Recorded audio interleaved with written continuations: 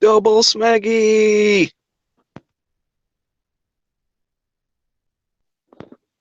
I'm sure no one's watching this yet, but if someone is, I'm take happiness in knowing that I probably just scared the shit out of you.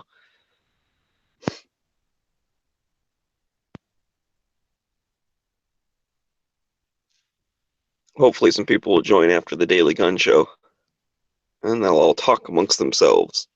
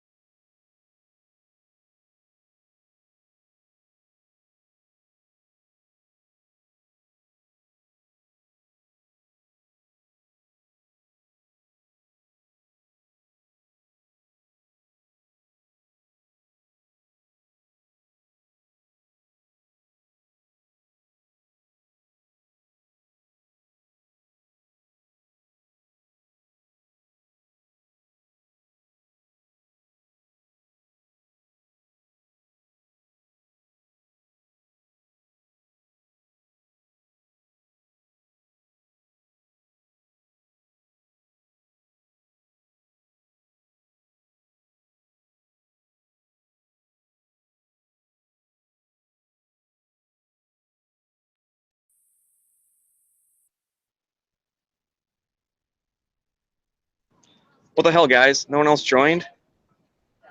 It's a bunch of crap. Trying to show my buddy how awesome Gun Channels is, and there's nobody in here.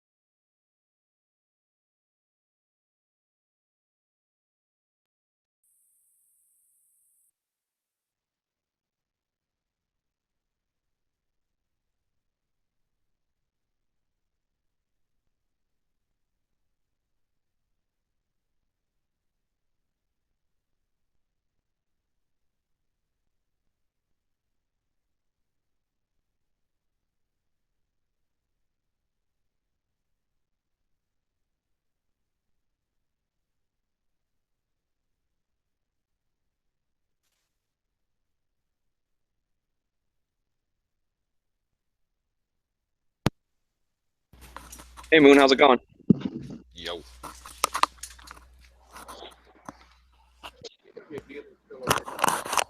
So you see the people showing up on the bottom.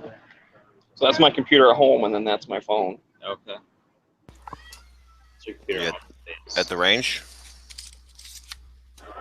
Yeah, we just got done shooting. We're out waiting to get a table at a pizza place. Nice. So, yeah, it was fun, dude. Wasn't it? Yeah, it's a good time. Good time. Would you guys shoot just handguns? Yeah. So I had my CZ, and then he has a fake CZ. The what's that? The EAA. Yep. Shoots well though. I guess. It's fatter. I didn't realize the EAA was fatter than the CZ. Yeah, it might be the grips, but Well, even the mag is wider. does it hold So I more think- rounds? +1. 18+1. But it's not as long as yours, huh? Yeah, it's a little bit shorter. Yeah. He probably has a full-length guide rod. Well, I think you do too. SPO1. Yeah, I know. Yeah. I know CZ's got the full length. Yeah. I was thinking of the 75 because that has a little tiny one inside. Most of the EAAs, they look exactly like CZs, but big long guide rods sticking out. On the regular 75 clones, not like the ones with the dust covers and the rails. I mean, what was that other one? What was that 22 we shot? The 22A Smith & Wesson. So that was pretty fun too. Yeah, it's a range gun. Yeah, we killed that bear though for sure. Yeah, totally. I always get that bear target, and then we just put stick and C's on top of it after we shot it up. Is the bear target a splatter target? Is it like a zombie bear? No, it's just like a paper silhouette. Oh, okay. Well, I always kind of feel sad because like it's a bear standing there with his hand up, and it's supposed to be like He's waving to attacking you. me, but yeah, I just picture him saying like, "Hey guys, how's it going? Ow, why'd you shoot me?" I just wanted a picnic basket. I was like, there's a cartoon with like, you see like through a hunter's rifle scope, and you see a deer, and he's looking sideways, and then he smiles, and then you see the hunter shoots him, and he walks up to him, and the deer says, "You're the strangest pumpkin I've ever seen, and I think there's something wrong with your camera." So it kind of reminds me of that. Like I was just saying hi. It's funny. Well, I had a meeting yesterday. You ever see the video of the hunter guy that he's just sitting there in fear because there's a moose sniffing him? No, I've never seen It's- that. The it's pretty cool because it shows you really like how big a moose is compared to this little tiny guy just hiding in the bushes waiting for like a deer or whatever he was hunting. He had to stay completely still, So I guess. I saw a thing on the like outdoor channel where this dude's like walking through this tall grass. It's like taller than him, and all of a sudden he pulls back a bow, and he just yells, "Hey!" And this moose like stands up in front of him and he shoots it like 2 feet away. It's like I don't think I'd walk up on a moose that's laying down and then yell at it. You got to be a really bad shot to have to be 2 feet away with a bow. Well, you can't see any further than that. I mean, these are like cattails that are 9 feet tall. Or I guess it's better to be closer too because moose are so big. Got to get that arrow all the way in there. Yeah.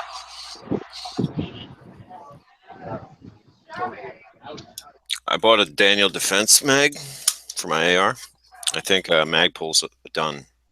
Magpul's over. Oh yeah. Their business is going to go under. How much was the Daniel Defense? It's like twice the price, but you get 2 extra rounds. It's a 32 rounder. Oh well, that's worth $10. Sure. Yeah. Nah, it's an all right mag. I probably won't buy any more, but my It was guess like is 20. yeah, it was Goddamn 20 people bucks. made me have to clear my fucking cookies. I'm guessing they made a 32 rounder so you can just load it to 30 and not have to worry about it not clicking into your rifle with a closed bolt. Or for 3-gun. Having those couple extra rounds might help. Yeah, it barely fits in my jack, but it fits in my other lowers just fine. That jack is weird.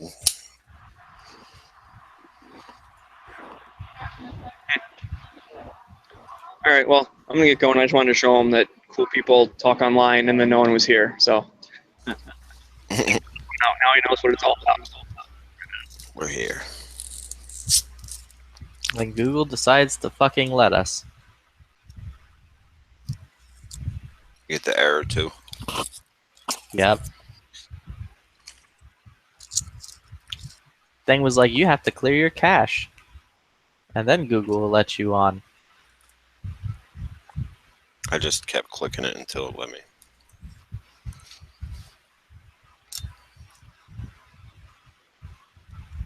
I'm not listening to what Google tells me. Not letting them run my life.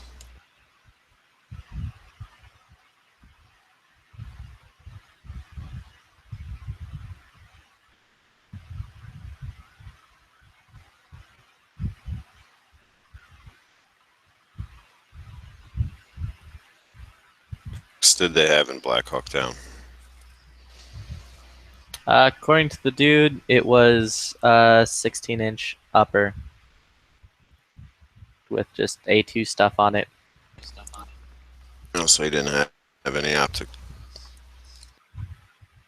No, the optic was the, what was it, M68 CCO from Aimpoint.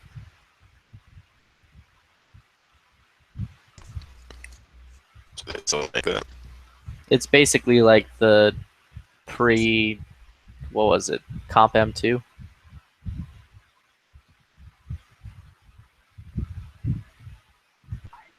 Then I was asking him like more annoying and nerdy bits, like what the fuck was the light on it? Was it a Magpul or was it a Maglite or a Surefire? Was the fucking buffer tube a 2 position or like a 4 position or like hell even a 3 position? Now, Flippy, was this the trainer or the guy who was actually there? The I forget trainer and what- the guy who was actually there are the same dude. Oh, okay. Right on. That's cool. You're able to get in touch with him so quick. Yeah, he like sent me an email this morning. He was like, he was basically like, "Yo, tell me a bit about yourself." I'm like, "All right, I'm a 26-year-old dude from McKinney, Texas.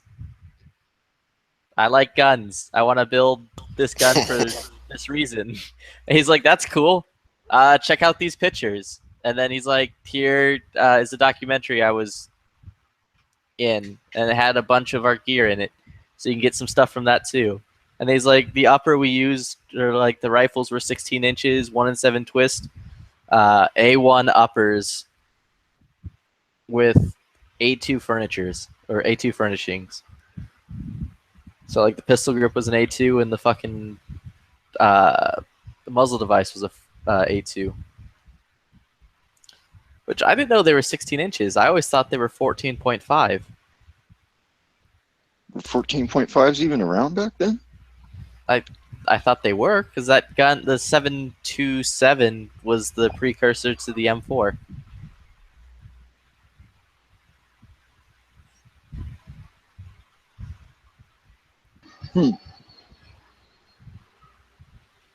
No, I just think it's awesome that you freaking were able to email the dude last night. And Yeah, no, the dude was like super chill and like really helpful. What year did the M4 get introduced? I do not know. Let me see. you must have told him you were Edge, didn't you? I'm like, yo, can you send me an email with a wizard on the side of the box and how to like build this rifle? It was designed in 1988 through 1994, and it was produced in 1994 to present. Yeah, the whole Mogadishu thing happened in '93, so it literally happened the year before the M4 came out. You can probably see it in the pictures, the pictures of the real guys. See Yeah, he whether told they're- me what to like. He they told got- me what to look up. Like, he's Well, like, were you check trying out- to get the movie or the actual what they had? I Because- want the actual what they had. The movie's cool, Yeah. but I want what they had. He's like, look up the photographs from the Battle of the Black Sea, and you'll see like tons of what we basically used in the various like configurations we had them in. And I'm like, okay.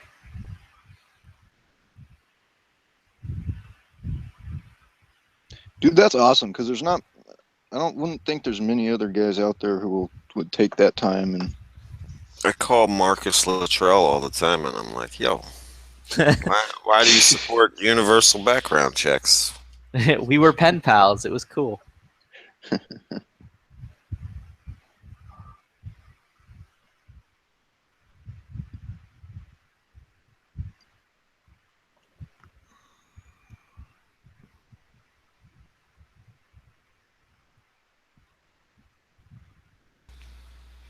Yeah. You can get a Daniel Defense mag, but there's nothing really special about it. I think it's lighter than a P mag, I guess. That's the best part.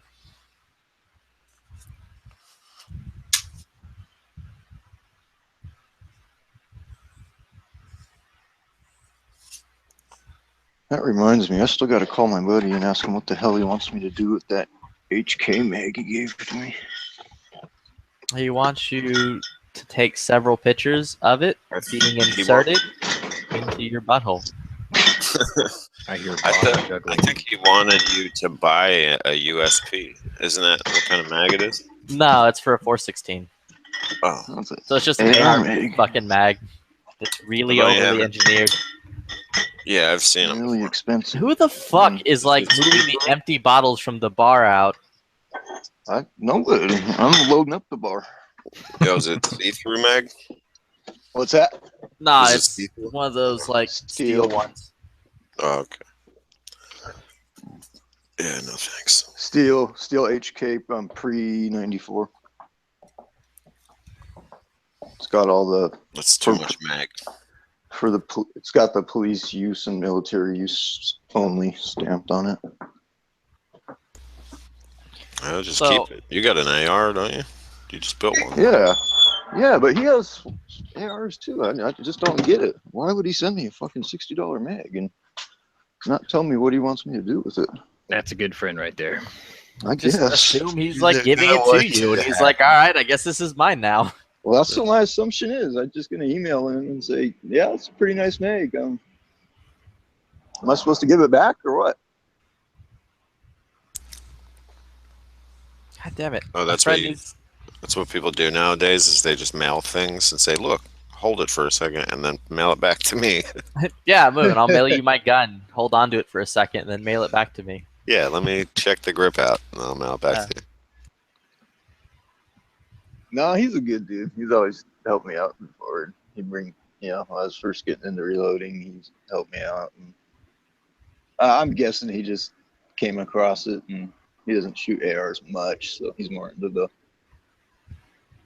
bench resting bolt gun stuff. So maybe he just found it in the safe and gave it to That's- my parents and said, "Here, bring this home. Give it." That's give it." probably more likely. Yeah. If you just didn't really care about it. Could be.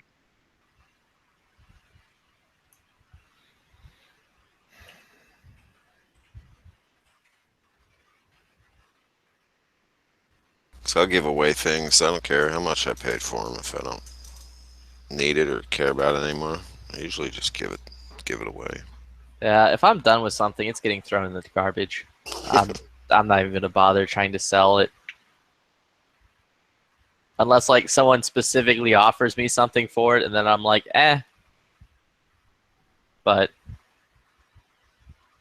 Well, this thing doesn't even look like it's been used. I mean, it looks like it's just because it came in what looked to be probably the original plastic bag that was all Just- crusty and. fucking give him a ring and be like, what the fuck am I doing with this goddamn magazine? Why'd you send it to me? What, like, is it mine? Am I keeping it? Yeah, Like, is it a gift? Like, what the fuck is Don't this? ask him. Don't ask him. Say thanks for the mag. It's gonna be, I'm gonna just say thanks. Like send him a thank you card. Okay. It's the best present all year. I'd say nothing in case he sent it by mistake, so you have plausible deniability. Oh, there's no way he sent it by mistake because he's friends with my parents, and my parents went over there for dinner, and my mom comes home and slams this magazine on the counter and says, "Scott told me to give this to you." Oh shit! I'm like, or he told me to have you take a look at it. I'm like, well, what the hell does that mean? Oh yeah, I remember you Like- told the story before. Yeah, that is Yeah. weird. It's like You you do left gotta the find mag. out why you have it. Maybe it doesn't work or something. No, he wouldn't This, send me this something. won't fit in my deer hunting rifle. No, at the same time, he wouldn't send me something that didn't work. So I'm pretty sure it was just a gift. Just to hear, go ahead and take this. Stick a Magpul follower in it.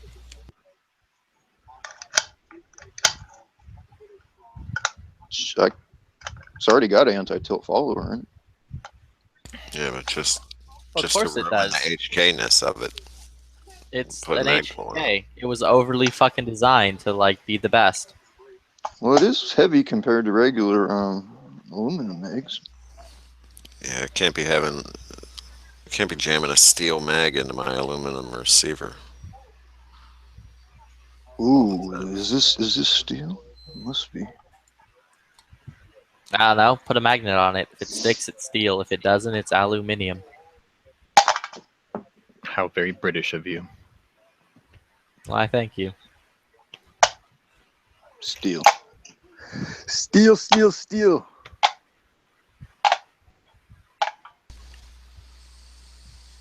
run it over with your truck. Nah. Do a peel out on it. Like gravel. Like a scooch. Is it just me, or have you guys noticed a lot of hate towards Magpul mags lately? No. I just Dude, noticed a I was couple hating people like. Magpul before it was cool. No. He's talking about Magpul mags. P-mags. Well, Oh. People Eh. like. People why are like. people hating on Meg poles? Well, they're people not like great. mags that get dented and can't be fixed. And then No, people like mags that work in all of their fucking guns. Guess what Magpul mags do? Not work in all of their fucking guns. like what? They're Tavor They Like are. their sub 1.0? 2000. Like their sub sub 2000. 2000. They're It doesn't even fucking. take AR mags. It does. A sub It actually There's 2000. a does take AR mags. 5.56 Yeah. sub 2000. No, not the Keltec, the fucking FN thing, the FN 2000 or That's whatever. the FN FS 2000. Whatever, same fucking thing. Doesn't take fucking Very P-mags. different. That rifle. Also, that bullpup is fucking- huge. Huge. Huge. Also, neither does the 416, the MR556. There are various other rifles. Dierogs, they won't take them. Like, Right. All right, I you know got you know what the old-fashioned GI mags fit in? everything. Fucking everything. I get you. Well, I anyway, have a shit ton of them, but Guess what's also cheaper? And cheaper weighs than less. Syphilis. Nah, that costs you your But dignity. guess what is uglier? The Magpul? No. Those Well, old 80s aluminum mags from the Vietnam War. For quite a while, the Meg poles were more available and cheaper than even the USGI stuff. All I'm trying to say is there's nothing wrong with a P mag, especially one that works and fits in your rifle. Mm-hmm. Oh shit, those really are 16-inch barrels. Fuck me. No, thank you. Nah, that wasn't offering. Huh, that's cool. I need to get a 16-inch A2 barrel now.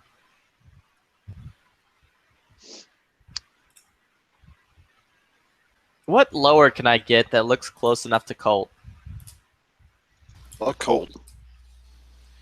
Colt's like $300. Spikes.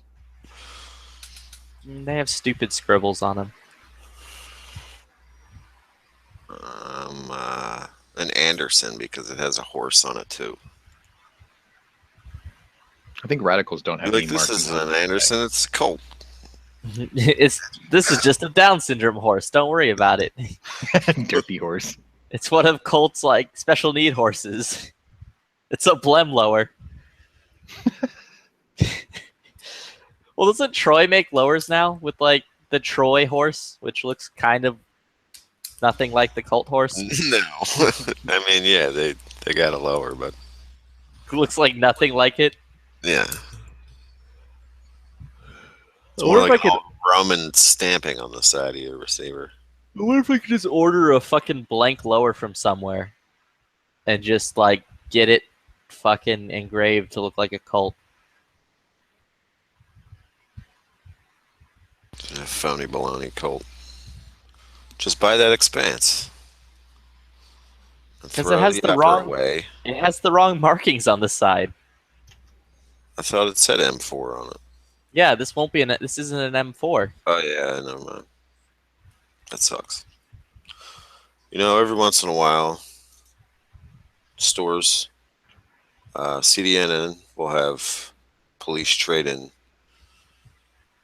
Colts rifles, all different kinds, 6920s mostly, but they'll have the other kinds too. Also, I'm still working on Marco's thing. It's a giant fucking pain in the ass. You could get a Colt, Yeah. a Colt Canada lower. Or That one actually in- a whole rifle. Sorry. Yeah, no, it's all good. Flippy, I went into Photoshop last night and I was gonna fuck around with it, but I couldn't find the fucking free vector to save my life. Oh, that's super easy. I can send you like 4 of them. Yeah, It's Could've just a done big that pain in last the night. ass to like get it to work right. I've been fucking around with it all morning and I want to kill myself. It's a giant pain in the butt. well, yeah, and I haven't known Marco long enough to even understand what the hell he's going for. So He wants to turn his state into a gun, and he no, I wants to know. cut the bottom of his state off and slap a DC magazine into it.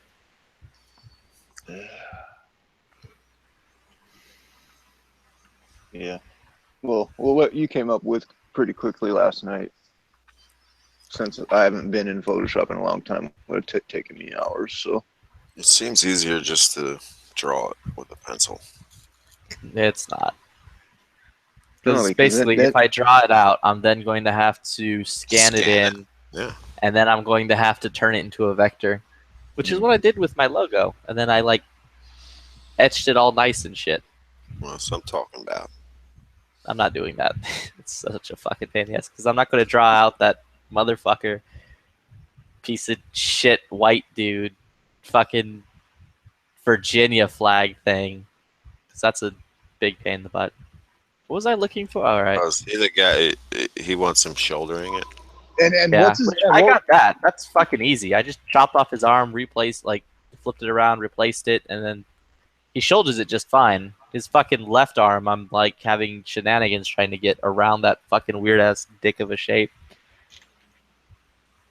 And then I'm trying to cut the like weird dude that's like the tyranty motherfucker sitting down that he's standing on. Try to cut that away. Hey, when I jump back inside, will you do a screen share or something? Show me what you got. Nope. Okay. No. Because it's not on this fucking computer. It's on my work computer in the garage. No problem, dude.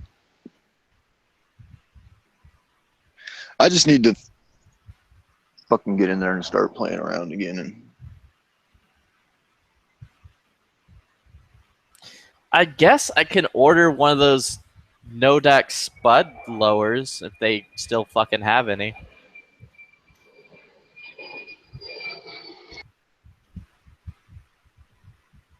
On approach. Yeah. Into the fucking house.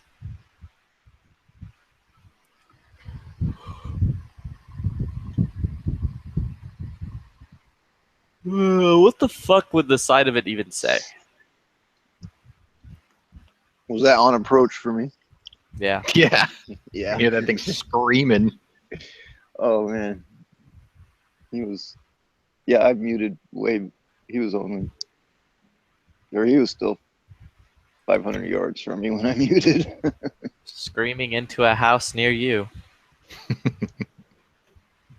No, I still want to turn this camera on one of these times when they're coming in low and show you guys what a 747 heavy looks like coming in at 500 feet.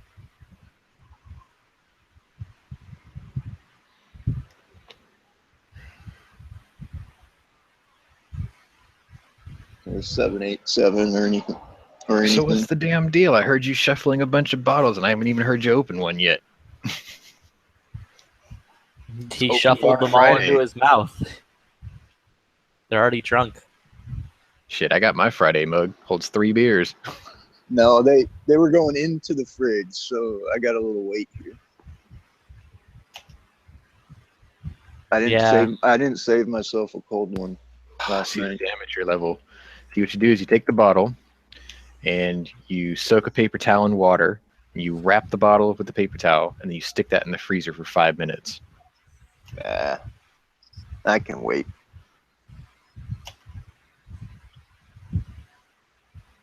I don't like ever putting beer in the freezer, no matter what. I get you though. You just got to remember to take that fucker out of there. Now the quickest thing I've ever found is just freaking ice bath. Throw some ice on it, or throw it in a bowl. Throw some ice in there. Put some water in there. Ahem. Boo. What up, Night Strike? I am the life of the party, but not at all.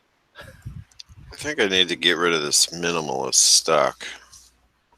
You mean you go with something like Magpul? Nah. Or get one of those collapsible stocks, folding? No. Law Tactical. Wait, what minimalist are you talking about? The MFT. I actually like it, though. I like the way it feels. I I've don't know. always thought about getting that one. It could be lighter. So here's a question: has anybody ever seen or used one of those Segas in 308? Nope. I've seen it, No. but that's as far as I went with it. Don't trust them. They should still work. They're fucking, what is it, Molotov or Moled or whatever? It'll work. It's a fucking Russian-built gun that was No, built it's by a dirty Russians. It's a Sega. You saying Sega or a Vepr? Sega. Yeah, it's Well, it's still built by dirty Russians, so it should still work. Kalashnikov concern.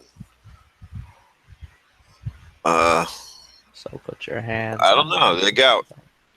I always thought it was weird, an AK in 308, but they had. Yeah, I did too. Zastava had one. One of the Paps was a 308. Right, I saw that one. I think it was like an M85 or M89 or some shit. Yeah. Do any of you guys own AR-500 plates? No. Nope.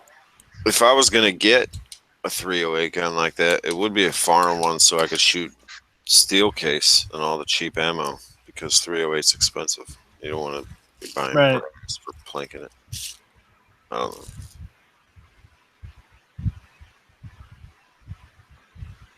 So that means Flippy's not shooting steel cased in his PTR 91, right?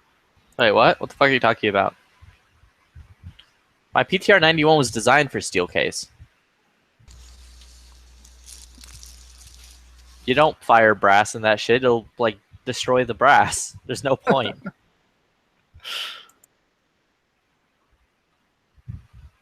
Any delayed roller blowback actually functions better with steel case. Yeah, I kind of wanted one of them 5.56 AKs with the mag conversion thing, just so I could shoot steel case without any problems, or buy it 223. That's what I kind of took my uppers. I took my uppers to the range to see if they fed steel case, and I didn't have any problems with the Tula.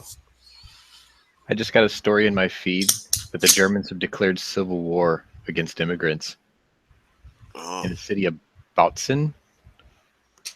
Like Civil There's War, like, Civil War? Yeah, there's like a live video feed of them attacking all immigrants out in the streets now.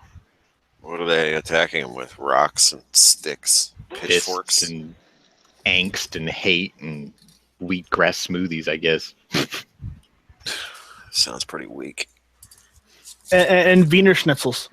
Yeah. They finally had enough. I'm waiting for them to hang Angela Merkel. They were like, it's all your fault. Oh, for her letting in so many? Yep. The great capitulator. They don't assimilate. They And just here want I you thought to that was Obama. Assimilate to the rapings. They don't know any better. Just let them rape you. It's okay. To be honest, I'm actually surprised Germany waited this long before they acted out. You know, it's like they've been getting screwed for years.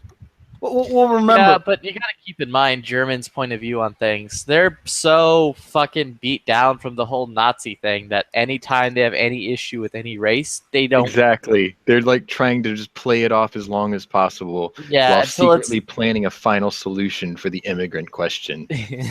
until it just becomes too much, and then they're like, fuck it, we'll be Nazis. I don't give a shit. Get this dirty fucker away from me. Like nothing would surprise me more if Angela Merkel actually just turns heel instantly and she's like, release the gas. It's like, holy shit. Oh, she fucking needs to if she wants to save her fucking political career, because she's dead in the water if she doesn't. Her career's over. It's only just She's- begun. Well, she's practically bankrupting her country with bailouts, and now she's got this immigration nightmare on her hands. Her own people are getting raped by immigrants, and then they're told to just take it and shut up. And she's just like, okay, we will shut up now. They should do a German exit, a Jexit. Huh. This website's telling me that it's a 14.5 inch barrel. But Has it got has one of those pinned flash Well, suppressors in no. it? I'm trying to it doesn't matter. I'm trying That's to figure weak. out. Because it's not even the right length. Yeah, that's what this one website's telling me is it's that, but according to the dude, it's not. It's a 16, and it's not a. It doesn't have the cuts in the barrel. It doesn't have the. What the fuck was it? The The grenade M4 launching cutter. cuts in the Yeah. barrel. Yeah. So it's gonna be a UNT. So But does I'm it have going to an assume A2 that front post? it does. Well, I'm looking at another site that was talking about the Colt Model 727. Dude, that gun looks exactly like an M&P Sport 2. Just buy one of those. Yeah, but it doesn't have the correct buffer tube or the correct stock. You're right.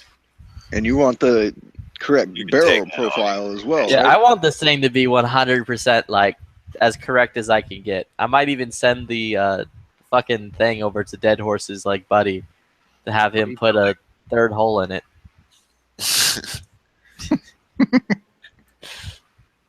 Why would you do that? Put the picture you're looking at in the side. Do you have a picture of it? Or a link? Of what? The actual one or this one the dude built and was saying that it is? No, the actual one. The actual one. Hold on. Let me grab an image of it.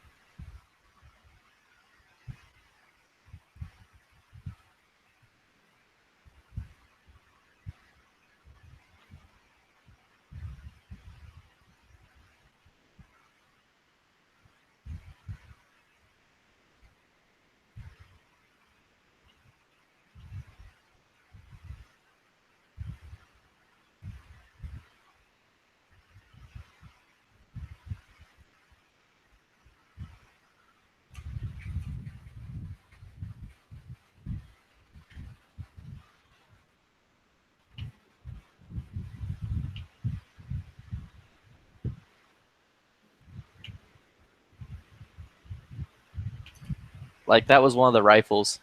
That's actually the dude who I'm talking to right now about that build.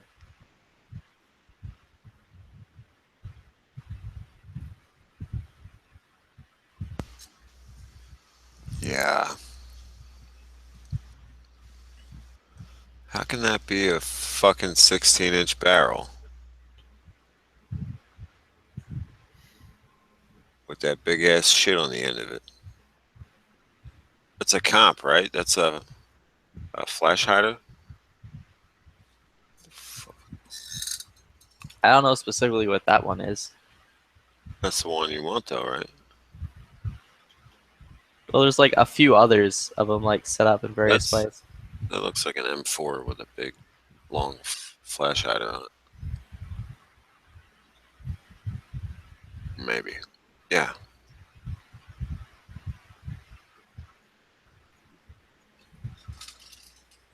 Here's another set of them.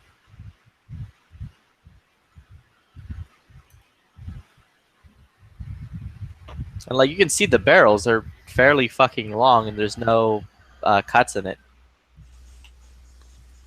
You see the guy all the way on the On the left. right? No, all the way on the right. Yeah. That's an M4. The guy on all the way on the left, he's got a suppressor on his, right? Yeah.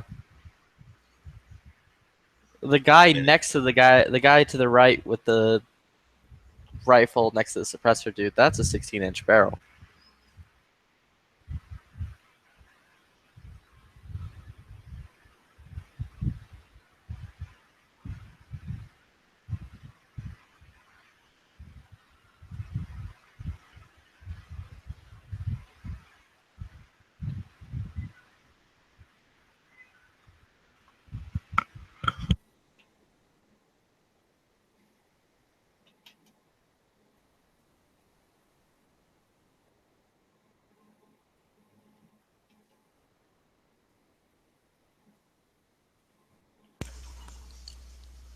So that guy, third from the left is the gun you want.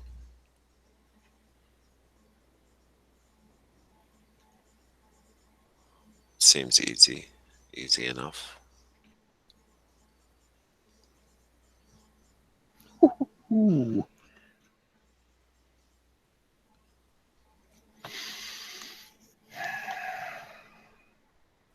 Is that a screw-on carry handle? Like a Picatinny? You don't need a carry handle upper then.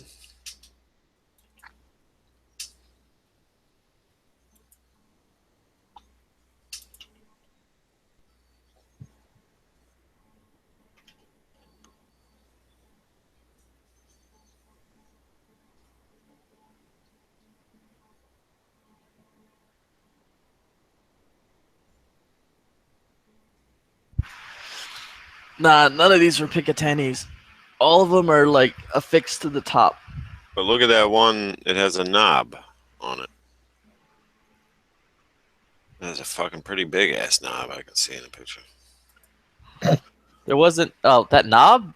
That Yeah. knob is The a deflector. It's a Yeah. brass deflector. It just looks weird because the picture's fuzzy as fuck. You're right. How did this guy get a cack blade on the end of his? Life will find a way. I'll be right back. Nature finds a way.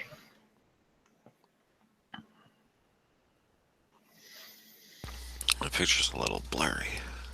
So the fall gun show season has started in Houston. Tomorrow's the first show. I will be there.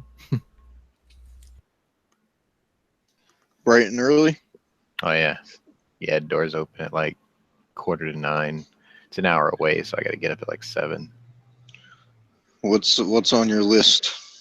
Well, I want to get a companion piece to my 1895 SBL, so I'm thinking about getting one in 30-06. Right on. Then again, if I happen to find a UBL 37, I'd like to have one of those too, just to have it.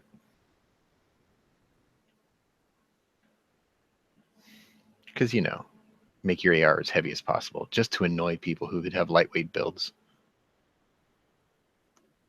Yeah. I thought the thing these days is go light. It is.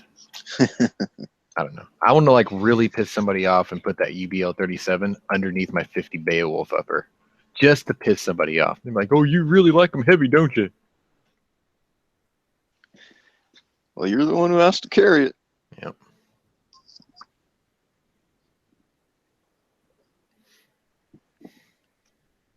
No, I don't have shit on the 50. I keep that simple, very simple. I keep the 6.5 pretty simple too. I put that Atlas bipod on it, and that was pretty much it. And a 6.5, that's just a different upper, different bolt and magazines, right? Same magazines actually. The way I built my 3.8, I call it my 3.8, my 3 caliber AR, is I wanted it to all be able to use the same magazines. So you got 5.56, 300 6.5 back Grendel, and the 50 Bayo. 30 round magazine holds 7 rounds. It's fucking hilarious. If I can find a 40 rounder tomorrow, I'll probably pick it up and see if I can get an extra 2 rounds in there.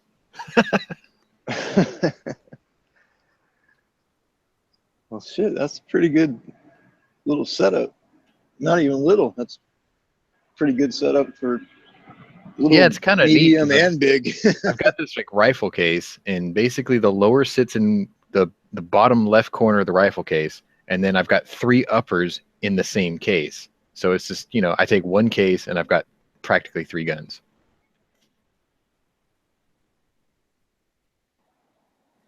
And do they? That's an option. It seems like a lot of people have been doing lately, but haven't been doing for a long time. Is just have a bunch of different uppers, different calibers. The best ones are the ones that use the same magazines. Yeah, my old man and the gave me that same idea. bolt. Like I was going to build 3 rifles, and he's like, "Why don't you just build one really good lower, and put 3 uppers on it that use the same magazine?" I'm like, "That's a good idea." I was like, "I haven't seen anybody do that in a while." So I mean, you can eventually build out other lowers. Sure, yeah. do the Creedmoor and the 50 use the same bolt? I don't know. I use a Grendel.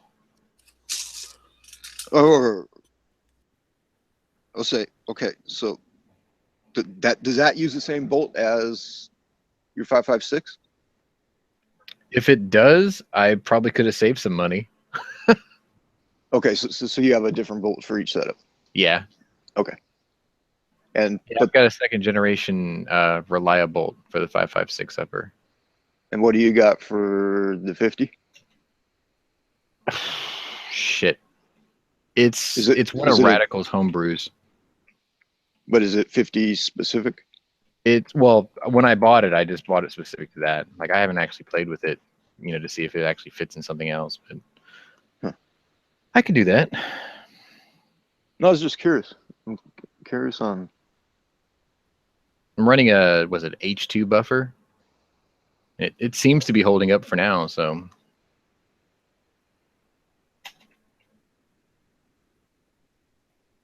I haven't had any jams or failure to feeds or anything.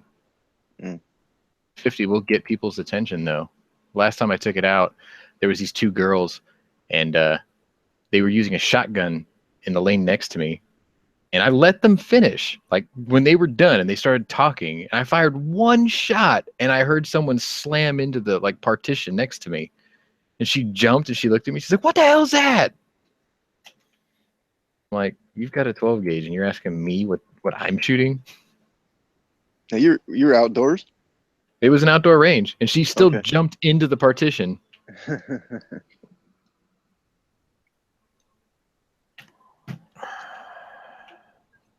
Running out of beer. Got to go back to the fridge soon.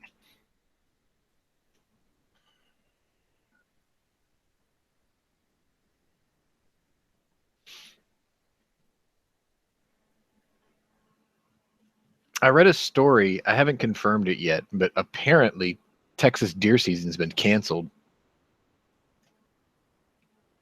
because of some sort of bacterial infection that's affecting the deer and slaughtering the population, and they don't want people to go out and slaughter it further. They don't have hoof rot or anything, do they? No, it's a blood thing, but Oh shit. I guess that's fine. I only planned on going hog hunting this year before I head up north. Well, sure. I know bow season has already started here. There's a guy that I know who he took it. He's a mechanic, and he has this kid who's been his what do you call it, apprentice? Yeah. Just a young, yeah, he's probably 19, 20. But he took him up, and shit, that kid got himself a beautiful elk.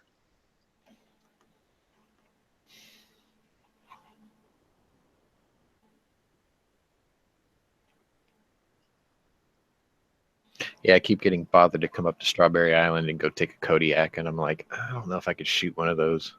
I like them. Like, I observe them. Do it. Blow its brains out.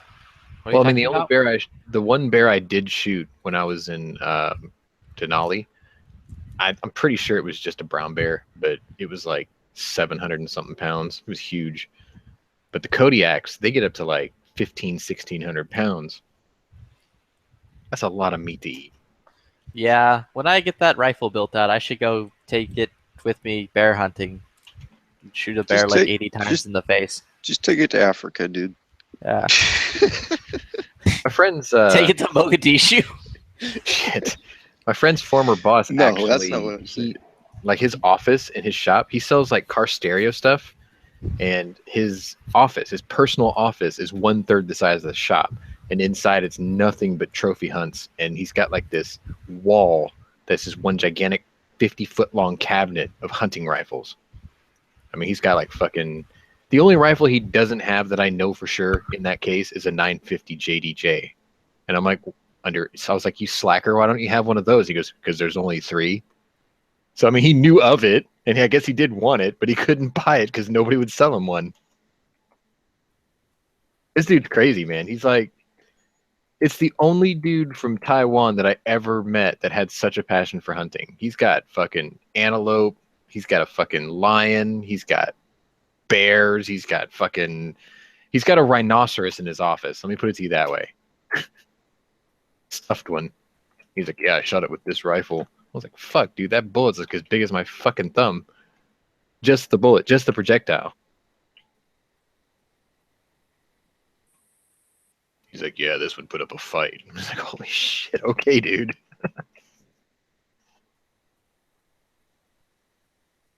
And then in the shop, in the warehouse of his shop, he has a Ford GT. He was one of the first people to get one, which is funny because the new one came out, and I asked him, I'm like, do you wish you waited? He's like, yeah, I fucking wish I waited. Ford GT. It's the GT 44, I guess, because it's 44 inches tall. He bought a red one with white stripes, and then he would take it with him to CES because he does car audio and everything. So he goes to CES every year, and he'll take the car just to show it off. But like, what's really fucked up is none of the stuff he sells is in the car.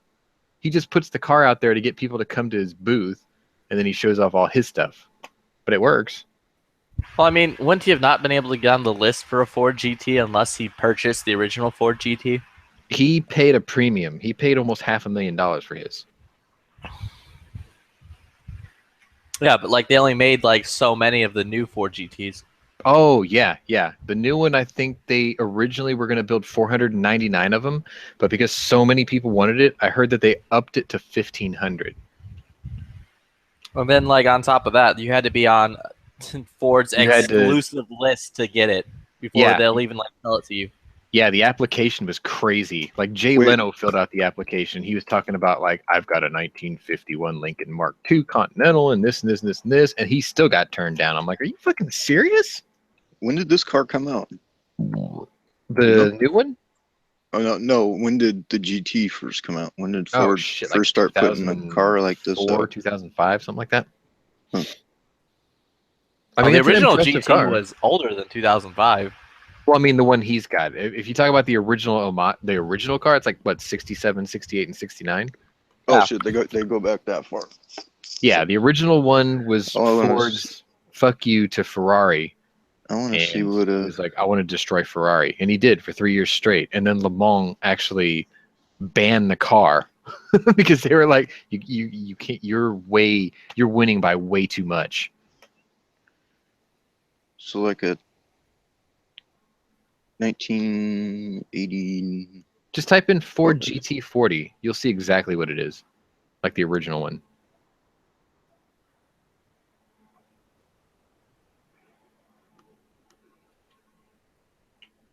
And then the first new one that they came up with, like Jeremy Clarkson bought one because he has a friend who works at Ford.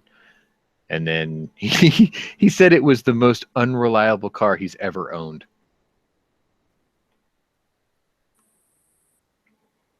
Yeah, I don't know. It was funny. He even brought it up on his fucking show. Like, he's like, all right. He's like, I'm going to take a second to talk about what happened last night. Yeah. He's like, I got my car. It's at the studio. I'm ready to get in. I hit the button. Nothing happens. The only light that lights up is the left turn signal. I'm like, oh, that's harsh. Yeah. It's like, Hammond and May go home in their Porsche 911s. What's he go home into? A fucking diesel, like, touring Escort or some shit. Yeah. Well, they're just like giving him nonstop shit about on the show, which was like the funniest thing. Well, the good news is his new show, what's it called? The Great Ride or something like that? Or the Grand Tour. It premieres November 18th, if I'm not mistaken. And they just released the trailer for it. It looks good. I got a question. Were these cars mainly built for... The original GTs were built for Le Mans. And what it was is Ford and Ferrari were supposed to have a joint venture together. Ferrari backed out. Le Mans. Yeah. Is that... The 24-hour race. Mm-hmm.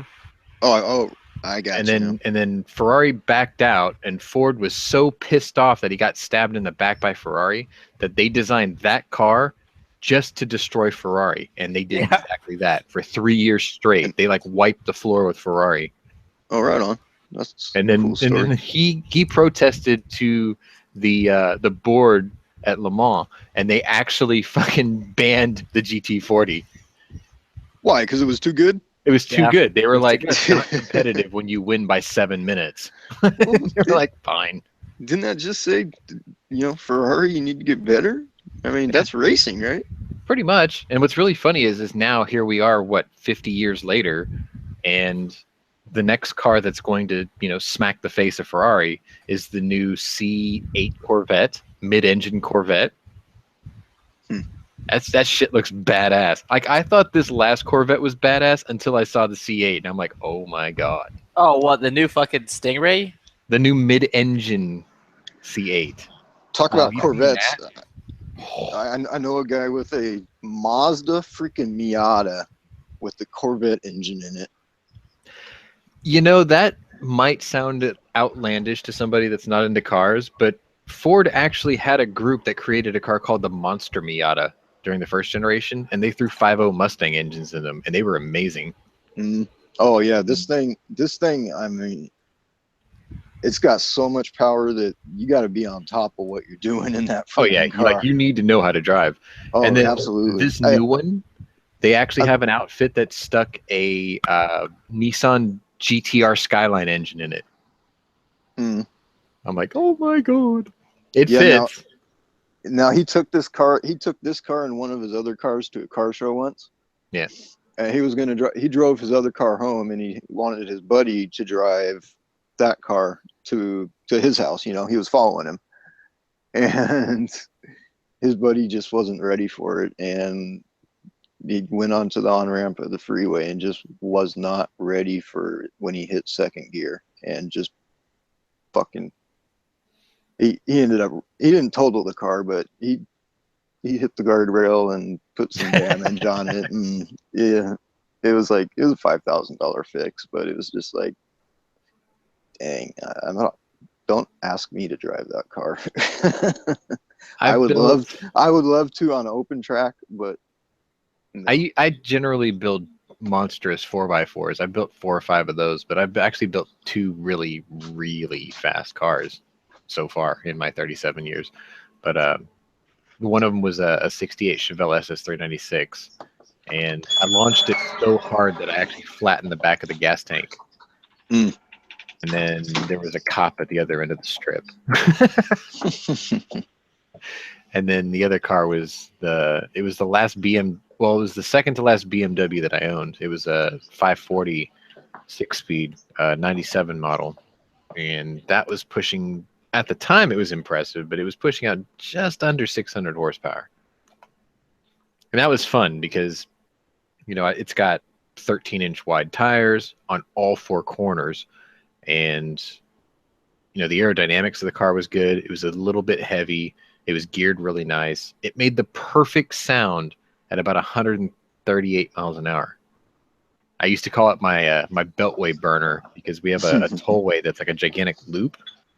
And, I would average somewhere like on doing the whole loop would take the average driver doing the speed limit maybe 3 hours, 2 hours or 3 hours.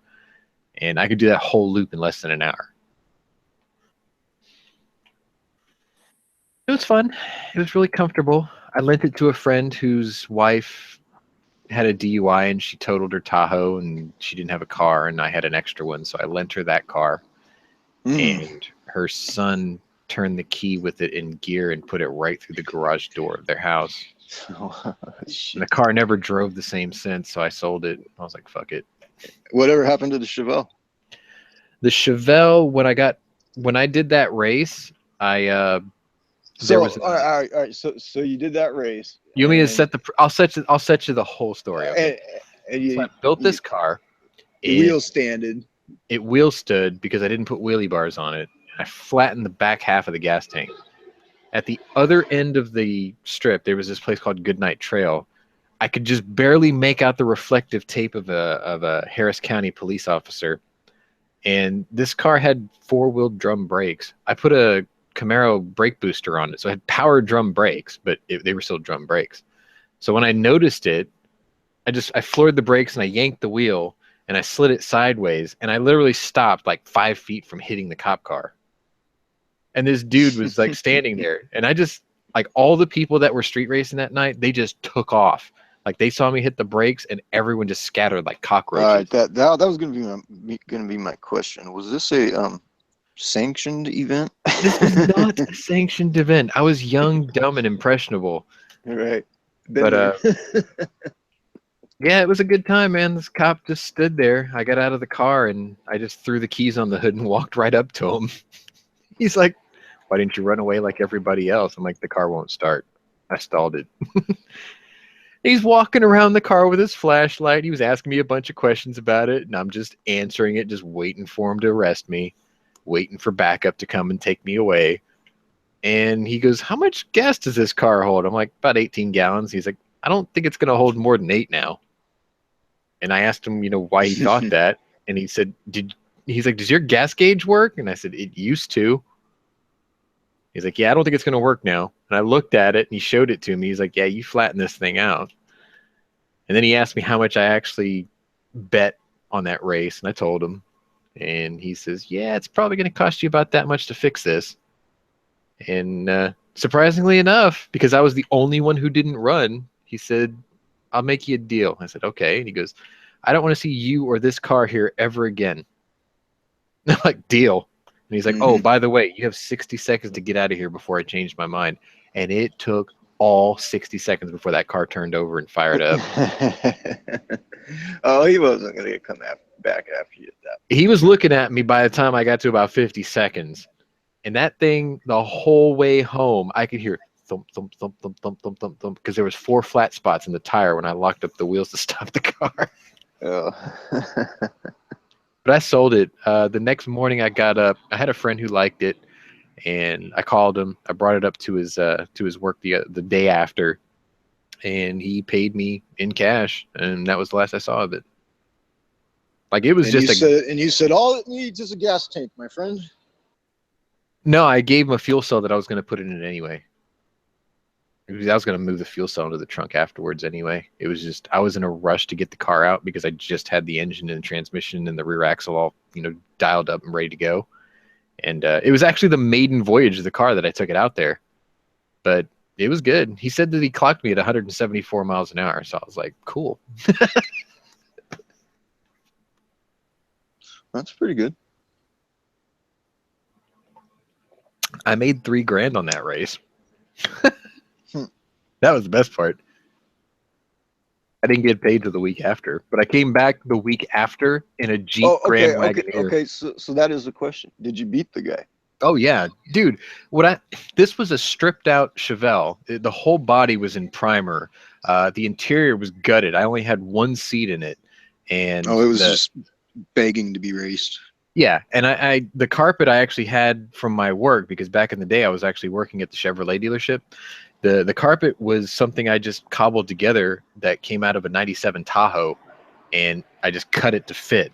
And then I stuck the 1 seat back in it, and I just drove it straight to Goodnight Trail. It was awesome. But it was loud, it was noisy, it was lopey. Like, the idle didn't smooth out until about 2,800 RPM. It was awesome. It was awesome. Like, the steering wheel was a hand massage. It was awesome. I paid $1,000 for that car, and I already had the heads, the intake, the cam, and the pistons for a 383 stroker, because the car didn't have the 396 in it when I bought it. It had a burned out 350. So I took the block, I had it punched out, I put all my goodies in it, and then I already had a transmission just sitting there waiting for a car to put it in. So that went in. And then the rear end came out, and a Dana 60 went in with, I think it was 456 gears. Yeah, I kind of wish I don't wish, but there's part of me that would have loved growing up back in the days of awesome fucking cars. And my street racing days ended at around 2005, 5 or 6. And it's not that I wanted them to end. It was just I really couldn't afford it anymore. But then I built the Beamer. And that was fun. That was damn fun. Yeah. Because that was just like Yeah. my tollway toaster, you know. I mean, I would sit there and do like 190 mile an hour on a tollway that had nobody on it at 3 in the morning. Mm. It would just make a nice rumble, you know, and then you would just see like a solid line where the dotted lines used to be. Right. Yeah, I'm kind of, man. I would have loved being around in the days of some of the first funny cars and that sort of stuff. Or hell, I'd even love to go drive a nitro funny car. Well, the car I today. want to build next, it's going to be too heavy to be a really viable race car, but I want to build a 58 Belvedere. I want to build a Christine. I want it on the outside to look like a stock car, but I want it to be a monster underneath, you know? Like, I don't want to cut the hood or nothing like that because there's so much room under there anyway. I don't have to worry about it. Like, I would ideally, I'd like to stick one of those 707 horsepower Hellcat engines in there and then just like supercharge the shit out of it and keep everything under the hood and then put like a Richmond 6-speed in it. And then I love Dana 60 axles, so I'll probably just chuck another Dana 60 under there. Those things are just beefy. And Here's just what to I like. fuck with people, I'll leave it 8 lug too. All right, for something not street legal, I would go for, you know the Aero. No, I funny car want bodies? this street legal. You know the Aero funny car bodies? Yeah. God, I'd love to have something like that and build it up. No, I want Round this up. thing street legal. Yeah. I'd build something else street legal, I guess, if I were into that. My dad and we built this 1960 Impala. I'm I had standing next to a 64, 66 Mustang right now, but that's just a pony car. Yeah, Just. I just don't care about American cars anymore. Although I What will do you say, do? when the fucking movie does well, I'm absolutely going to go buy a C63. What's that? Do you like Mercedes? Oh, I love Mercedes, dude. What movie is this I coming like up the in? 600 Grosser, and I like the I like the Gullwing. I like a classic. So fucking neat. And my neighbor, or one of my neighbors, he's got, I can't tell you what year it is, but I'm pretty sure it's an old E-Class, and it's got fins. It's probably like early 60s. Nice. He won't sell it to me. I've been begging him to sell it to me because it's been sitting in his driveway for about a year, but he won't sell. I could never Dude, get into The thing those I want cars. the most, though, like, I absolutely want a S65. That shit's so fucking cool. Lex Luthor would drive an S65. Dude, that's like the ultimate fucking bad guy car. On top of that, it's like this big fuck you, like V12 that's twin turbo. Brabus shit- probably tunes it the best, but yeah, I know exactly which one you're talking about. It's so fucking cool. Plus, like, you know, it comes with fucking night vision. You're old enough for this, I think, right? Do you remember the 26. old Lexus SC400? Mm-mm. Oh, shit. So, yeah, Lexus had a car basically after the original third generation Supra died. And they just called it the Lexus SC400. It had a V8. It was rear-wheel drive. It was kind of nice. It's like it had like a bullet nose. And then OZ Racing did like their version of a tuned one. But it was pretty badass, man. Like back in the 90s, I thought, yeah, Lex Luthor would drive this. It looked good. It looked like what a Generation 4 Supra would have been. And they just never made it. Yeah. Like, I've had a Mustang. I've had a few other things, but like, I'm all into the Mercedes now. Like, I don't think I'm ever going to buy another car brand again. My first car was a BMW Z3 Roadster, 99. You had the hardtop one? No, it was a soft top. Oh. Yeah, the hardtop ones are hard to find in the States. Like I wanted a hardtop one bad, and they're not here. When my shop was three locations ago where my shop is today, the guy next door to me, he had a Z3M, and he just wouldn't sell. And then I told him, I'm like, if you ever want to sell it, let me know. And the motherfucker traded it towards a Z4M. Nice. I'm like, I don't care what you got for trade in. I would have paid more for it. And he's like, sorry, it was a moment of weakness. They had a Z4M hardtop. I'm like, oh, you got the hardtop one, you prick. Dude, that thing is fucking. Or that thing, what? I don't have it anymore. I traded that in a long time ago for money to buy a printer. But Convertible ones were considered a hairdresser's car, if you know what I mean. yeah, I know what you mean. I didn't fucking care. It was free. It was still a good driving car, though. Dude, the thing was fucking fast, though. Yeah. Like, the thing, like, weighed nothing and could take a corner like a fucking boss. Yep. I mean, it was a little squishier compared to a Z4, but it was still decent. I mean, by, like, American car standards, it was still way better. Mm-hmm.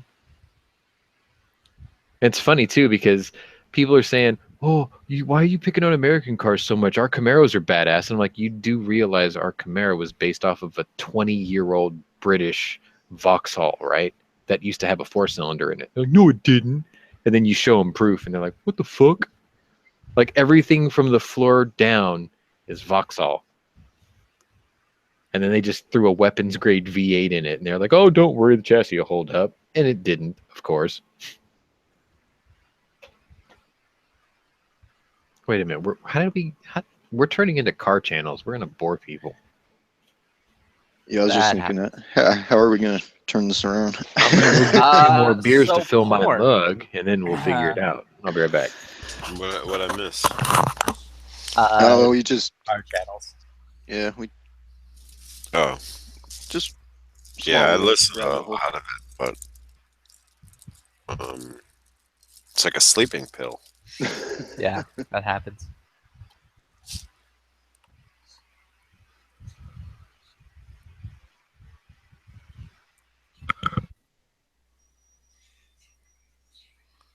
I was just messing with my P30. I was just fondling my P30L.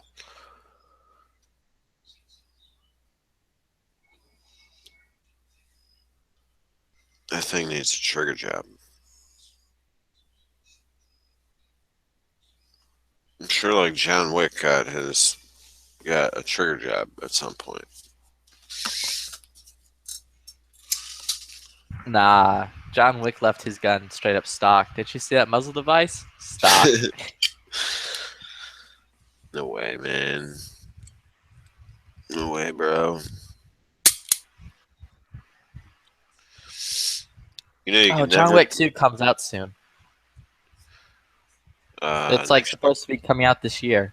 No, next year. Or next year. Either way, it's happening. I'm excited. Yeah, it's happening. Also, I got a fucking email today from fucking Netflix, and they're like, "Yo, bro, fucking check it.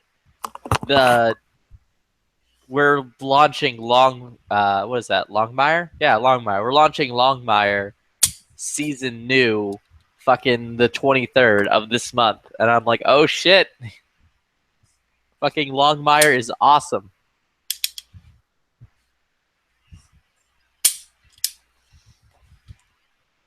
Is that only a Netflix thing? I have no idea what that is. I think it was on TNT.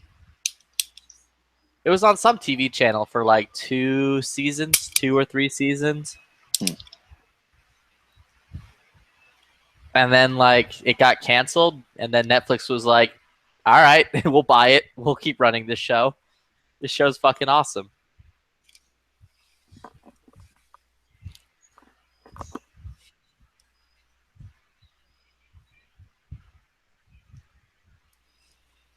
On your P30L trigger guard, there's a little cutout in it for the trigger down at the bottom.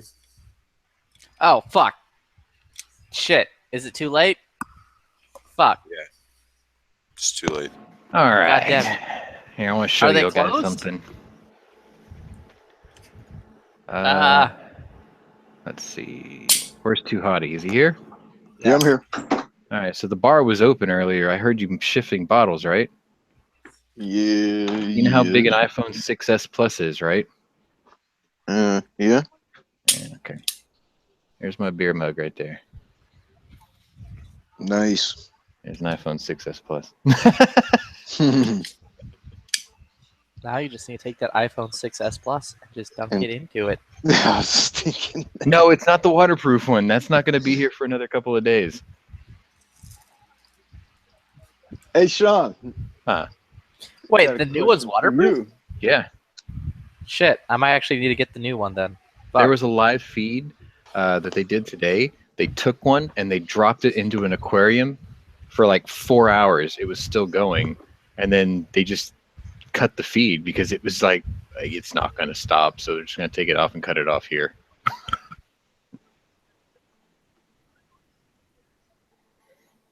Well, reloading question for you, Sean. All right. I went out yesterday and bought my first 2 pounds of powder.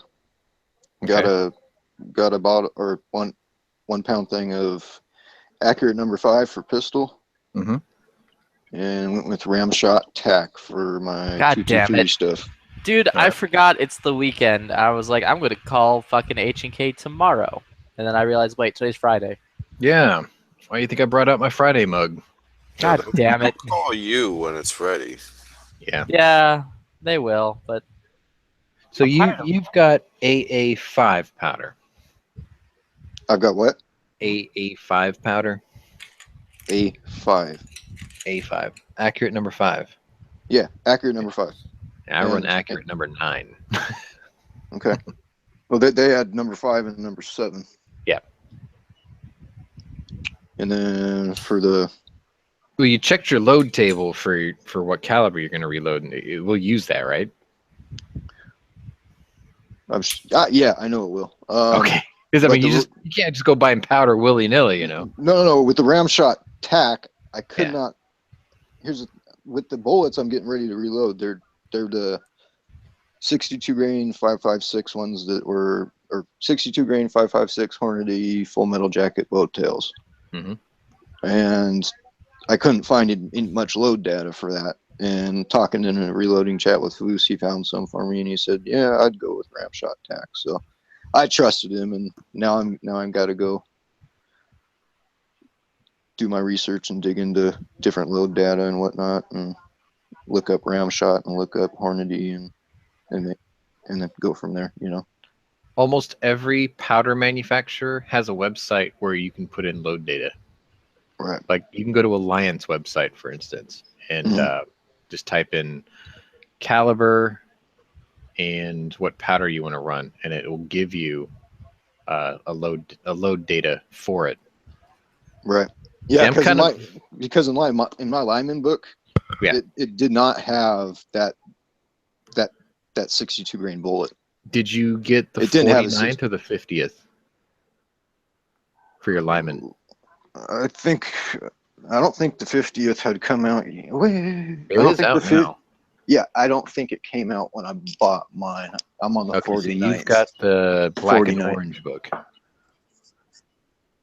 Yeah, 49th edition. Yeah, that's the one I got. Yeah. Usually, I know this sounds like sacrilege, but there's a lot of loadings that aren't in that book. But what I'll do, and I know somebody's going to give me shit for this, but well, here's what the thing. I'll do is I I'll brought take the the simple- median between two bullet sizes, and then I'll use the load data from both and do like the law of averages. Yeah, I mean, I brought up that I went and bought a little powder last night, and Nathan was on and made it seem He like I loads made some a. interesting rounds. Like he does 375 H&H. That's awesome. Well, he made it seem like I made the wrong choice with the Ramshot. He said, when it comes to pistol stuff, it really doesn't matter. But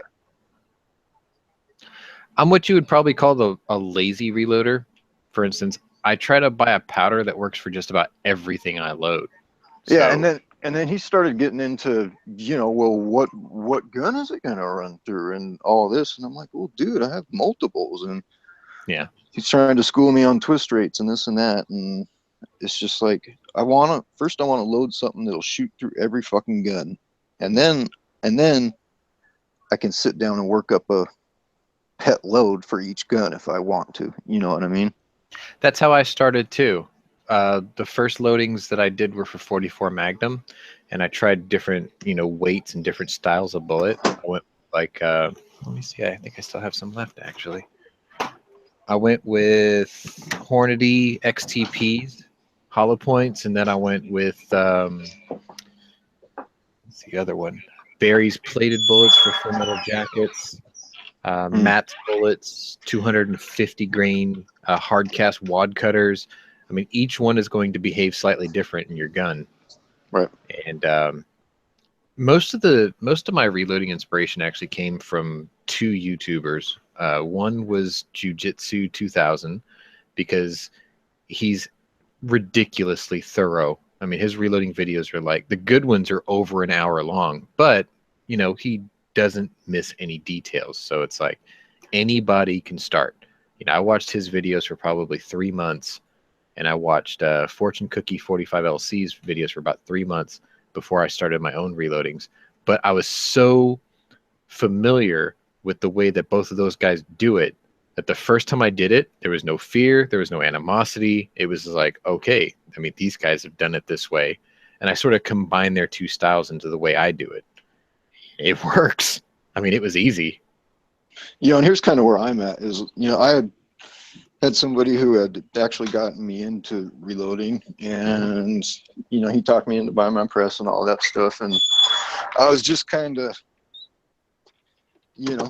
stopped in the mud for just a while there. And, I got on here and started talking with Foos, and I just got a kick in the butt to, because I had already started getting components and dies and all that stuff, but I just woke up the other day and I was like, yep, let's go buy some powder. You got to get this rolling. Yeah, because I mean, okay, the initial layout for reloading is always, what's the word I'm looking for? There's always a bit of hesitation when you first start getting all the parts because, you're looking at a bench, press, dies, scale, scoops. I mean, there's a bunch of stuff, right? The way I started was I got a Lee breech lock single stage kit. It came with everything. The only thing that I had to buy extra was I wanted a digital scale. So I bought a Frankfurt Arsenal digital scale. It was like $13. I bought the Lyman 49th edition. That was like $30. And I bought the Lee 3-die 44 Magnum die set. And that was like $30. But everything else that you needed came with that Lee breech lock set. Yeah. I've got no problem with Lee stuff. Like I put all my Lee dies through my rock chucker. They work just fine. Hang on a second. Yeah,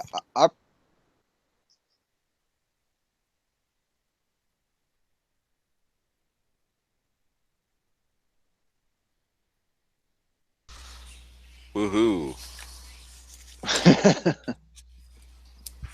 I think the car talk was actually less boring than the reloading talk. Oh, yeah.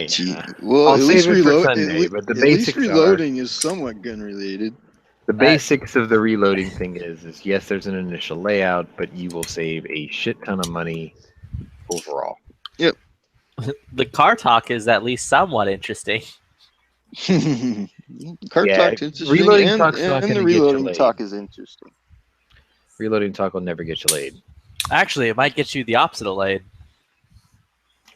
I mean, unless Tori Nonaka wants you to make her 20,000 rounds in 9 for a competition, it's not going to get you laid. I mean, even then, it's still not going to get you laid. She's not going to be like, oh my god, you reloaded my ammo so well, let me suck your cock. It's going to be, thanks, bae, and then she's going to go off fuck her real boyfriend. Maybe. Nice.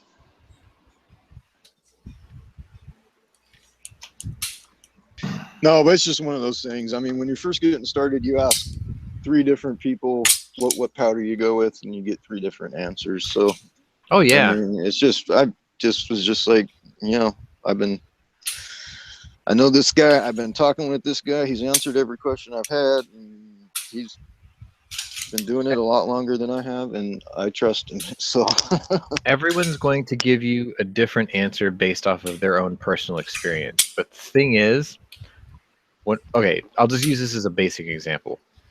So the first caliber I reloaded was 44 Magnum, and the first powder I used was IMR 4227 because it was the only thing that my locals had in stock, and I tried it, and it worked really well. But the one thing I noticed was it shot a bit dirty. Like my guns were really dirty by the time I was done with the range session. And then one day they called and they were like, "We've got unique powder in stock," which, if I'm not mistaken, I think Jiu-Jitsu reloads 44 Magnum with unique. So I'm like, is unique okay. a little dirty, or is Unique's really dirty. what's the other one?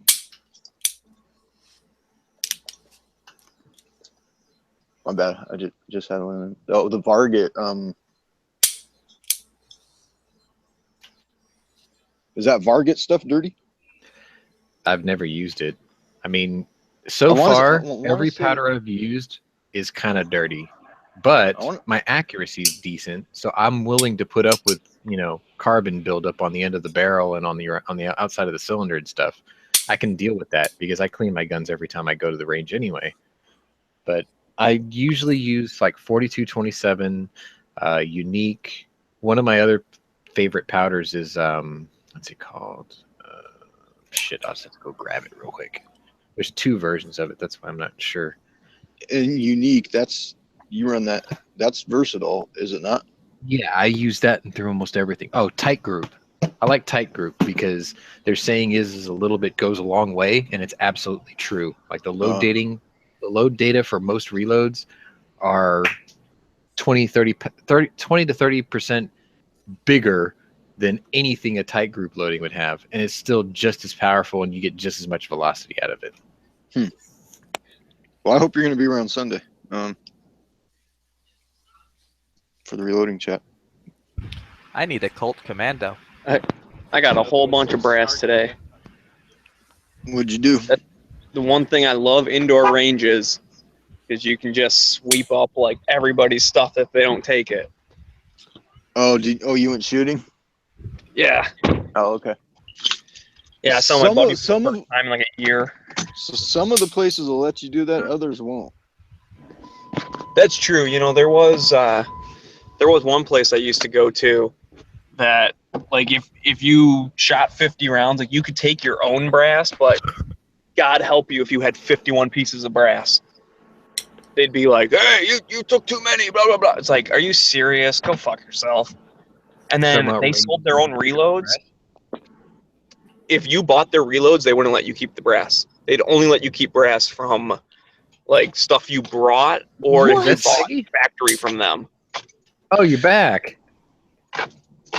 Yeah, I'm driving home right now. Yeah, that's crazy. So you have a range that lets you pick up your brass? Well, yeah, this other one, they don't give a shit about anything, man. Dude, there's no range near me that lets me pick up my brass. That's why the only time I go to like outdoor ranges or indoor ranges is when I take my revolvers, because then they can't tell me I can't pick up my brass because it never drops. See, I think that's bullshit because they're making money off of it if they tell you that you can't keep your brass, because they're just taking that brass and either recycling it and getting recycling money or taking it and fucking selling it to a reloader and recycling it in a different way. Yeah, they reloaded their own. Like, they had their own, like, store brand reloads. So I don't know if, like, the people who worked there, like, when it was slow, they would just go into the back room and, like, reload or, like, whatever. But or if the range was just a front for their reloading operation. I'll tell you what, man. to get free brass. Did that and they needed someone to load all the brass that they're collecting, I'd fucking do it. Like, if they paid me like 40 or 50 grand a year, I'd fucking change jobs immediately. I'd be like, oh yeah, I'll do that. Like, I have no problem with reloading. It's a long process. Yes, there's, a lot of shit to do step by step or whatever, but nobody's bothering you. Like, if you had to do what I do every day at my normal 9 to 5, fuck, dude, no. Like, that would be a blessing. Like I said, I don't know if they had a dedicated reloader or if it was just like certain people that worked, like they had to work the floor, but if there was no customers, like the other dude would duck in back and like start reloading Yeah. and like leave one person in the store, and then if they get a bunch of customers, call them up and say, all right, come help me out, like come work the cash register. So you might have to still do work at the shop, but Yeah. Like I told Freedom Munitions, I was like, anytime you need somebody, I was like, let me know. And they're like, we don't reload here in Houston. We actually do it in our location in like fucking Montana or something. I'm like, oh man.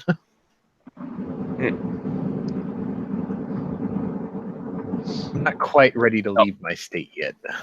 and theirs isn't quite like, it's not really the same. I mean, they have like super duper machines, so it's more just making sure the machines are working properly. Yeah, it's like equipment babysitters, more or less. Yeah, Right, because I mean, they have their own hoppers that sort it and goes through all the stuff, and they crank them out like around every half second or whatever. You got one of them ammo bot things or something. Yeah, they have an army of Fuses. Mhm. I think even more than that. I mean, they have a video on their website of like the reloading thing, and it's definitely like assembly line, conveyor belt, factory loading. That's cool. Sucks that they don't let you take you. Or actually, it's cool that you're able to go get some brass today. The place Yeah, I go to, the place I go to near me, which is, you know, that I don't really like in the ranges, but if I have to go, you know, what they say is you can pick up yours, you just can't pick up the guys next to you or anything like that.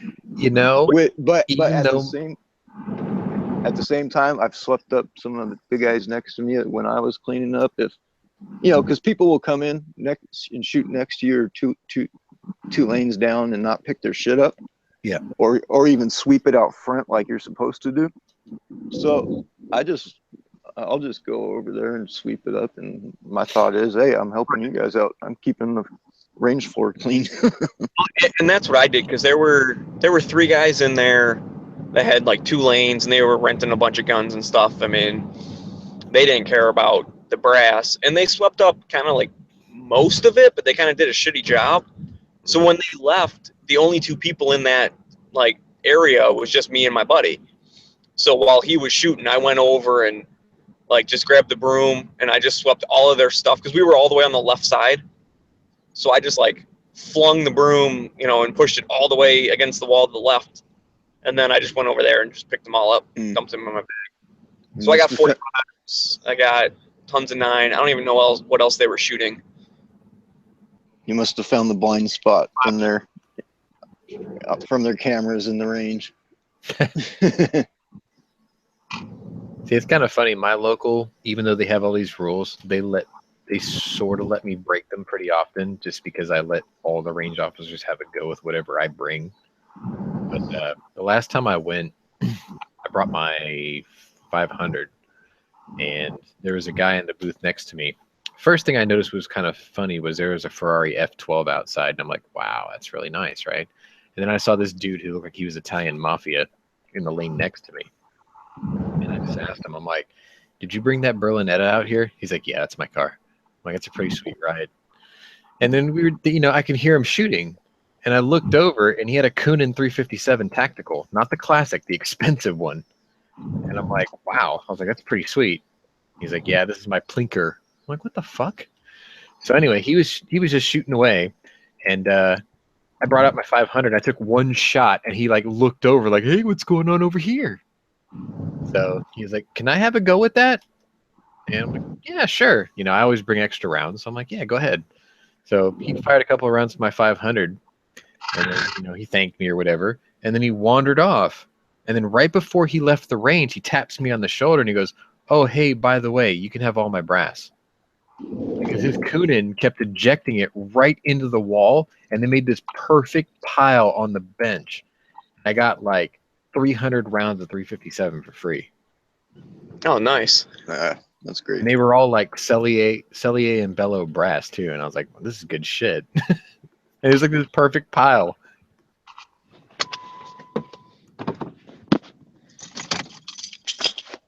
Yeah, that's cool. Like I said, this range I've never had an issue with. I don't go obnoxious about it, but I sweep up anything that's like next to me, and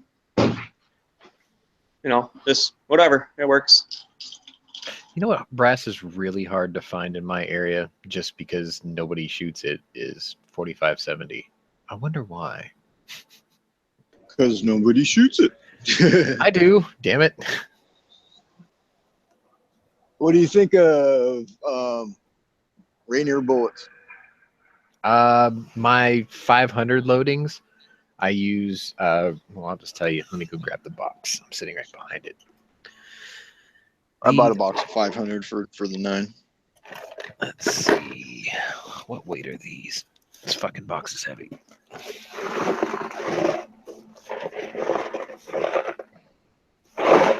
Where's the damn marking on it?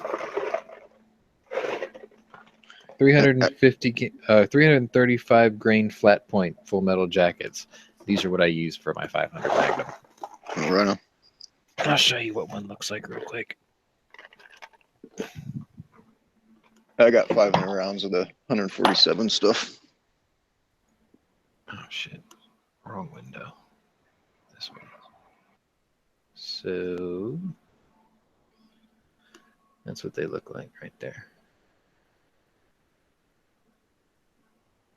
Like the bullet's 3/4 of the way seated down into the casing. That these are Rainiers. Big old flat nose. Oh yeah, yeah. These are fucking nasty. Yep. They Yeah, punch shit. nice holes. I always knew Rainier. They were made here, but Pretty. shit. After I bought that box, I was just like, damn, I could have probably drove an hour south and got this Your box for freeload cheaper. data. What's that? Freeload Load data? data. If you load 500. Not many do, actually. Yeah, I'm not going there quite yet. It's pretty cool too, because I'm part of a group called Houston Area Reloaders, and apparently there's a lot of people who shoot 500 Magnum, but nobody reloads it. So they call me, and I get one of these little MTM boxes, holds 50 rounds or whatever. And if you buy a box of your own, it's like what, $65 for a box of 20.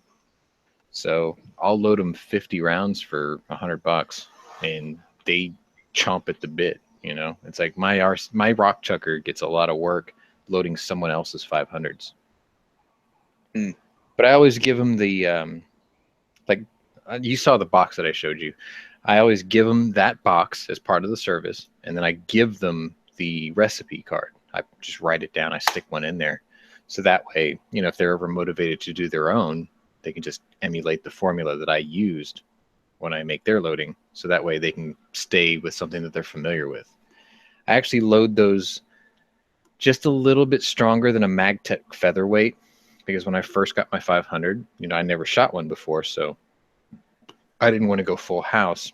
So Magtech makes what they call a featherweight round. The bullet is slightly heavier, but the powder charge is slightly less than what I would use. So I shot a couple of those first, and then I kind of ramped it up just a little bit for my hand loads. And then I've got some Hornady fucking super monster 500 loads. Those things hurt.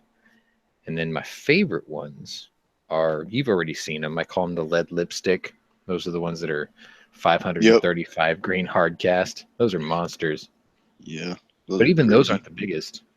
The 535s are what I shot the bear with. But Matt's bullets also make a 700 grain of the same style. It's called the T-Rex Thumper. I'm scared to shoot them, so I didn't order any. And then he has a 500 Magnum personal defense round. He takes the 700 grain monster bullet, and he drills a hole through the middle of it, and he creates what he calls the 635 grain Grand Canyon hollow point. I'm gonna buy a box just for shits and grins. Like, I want to do a ballistic gel test with one just to watch it obliterate the block. Well, geez, isn't just the kinetic energy enough? What I suspect is going to happen, because the cavity goes or kinetic, or I think the cavity goes more than half an inch down the bullet. So I think what's going to happen is if I hit the gel is going to go into the hollow point and compress, and then the entire outer shell of the hollow point is going to explode. Fillet open. I don't think it's going to fillet. I think it's just going to explode because it doesn't have any relief cuts. Oh. I don't know. I can't wait to try it. Like I'm gonna load 5 of those, and I'm gonna go hog hunting with it just to see what it does. That's probably what it's gonna do because there is no room for it to. It's got just no fold grooves out cut or into it. So. yeah, it's got to explode when put into a when that goes into a solid surface. Yeah, like if I shot a hog with that bullet, I'm not aiming for the head. I'm gonna aim for like center mass of the body or something.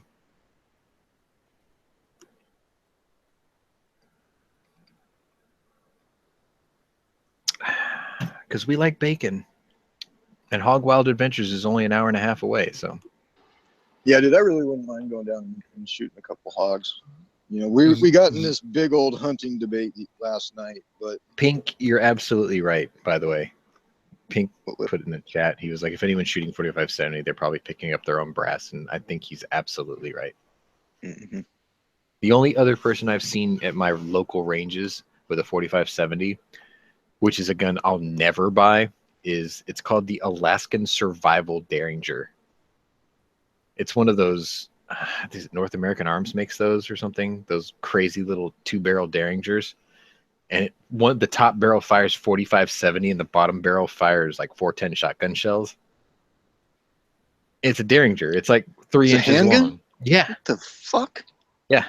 Like I saw gunblast.com. Him and his son shot one. And I'm just like, nope. And no. Each of them shot at once, right? Yeah. Yeah. Like, nope. No. No. My 500 is my handgun threshold for concussion and shot. The first time I shot my 500, I got a nosebleed.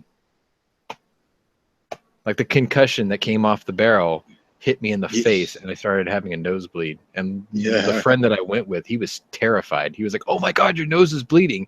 I just sat there. I was like, that was so cool. Let's do it again. So I just finished out the cylinder with my nose just running, you know. The range officer saw me on camera. He's like, are you okay? I'm like, never better. He's like, can I try that? Go right ahead.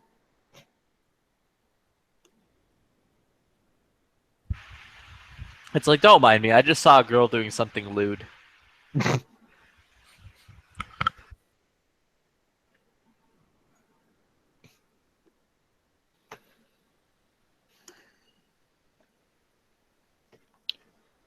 Yeah, I gave G a topic for the Daily Gun Show the other day, and it's based off of something that actually I'm going to be experiencing tomorrow.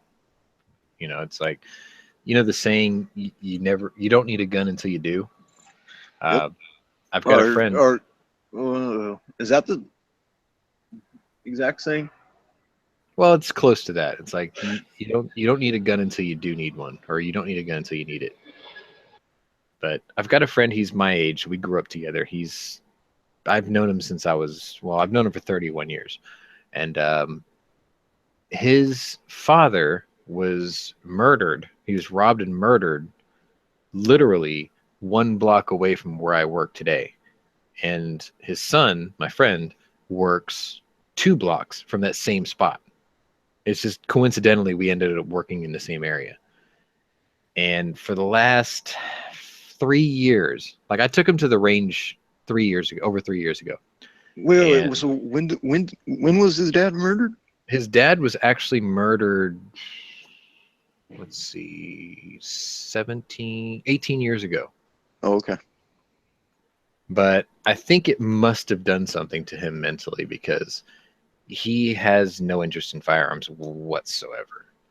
And I took him to the range about 3 years ago because a lot of us were going, and people were shooting 9s and 45s and whatever. And it's like, you know, here I am at the time, and I've got nothing but revolvers. So I'm shooting 357, I'm shooting 45 Long Colt, I'm shooting 44 Magnum, and I'm shooting 454 Casull. And, you know, he was kind of just standing back watching everybody. And I'm like, look, dude, you can try any one of these you want. So the first gun he reaches for is my Alaskan, which I candy cane load. I put 2 45 Colts, and then I put 2 454 Casuls that were loaded kind of light, and then I put 2 300 grain full house rounds in there. And he's like, "Can I shoot that?" I'm like, "Yeah, go ahead." So I got him on video shooting it, and he seemed to do fine. So like, I didn't make a big deal out of it. But that was 3 years ago, and that was the last time he ever went to the gun range or gun show or anything gun related. So I keep telling him, because he lives in kind of a rough neighborhood, I'm like, "Listen, man, he makes 3 times more a year than I do, and yet he never has any money." And I'm like, "You need to learn to budget your money first and foremost." And I said, second of all, you really should consider getting something for your self-defense, because you live in a pretty rough neighborhood, you live alone, and you just got a new car. People are going to start watching you, and they're going to start thinking that maybe they can get away with attacking you. And he was like, "Oh, I just don't feel like I need one." And I said, "Listen, man, don't make the same mistake I did, because I didn't buy my first firearm until I was 27 or 28. And it was only after I'd been robbed twice and carjacked once at gunpoint." And I'm like, I was lucky, all 3 times I didn't get shot at. And I said, don't ever be naive into thinking that they're just going to let you go. I said, you want to be on equal footing with your assailant or whatever, just have it. It's a tool that you have that you never hope you have to use. But if you don't have it, you're already down. You've got nothing to defend yourself with. What are you going to do? Throw your shoe at them? So I sent G that suggestion, have a show called "You Never Need a Gun Until You Do" for people like him, because it's like, I'm not trying to belittle or demean him. I'm just trying to get him to realize that you don't want to make that decision that you need it after you become a victim, because I did that and I got lucky. I admit that I got lucky. Well, here's the point I would bring up. Are people like him watching G's show? No. I keep telling him that I've been doing these shows. Like, I do match shows, I do hit or miss or whatever, and I invite him to come listen to them. But I just don't think he has the attention. What would be the point of doing a show for a group of people who there's a good chance that they are not going to watch it? If G does that show, I'm sure it's going to have like the connotation and the hints of a person that I would link it to him, and he would get why I sent it to him. You know what I mean? It's like, okay, I see what he's saying. Maybe I should pay attention to this because it does sort of speak to my situation. At least that's what I'm hoping.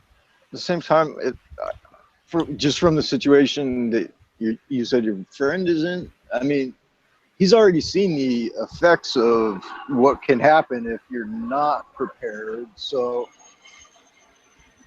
I can't. I'm not somebody who would ever force that on.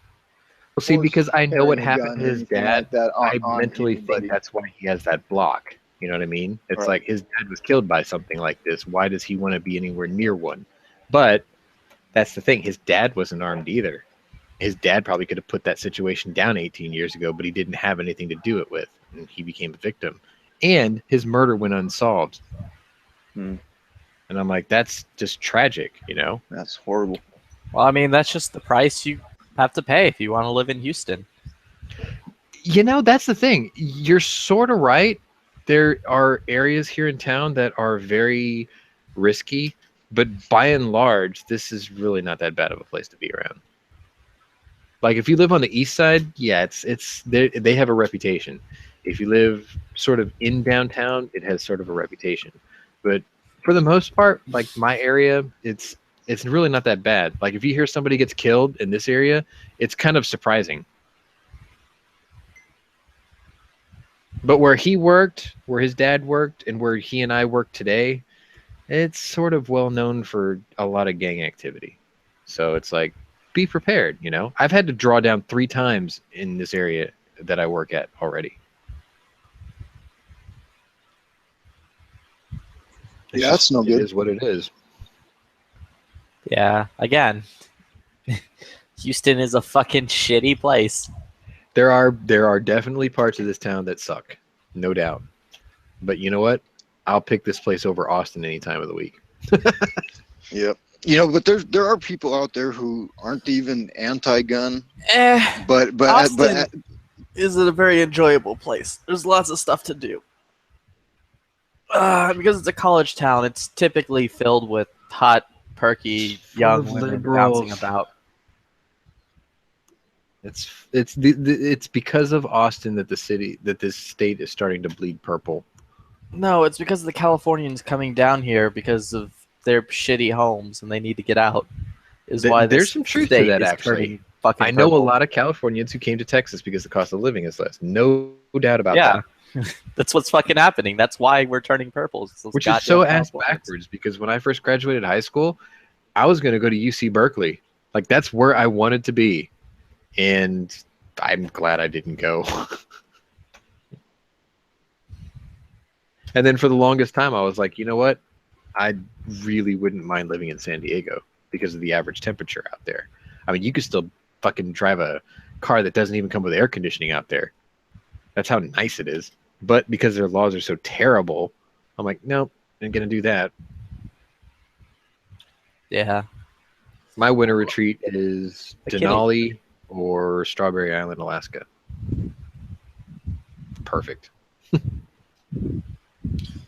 That's So is the weird anybody thing, up- though. I know so many fucking people have come from Alaska and moved here, which is just like bewilders me. Oh, if you've never been, go. Seriously. Like Denali, it's basically a tourist town, and you get people from all over the world. Like the first year I went, I was just hanging out with a guy who owned the bar, right? Because he's the one who invited me out there. And it's like his house was next door to the bar, so I didn't have very far to go. And I was meeting people from like Ireland, Scotland, Russia. There was like people from China and Korea. Like everybody and their mother came there. They were like, yeah, we just wanted to come to the last frontier and hang out. And all we were doing was drinking beer and smoking pot and fucking eating shrooms. It was awesome. As is the way in fucking Alaska. It was great, Honestly, man. Alaska just sounds like a shitty place to me, though. It's how do I describe it? There's like negative women there. Like Well, it depends. It depends on where you're going. the If you go fucking- to the like, cock to tourist towns, cooter ratio is like way out of fucking line. it is. In most cities, it is. If you go to a place that's a tourist trap, then that's not the case at all. Like Denali, they're everywhere. 'Cause it's Anchorage, like, what, there's 4 some. dudes to every woman is like the ratio. In some places, yes. In Kodiak, it's like 10 to 1. Yeah, that's too much. But then again, if you bring one with you, you know. I don't know. Yeah, but you never know. Maybe sometimes you want to trade up. I was in a tourist town for the most part. So I mean, like when I go to Kodiak and Strawberry Island, I go because I want to get away from people. But when I go to like Denali, it's because I want to hang around people from other places. I think the strangest tourist I ever met in Denali was a guy who came from Lesotho, which is that little spot in the middle of South Africa. And I'm like, what the fuck are you doing here? And he was like, I heard Alaska was the place to be. And I'm like, what are you on right now? And he's like, X. And I had some shrooms and I smoked some pot. I'm like, are you enjoying yourself? He's like, I've never been so happy in my entire life. It's like, good man. No, he was cool, man. And then the guy that ran the bar actually hired him because there's a curious thing that happens. Like my aunt lives in Hawaii. So I've had this happen to me in the extremes. She lived on the Big Island. And the thing is I went to Hawaii. I was going to spend 2 weeks on vacation there. I knew that the cost of living was expensive and whatnot, even though I was staying at her place, but everything is expensive. Like a pack of cigarettes there was like $12 or some shit. And I took a part-time gig when I was there, ferrying people from the hotel or from the airport to the hotel. And the tips were awesome. So instead of staying for 2 weeks, I didn't come home for 4 months. And the only reason I came home was because my folks called and said, are you coming home? And I'm like, I guess.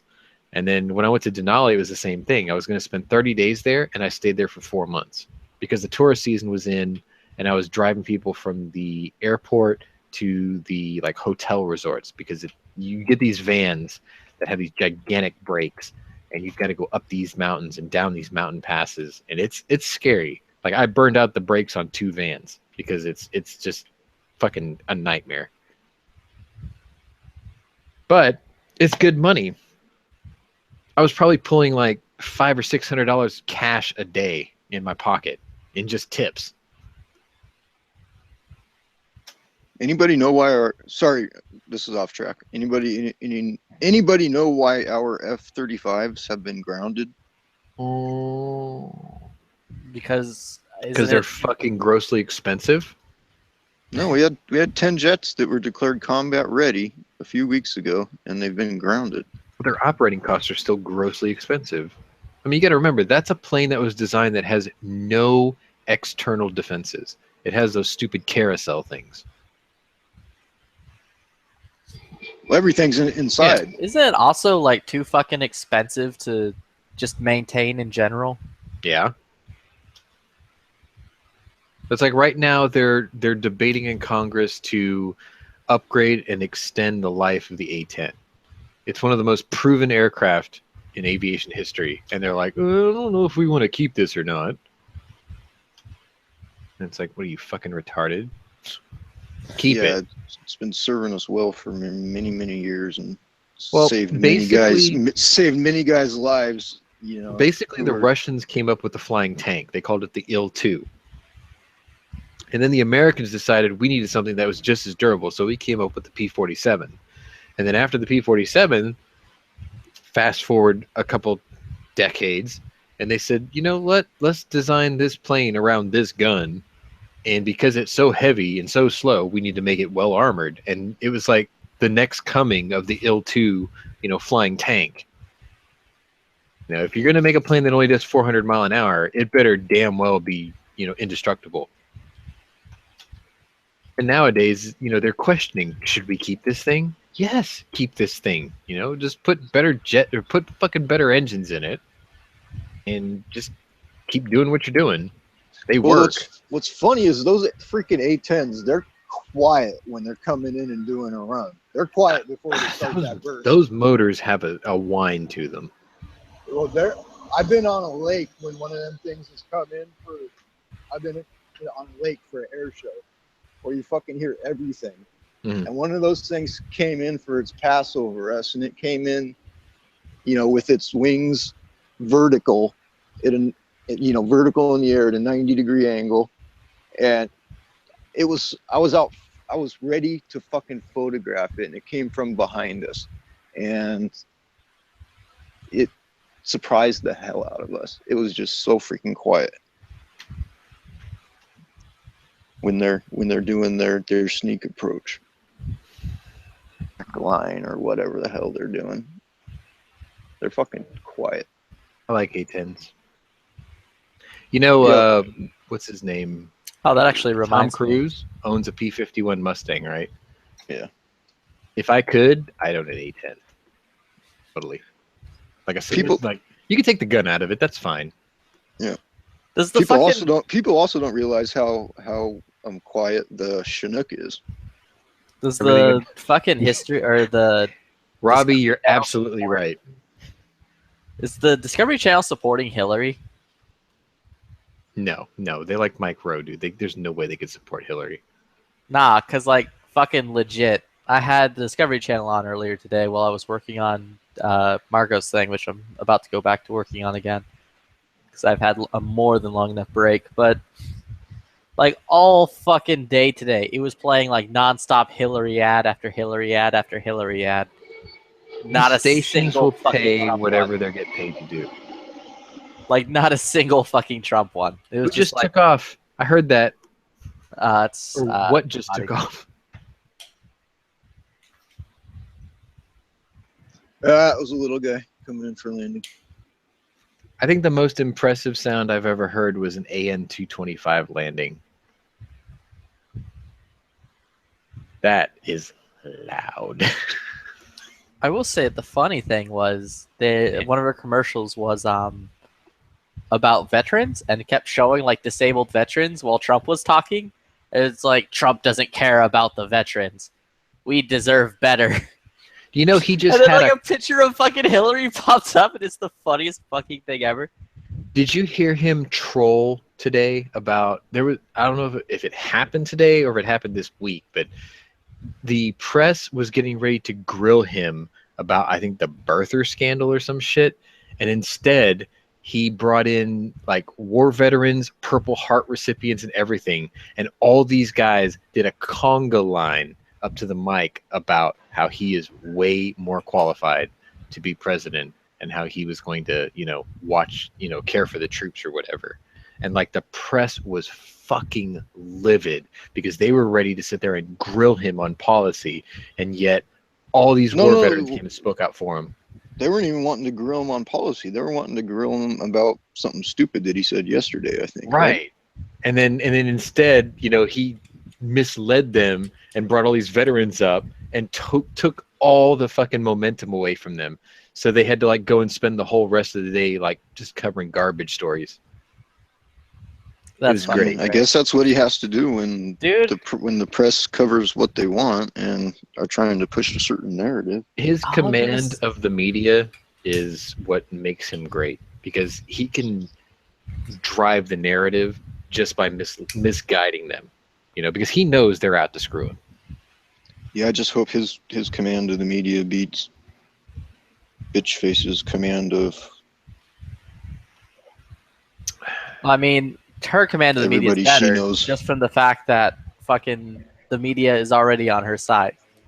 They're on her side, but Trump she is just like tricking them to never in front of them. basically help him out. Like she's never in front of them. She never gets a chance to be in front of them because she's too busy hacking up a lung. She's too busy off somewhere fucking dying of whatever horrifying disease she has. But Can she do it just a little bit faster? Well, No, and the whole that'd be too Obama convenient. administration right now is doing everything they can do to make sure. I mean, of course they would, but they're doing everything they can do to make sure that she is going to be the next president. She's not going to be the next president. dude, the Flippy is Right tour is going to fucking kick off December, whatever the fuck, There you go. or November, whatever the fuck, when like Trump gets elected. It's the greatest. I'm ready for Hillary, as you can see. We are ready for Hillary. We deplorables are ready for Hillary. Nice. Did you fucking make that just Yeah. like for Matt's show? Yes. Yes, I did. Nice. I made it on Monday, but I had, how hard it was to hold off using it until Wednesday? Oh, God. I can only imagine. Personal self-discipline. I was like, oh, I got to show people this. Dude, I love the deplorable shit though. That's the funniest. Like, everyone keeps like posting deplorables. It's just the fucking Expendables. Yeah.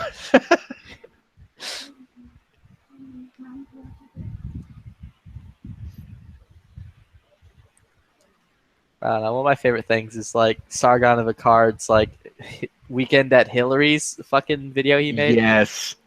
Where he's like, this dumb, crazy bitch is fucking like handing the election to Trump. With like these things, he's like, her coming out being like, deplorables opened the way for Trump to do this. And like showed the fucking video where Trump's like, brings up that respectable black family.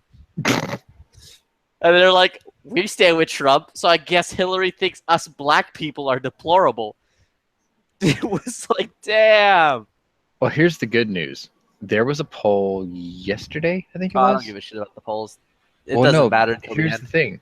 There was a poll yesterday that actually got Gary Johnson up to 13.6% or something, which Oh, means fuck Gary Johnson. he's 1.4% away from being invited to the presidential debates, and we still have 10 days.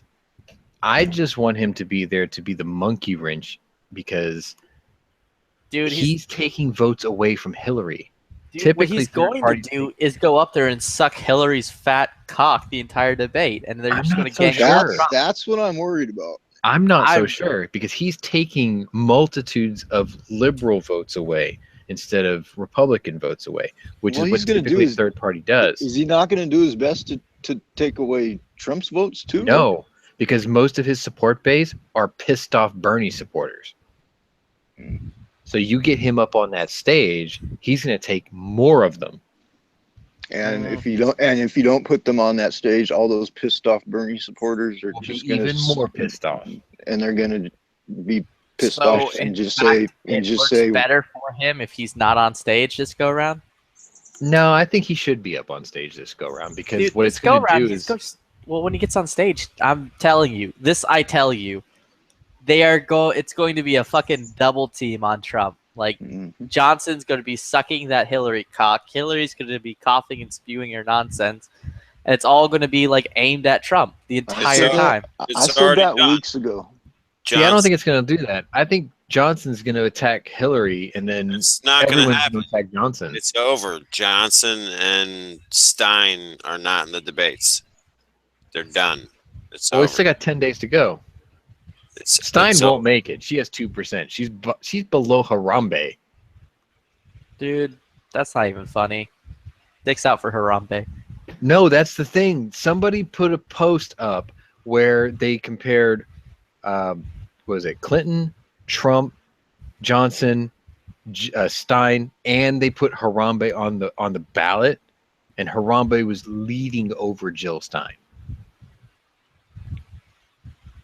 He was like a full point ahead of Jill Stein nationally, and it's like, just pack it up. It's like you're fucked. You can't even compare to a dead gorilla, you know.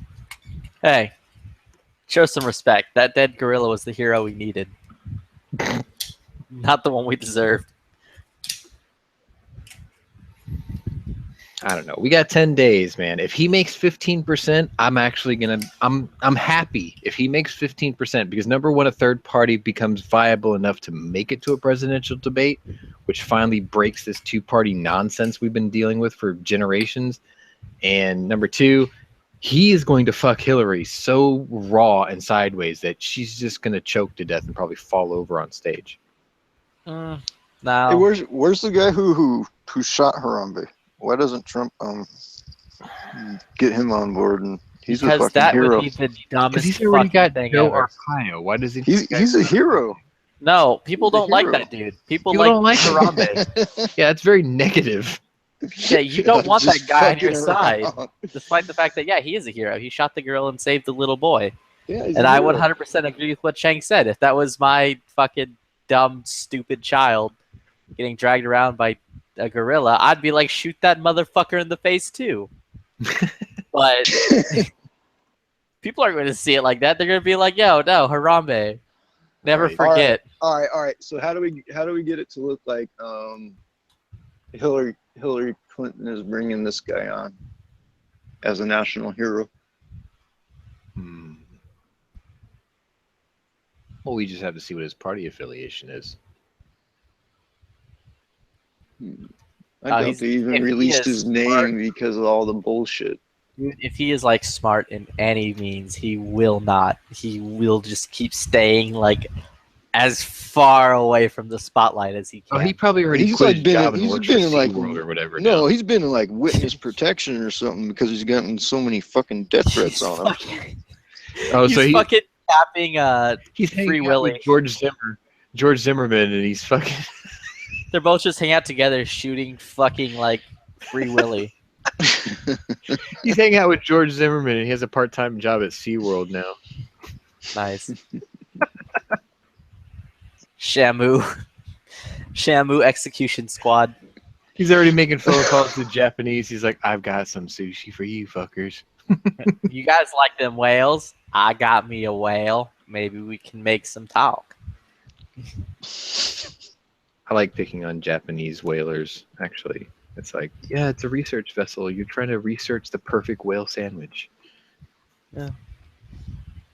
Which is They're funny trying because to when I go to research the my most aunt's efficient way. place up in the Northern Islands, I say that shit all the time, dude. They get so offended.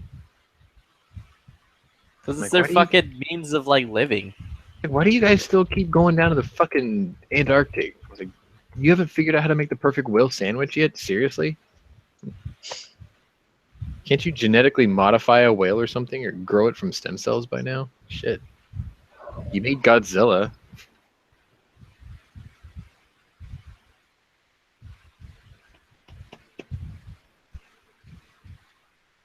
We must have fucking annoyed the shit out of the lobby chat. Nah, the lobby chat's just agreeing that I'm right, and they're fucking. It hurts them. It hurts them on their insides. You guys Oh, are is it still dead, posting or- the link, right? No, they're Yeah. typing. Oh no, it's not dead. Yeah, the link was posted. Z's not going to hop in here though. He's said he won't. No, Z's too good for us. I wouldn't say that. I just want to know if I'm 5 for 5 this week on the daily tactical quiz, but I won't know that until Monday. Like Dano just threw softballs all week.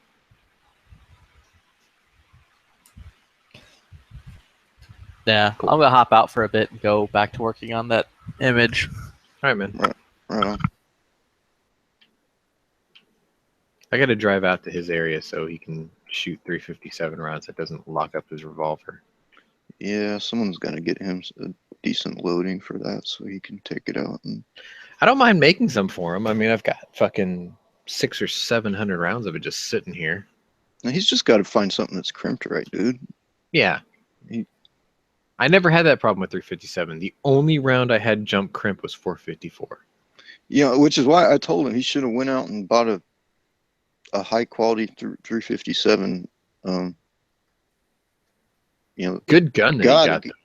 God, he goes Awesome, to where he goes. They sell ammo. He should have just, you I know, wish Girk made me that offer. yeah, he should have bit the bullet and bought a high quality ammo and then tried it. Well, But what was he shooting? oh shit, I forget. Like I've never ever had a 357 jump crimp. Hand loads, fucking factory loads, even the PPU shit doesn't jump crimp. Yankee just made a video about it yesterday. I wonder if he made that video after talking to Flippy, Maybe. because Yankee was in here pretty much most of the day, I think, on and off.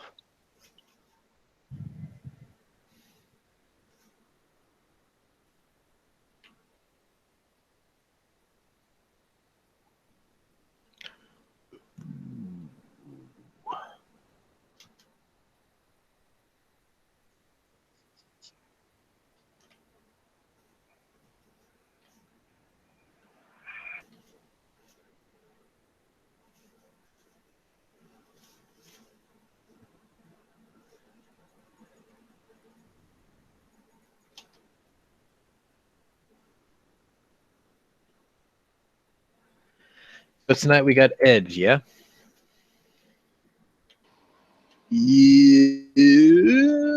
Yeah, I'm pretty sure. We should have Heavy too. No, Heavy's next week. Is Heavy every other week? Yeah, he's in a situation that's kind of like what I'm in. He hangs out with people he grew up with every other week, and then the Oh, other that's 2 right. weeks he's here. That's I mean, right. that's cool. Like he has more than one of those. The guy that I'm trying to convince to, at least defend himself, he's the only person I've grown up with this long. Like he's the person I've known the longest, 31 years. Mm. I don't know anybody in my life that long other than like my folks. Yeah, I still got some of them, but we're not as close as we once were. One of these days I'm going to get off my dead ass and start doing gun reviews. Well, shit, you should start. Yeah. All you gotta I've do got is a channel. I've Start actually with got- your collection. Exactly. And I've you actually dig got into your 2 channels. revolvers. That's what you love. Like I've got a friend who he deals in antiques, and he works at a place that it's like a Trader's Village type thing for antique sellers. They bought like a department store size building. So what I thought I did is I go and film all of their stuff, and it helps me bone up on editing and writing scripts and whatever. And I figured if I got good at their channel, then I'll start to do my channel, to make it decent. Like I don't want to have to sit there and hunt and peck and try to figure out how to get it right. So I did it with his content on my own channel, and I monetized his channel. Oh, so, And then- so you've been getting practice at it. Yeah, I basically use his forum of antiques and all those people who pay me to film their booth reviews and things, and then I'm sort of refining it down to what I think works. Like for instance, the first intro video I did for their entire store, it only took like 7 minutes. And then the guy who asked me to do it, I did a booth review for him, and it was like 15 minutes. But then the first paying customer, his booth review is almost half an hour, but they're getting better. Like the quality's getting better, the flow is getting better, how to work the camera is getting better, things like that. So I'm using all of this as just practice for when I use my own, because I've got the tripod and the camera, I can do it in HD and everything, and it's like I'll probably do my reloading videos first and then start doing gun videos, because one of the more popular ones is for like my Beretta. People know that the compact and the full size are rotating barrel, but the subcompact is only tilt barrel. So I think I've only seen 2 or 3 videos on all of YouTube about the comparisons between the subcompact and the compact. So I'll probably do one on that. Just to kind of show it off, because I've got both. I carry both every day. Yeah, I've never done much of the video stuff. I mean, I need a simple project to get me back into Photoshop to kick the wheels off the training bike again. You know what I mean? Mhm. I've told you guys before. It's probably before I got on the gun channels. It'd probably been 2 years since I even opened maybe a year since I even opened my computer. So I always Photoshop out of necessity just to make jokes. Like that screen share I did earlier. Right. It's like, if I really hunker down and do it, they come out half decent, actually. Just because I want to make the joke funny. So it's like, I will draw the picture to make sure it's funny, or I'll edit it just right so it's convincingly funny. But like, I've never taken it fully seriously. Yeah. Even Like in my Mark, shop at work, I'll Photoshop like products and things that I put on my website, and it's like, they come out fine. It's just I never took it seriously, but they always seem to come out decent. Yeah, like Marco was on last night and talking about his logo that he needs to get done, and very quick time limit on it. And Flippy started working on it, and I was listening to it, and I'm just like, started playing around a little bit, and finally got kind of what he was thinking, because what he was thinking was something that involved the state of Maryland, the actual map or the outline of it, and turning that into a gun and all this stuff. And then he said cartoon it out, and I got to the point where I had Maryland all cut out in vector, and I was all good there. But I'm just like, what would take me 5 hours, Flippy got done in probably 30 minutes, 10 minutes. Competition Photoshop. No, it's just because I mean, it's got to be a perishable thing, because I've forgotten all my shortcuts and all that sort of stuff.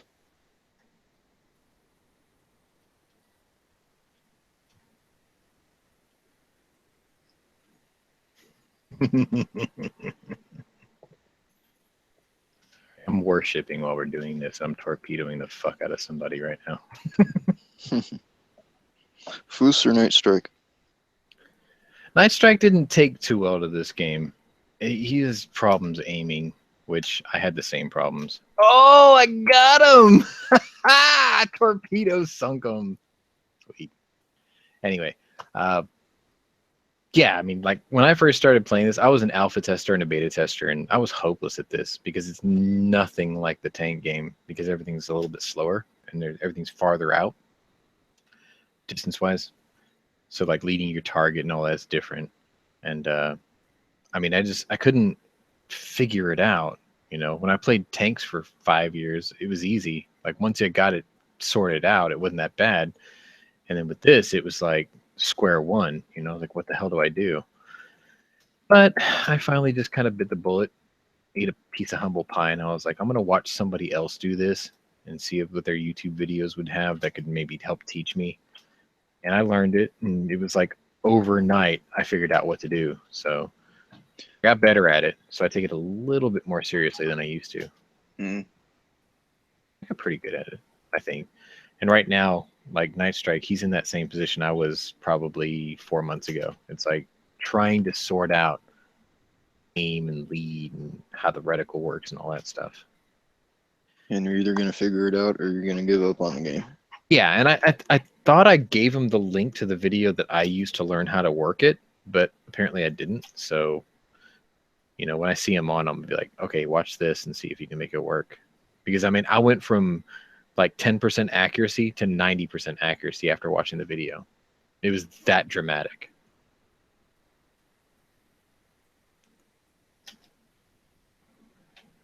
I mean, right now I'm in Prince Eugen and I'm punching way above my weight. Pretty successfully, actually.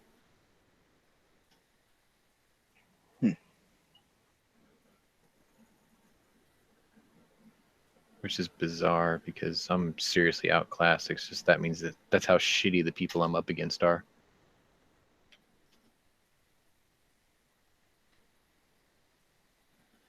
Anyway, yeah, I've got a small list for tomorrow's gun show, actually. If I can find an SBL in like 30-06, I'll be hard pressed not to buy it. I'll probably go ahead and get it.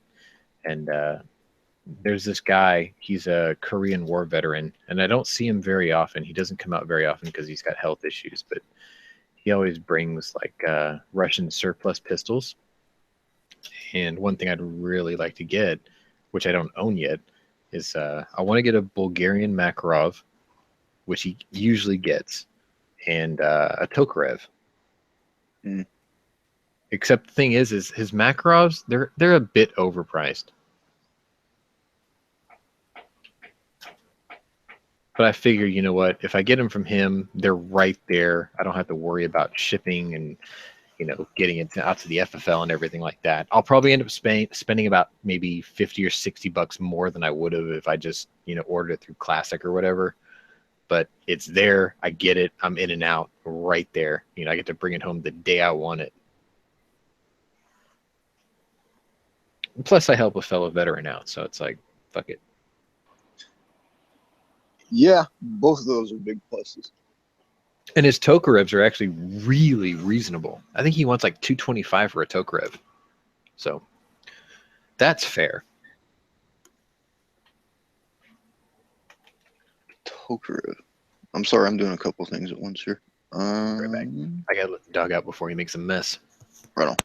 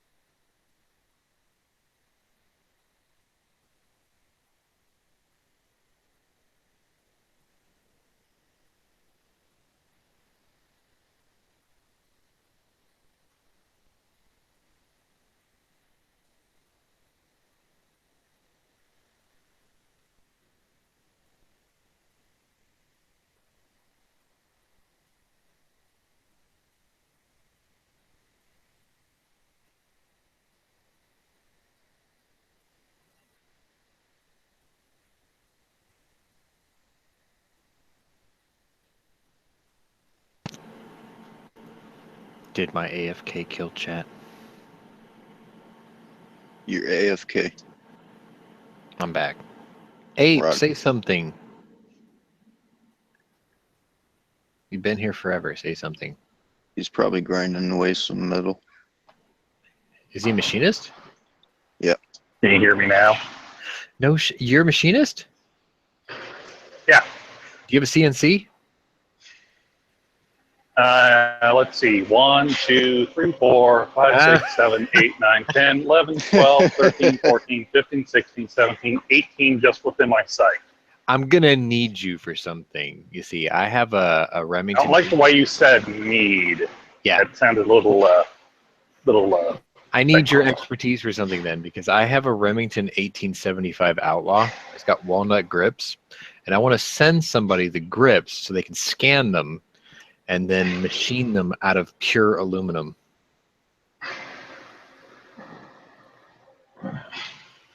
that might be a little beyond what I'm able to do. I'm a machinist, but I'm a machinist for a job shop. So Like the last person I asked said, "Oh yeah, that's easy. I just have to scan your grips and then have the CNC machine cut it out of a block of aluminum." I'm like, "Cool." He made it sound really simple, and then he lost his job. What I'm trying to do is I'm trying to replicate the pistol from Quick and the Dead.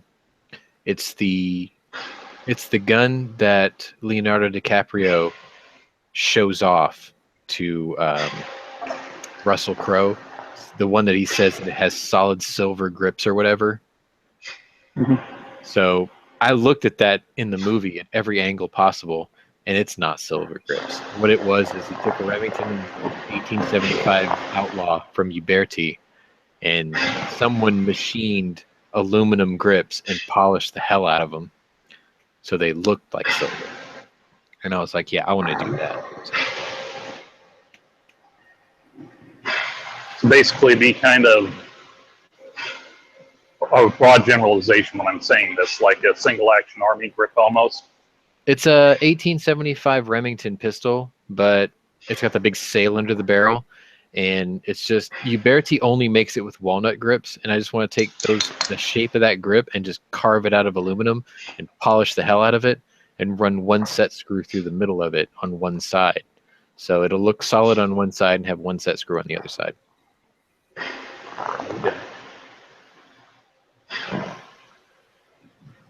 Just to have it match, because my collection's all fucking movie guns, more or less. Okay. The closer I get to it, I'll definitely, I'll show you all the details, see if you can do it or not. And the only other option I've got is the guy who used to do the CNC work for Orange County Choppers, and he wants like $600 or $700 just for his time, and I'm like, are you kidding me?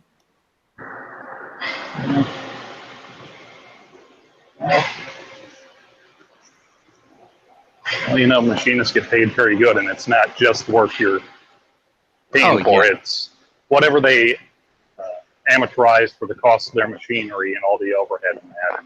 Yeah. I mean, like the last guy I talked to, he said basically all he has to do is scan it, so it puts all the plot points in there, and just basically pay for the block of aluminum, and he just sets the machine and walks away and comes back in 5 hours, and it's good to go. And I'm like, well, if it's that simple, it's just his shop got shut down, so like everybody lost their job, and I haven't had a source since. Honestly, I'm not completely sure what the policy for my shop is about doing side projects. So. Yeah, that's true. Because our company's changed hands. It was owned by one guy, then it was kind of partly employee owned, and the guy who used to own it still held the majority, and they were kind of the impression that as long as you don't kill yourself or take the machine that's being used or break anything, we're not gonna be too concerned about it. But I know we were bought out by a different company a couple of years ago, so yeah. You'll have a better chance with a small shop, Sean. and Yeah, and I mean, doing I'm it as looking a around. special thing, and actually doing it as I've been looking around. Like we've got a steel mill, well, a small steel mill nearby, and that sorry, guy, airplane. he always makes me parts. Like the one time I had a Jeep J20, and I just gave him a drawing of a door panel I wanted. I'm like, can you cut this out of diamond plate for me? And in an hour, he was like, come get your shit. I was like, awesome. And it bolted right up. You know, I just had to drill and tap a couple of holes, but it worked just fine. Mm. Yeah, He water jetted them too, which was nice. Like all the edges were smooth. yeah. Back when I was working at a machinist shop, everything went through the front office. I mean, down to every carbide. I forget what they're called. Little cutting bits. Insert. Yeah, little inserts. You know, all that stuff's super expensive, and they pay their machinists very well. So Oh yeah. side jobs, I mean, there's something that from what I know either goes through the office, or Ape would have to probably bring up to one of his supervisors and say, hey, you know, one of my buddies asked if I could do this. Is there a problem or something like that, you know? Or Ape would have to figure out if he would even want to attempt that at all. Oh, no, I understand the process that would need to happen to basically duplicate that physical object, but it's what I would have to do. We don't have anything that does scanning per se. I'd have to take one of our measuring machines and basically just do a grid pattern on it. Mm-hmm. You know, bring it down till it touches, move it up, move it over 50 thousandths of an inch, bring it down, and just kind of back and forth like that. Mm-hmm. I don't know if this was a couple of years ago, maybe, back when this trade school I went to still had their machine shop program. I might have been able to persuade one of the instructors there to let me use the machinery, but they just put that in mothballs for a couple of years, and they just started it up with a new guy. So any influence I might have had over there is gone.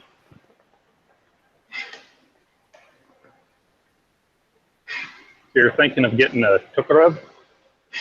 Yeah. I started my Russian surplus pistol collection with a 1895 Nagant, and I tried to get it as close to my dad's birth year as possible.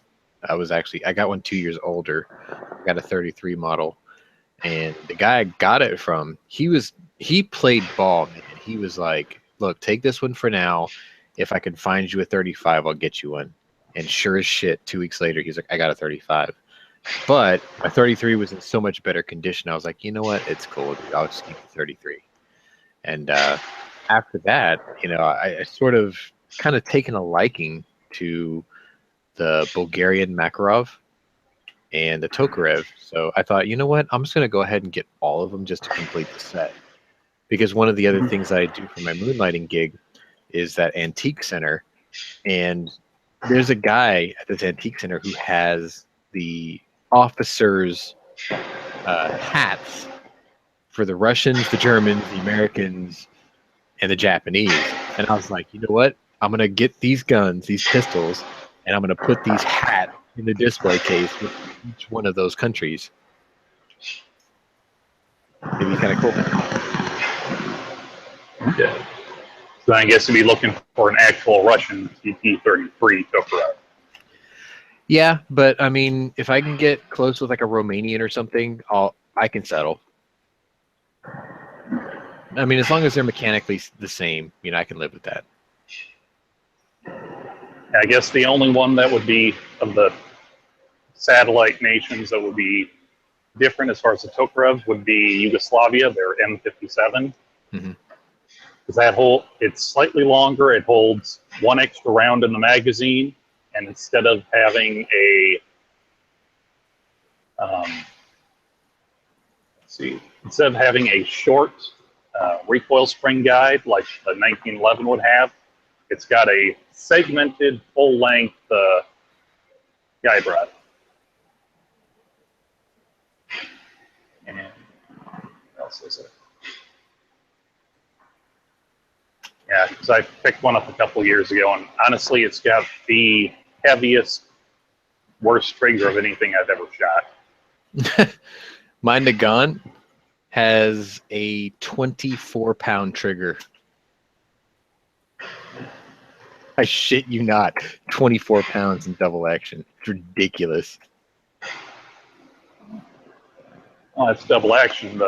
It broke the single action, Lyman but- trigger gauge. I'll put it to you that way.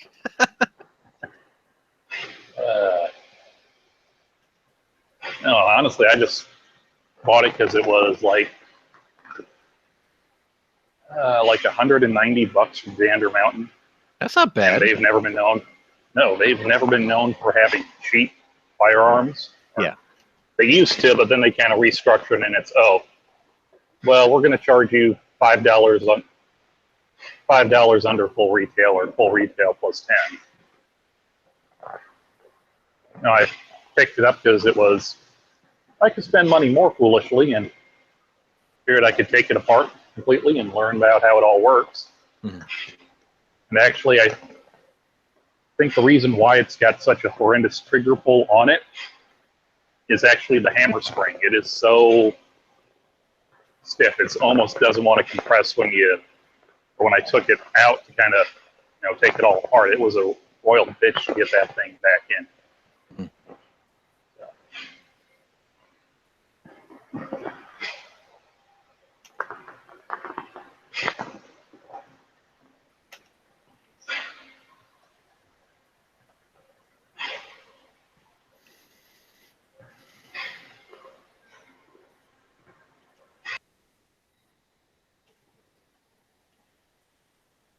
I'm actually sitting down writing my list for what I'm going to look for tomorrow at the gun show. Is that bad? No, that's good. That keeps you on track. No, I know, but the list keeps getting bigger. Well, you make that list and then just say, okay, I know that I want to get a Makarov and a Torkrov. Those go on the top of the list. Anything else? Well, that's the thing. The first booth, I know the guy who always gets the same booth every time. He pays a premium for it. He gets the first one when you walk in the door. I bought 3 guns from him already. And he's got my Walking Dead gun. And I know he has it, and he knows I want it. And I can't buy it right now. I think he's asking too much for it. But then again, part of me says it's a fair asking price because it's not made anymore. 6-inch stainless steel Colt Python? Oh God, no, I can't afford that. No, I sold a car for my 629 competitor. I'm not going to do it again. But well, that wouldn't be a car. That'd be a mortgage. Well, I'm waiting for Pieta to make that M1955, and I'll just buy one, a clone. But he, the last time, a couple months back, I went and I saw his booth. He had a 3913 Smith & Wesson, but it was the one with the black grips. And I specifically commented to him, I'm like, you were so close and yet so far away. And he goes, why is that? And I said, Andrea from The Walking Dead uses a 3913 Ladysmith. It's got the gray grips and it says Ladysmith on the barrel. I said, if you had one of those, I'd probably buy it without even thinking twice. So he is like, I'll keep that in mind. And the last gun show I went to about 3 weeks ago, fucker had one. He was like, hey, you remember that 3913 LS you wanted? I'm like, yeah. He's like, here it is. I'm like, fuck. Because I wasn't even in the market to buy it yet, and there it was. And it was damn near mint condition, too. I'm like, oh, I really want that. He was asking like $7.99 for it, though, and I'm like, that seems a bit pricey.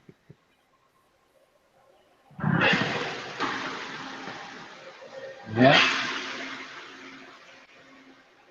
I'll get one eventually. It's not on my list of priorities right now. I didn't think you'd be able to find one. No, but No, but seeing it's planted that little seed in the back of your head that's going to start gnawing. Oh, God, yeah.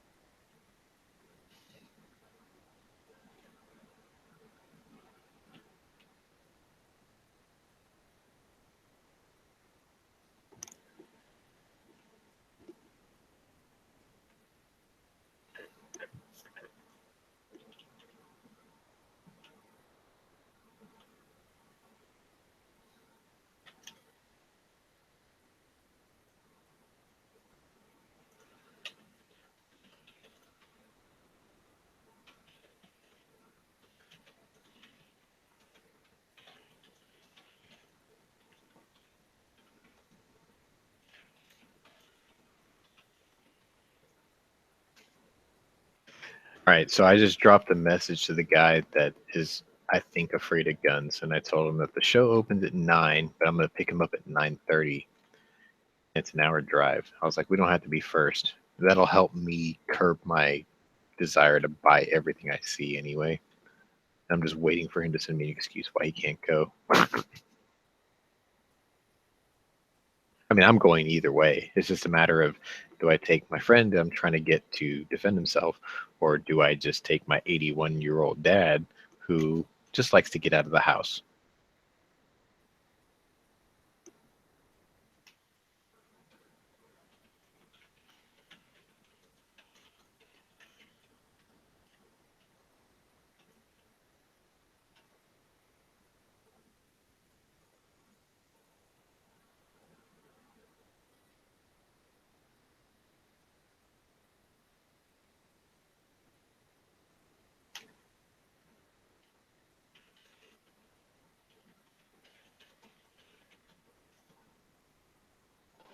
Well, I'll be interested to see what he has to say. What your buddy does.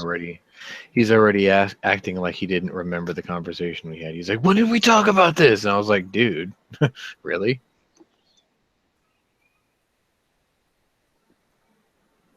What, did you invite him prior to this?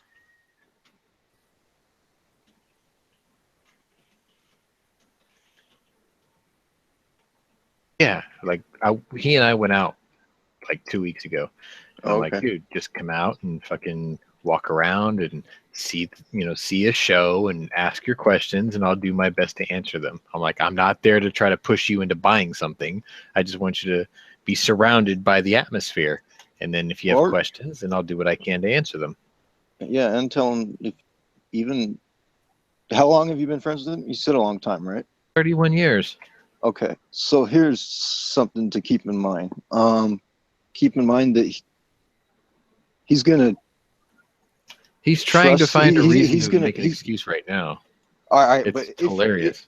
All right, but if you get him to go and you really want him to get into it,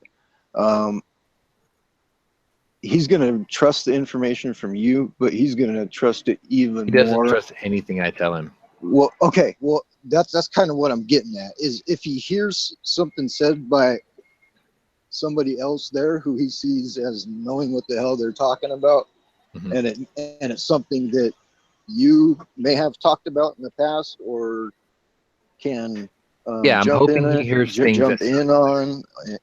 Yeah, right. I mean, that's kind of the best thing, because I mean, just in my opinion, you got to give them that chance to hear from others, and you just can't. Yeah, this is this, and you know what I mean. If you're really trying to get them into it. what I deliberately did was try not to give him an excuse to, or give him a way to weasel out. So like I stayed quiet for the last 2 weeks, because it was like something he agreed to. It was, he was going to come with me. I was going to pick him up. We were going to go there together. I was going to drive him there and everything.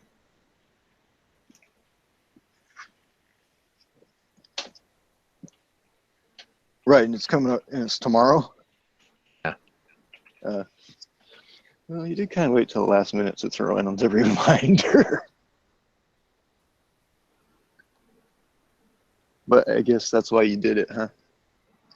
He's going to weasel out. I already know it. I can hear it already.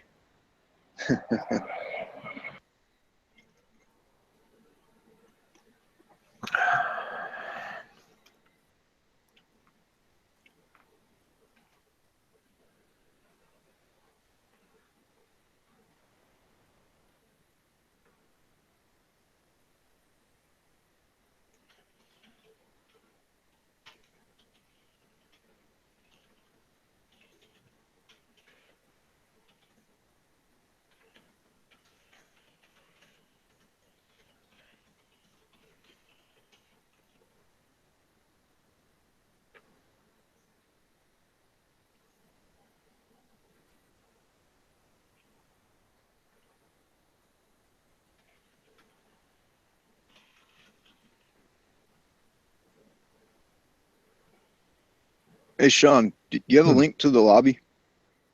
No. I can find it, I'm sure, though. I think someone's asking for it out in the lobby.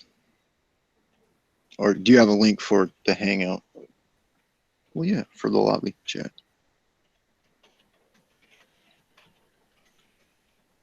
My phone's only taking me back so far.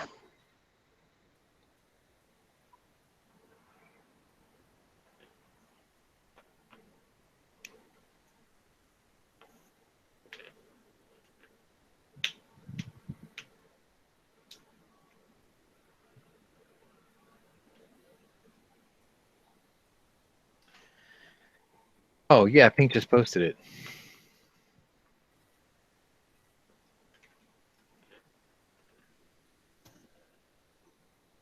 Right on.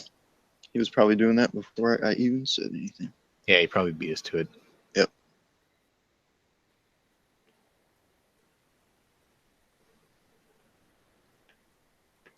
Or is that a new lobby? Is that, because we're in the early lobby, correct? That's a good question, actually. Here, let me click it and I'll tell you.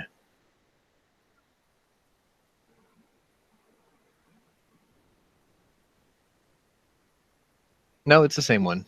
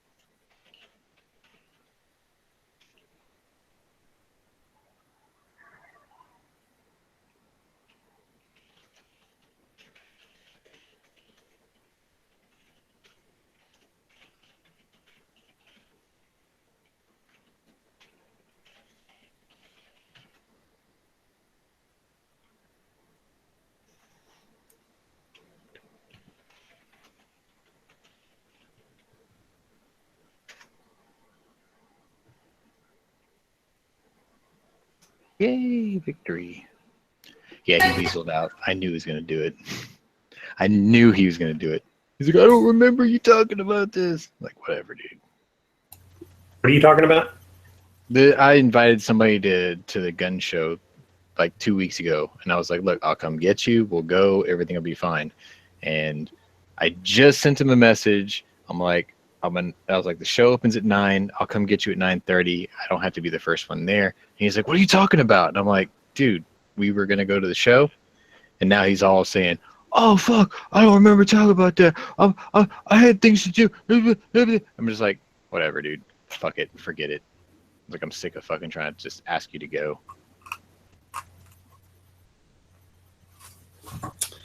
I can understand that. Everyone I ever talked to about elk hunting goes, man, I'd love to go elk hunting. You should let me know when you're going to go. And then I go to them and they're like, oh, yeah. That's hard to convince someone to go do, though. Well, I mean, going elk hunting is a major undertaking, so I get that. But I'm just saying a lot of people in our world are the types that say they want to go and do things, but they don't know how to actually pull the trigger and do it. If I want to go do something, by God, I go and do it. Or I say, no, I don't want to do that. I don't say I want to do that and then poke out. Well, this guy that I've known almost my entire life, all he does is make excuses why he can't do things.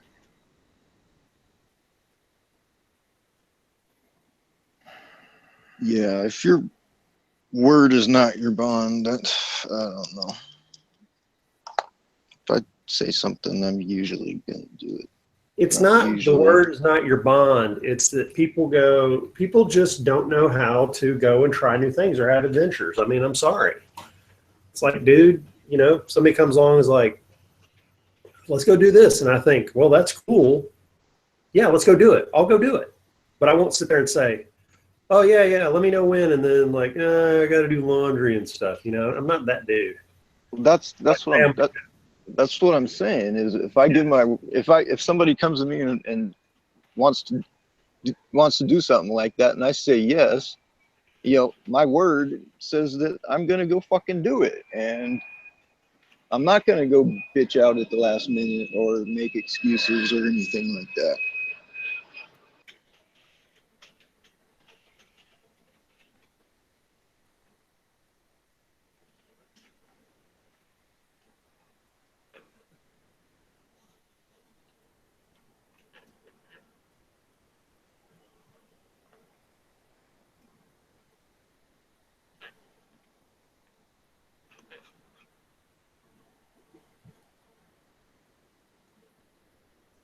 Well, I still have my list, so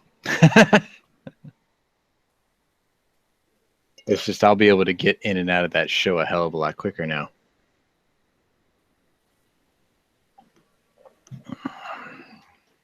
Right on. God, I wish somebody would come to me tomorrow and say, hey, let's go skydiving. I've done that. I've never done it on a whim, but I've done that.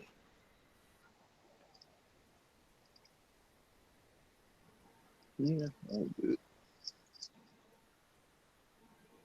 I've been wanting to do it. Yeah, if somebody came to me and said, I want to go skydiving, I have a free ticket for you to go with me, I'd be like, yeah, I'll go do that. When?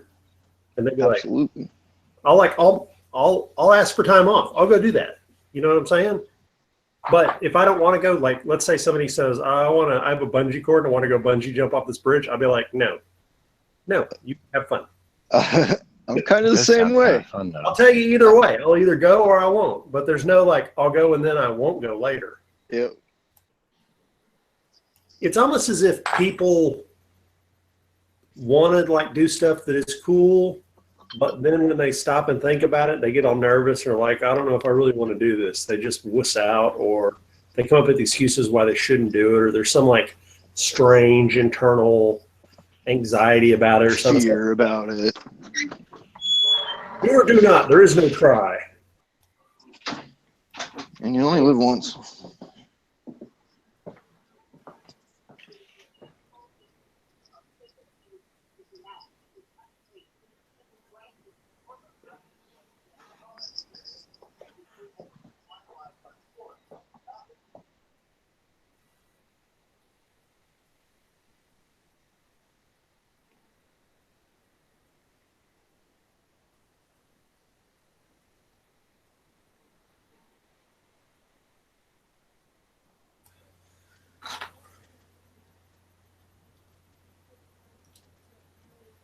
Unless you're James Bond, then you only live twice.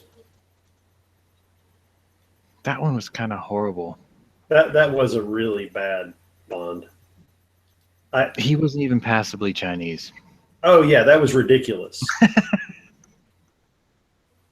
Like, and it was Japanese. They were in Japan. He wasn't even passably Asian. At all. Yeah. Okay. The Toyota GT2000 was nice, though. Sean Connery's a lot of things, but there's no way you can make a 6'4" Scottish man pass for a Japanese person. Not even close. Not even close. That was ridiculous.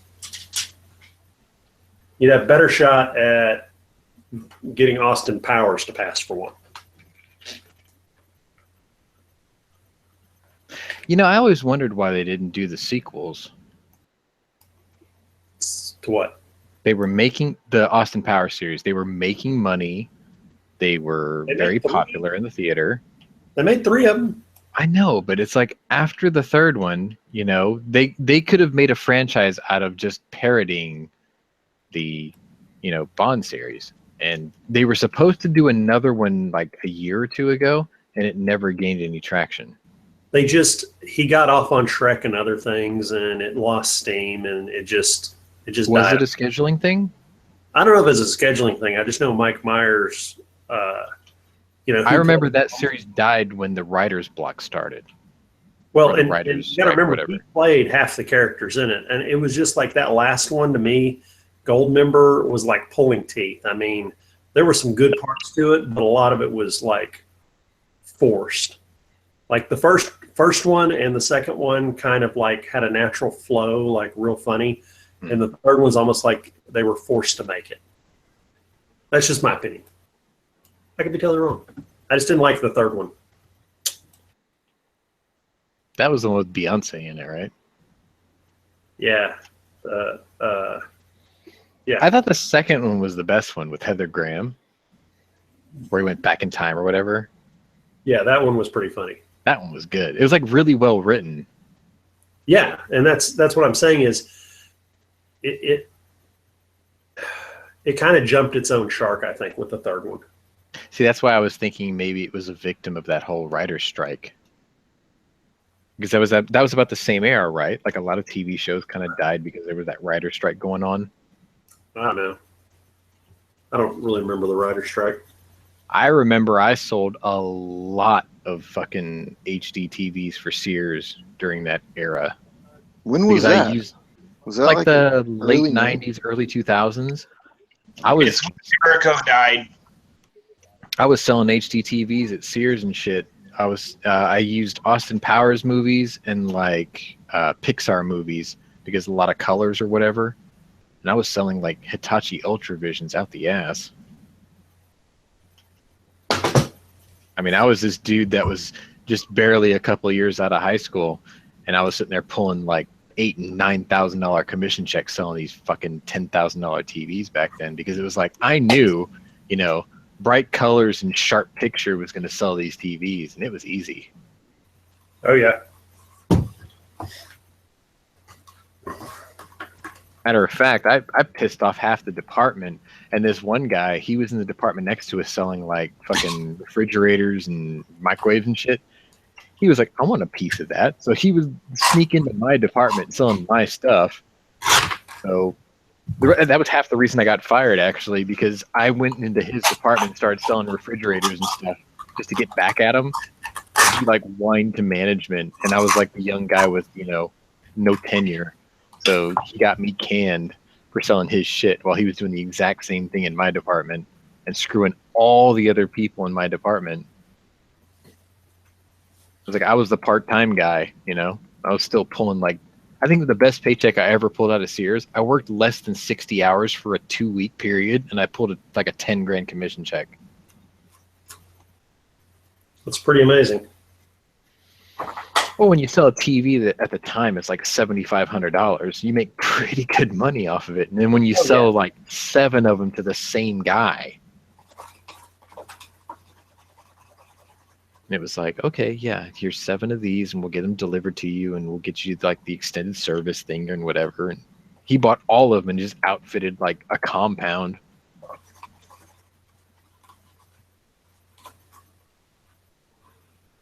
Good times. This memory trip brought to you by Good money.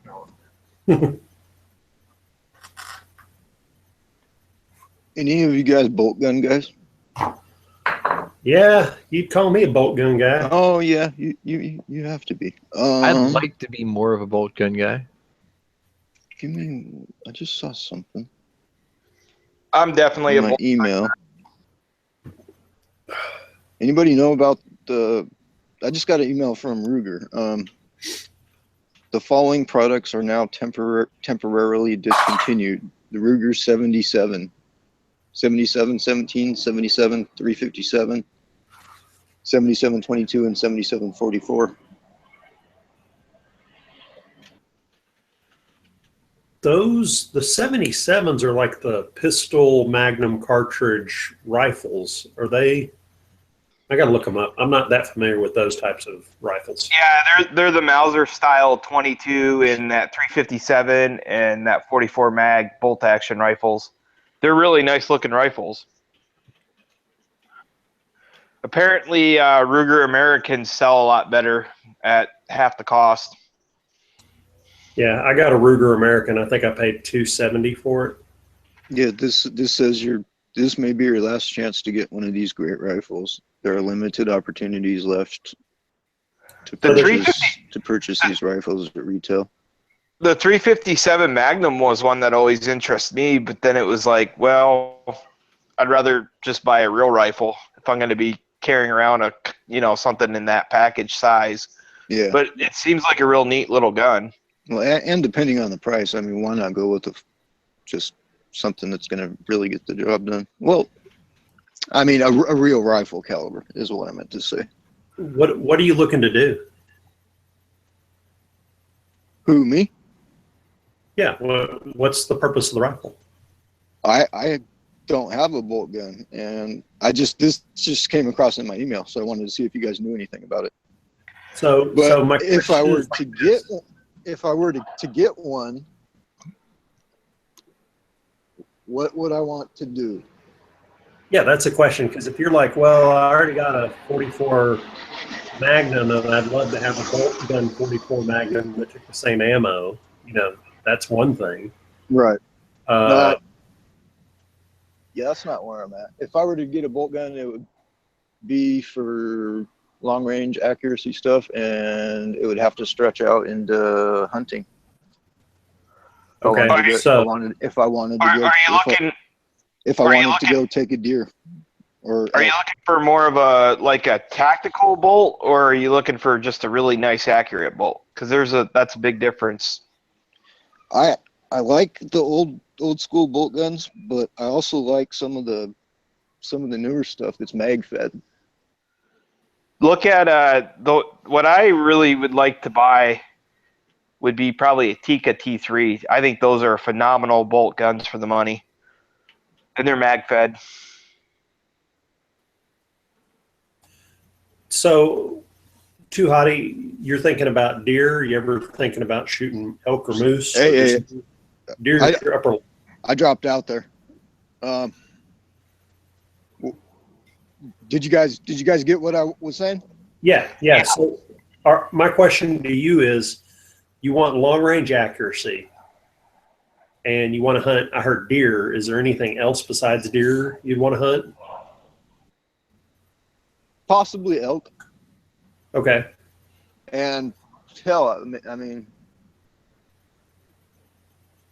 it would be if I were to go down to, let's say, Texas or something like that, where you can hunt hogs and you're actually. So you want the option of possibly having a gun if you were to be invited to an elk hunt or a hog hunt, or just to go out and hunt deer with. True. He can do all that with a K31. That's what I'm trying to say is the caliber selection based on what you want to do with it, that kind of helps narrow it down. So, like, for instance, if you just said I want to hunt deer only, I would probably be like, well, you should try like a 6.5 by 284. You know, it's basically that's the long range sniper thing. But here's the problem: or 243. Yeah, 243, yeah, something like that. But actually, now that I think about it, you're not getting a custom barrel; you're buying it off the shelf, so that's going to limit you too. So most off the shelf rifles, you can get them in 270. I've heard good things 30 about 270. 270, 30-06, 7 mag, and 308. Any one of those will be fine. I prefer the 30-06 out of those, but that's just me. I hear the 270 is a real flat shooter. Yeah, and the 7 mag is even flatter yet. But if you want a flat shooter, the 270 or the 7 mag are good choices. Now the 270 is going to save your shoulder a whole lot. Well, yeah, that will be good for me because I already got neck problems and all that shit. So I can't have something that I'll take out to the range and that's gonna I think the kick my ass for a few days, you know. The 270's parent case is the 30-06, I think. It is. It is. Yeah. 270 would be the best choice out of those four for someone like you. It sounds like. Yeah, I mean, like, I roll 7 mag, but all my guns are heavier. So my You have a 375 H&H. We don't want to hear it. No, that's actually a lighter gun. My 7 mags are heavier than my 375. Really? Yeah. Well, okay. So my 375, it's an 8.5 pound gun, and my current 7 mag I'm taking on this hunt because it's got a heavier barrel in it.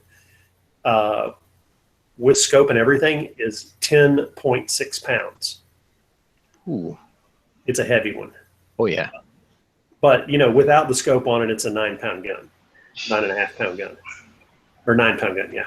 So you know, it's but see, the thing about the 375 is because it's got the same barrel, but it's bored out more, and instead of 26-inch long, it's a 22-inch long barrel.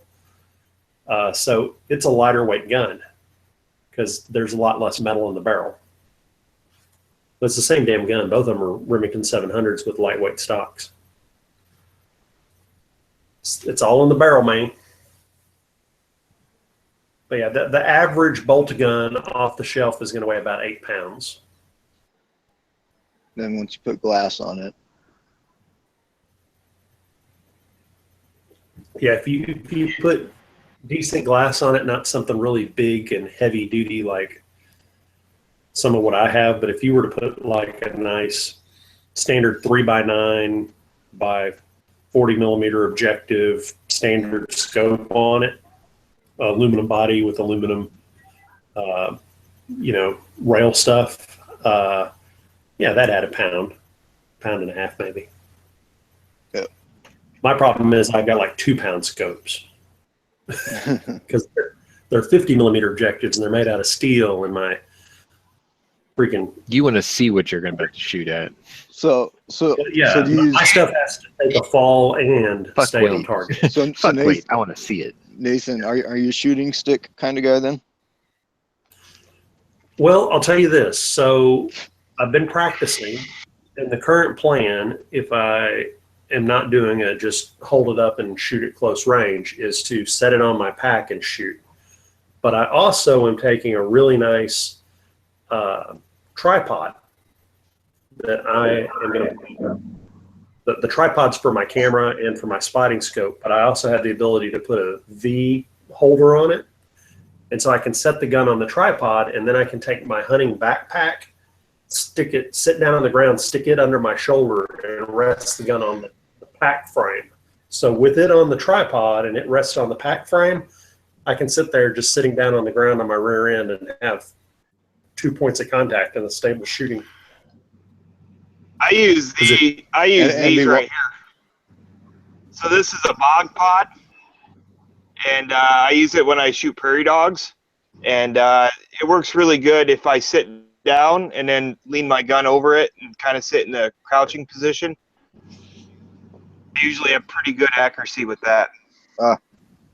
Yeah, I've been going to the range and I've been trying all different techniques, and I'm like, dude, I'm gonna have to shoot off my pack. We're gonna have to find a way to shoot off my pack because unless I'm laying prone, I can't keep this thing steady. And my buddy sent me pictures of these competitions where they did long range shooting, and it showed these people with packs under their armpits, like against their legs. And it dawned on me, it's my breathing that's the problem. It's not being able to hold my torso still. So I need an artificial way to freeze my back shoulder up.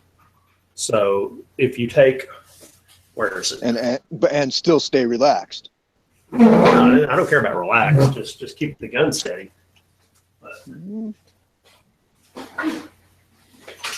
Depends on how long you're staying there. Right here, this pack I have has a giant plastic frame with aluminum rails in it. And so if I take this pack and I stick my arm on it like this, and then I got the front of the gun sitting on a stable tripod. Now is this after you've seen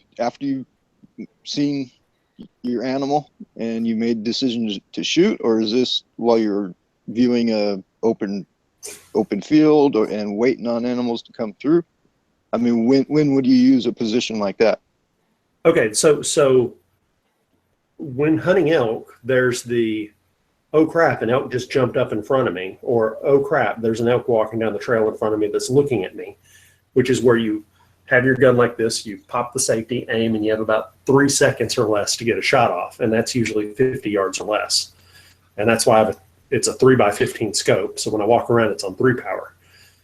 Now, the elk we saw at this place last time, they were 1,000 yards above us on the mountain. So all we have to do is go around down the trail, up the clear cut on the far side, then cut through, and we got 300-yard shot, maybe 100-yard shot from the edge of the woods.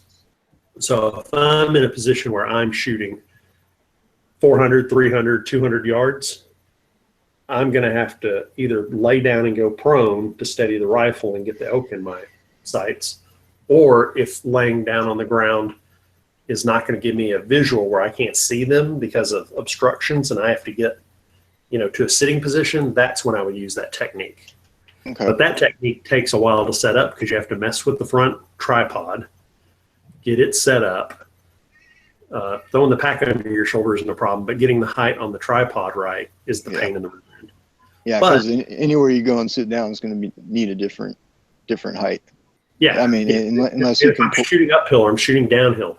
So luckily, the place we're going, there's a lot of rocks and stuff. So I'm thinking worst case scenario, I army crawl over to a rock and put my pack on the rock and shoot off it.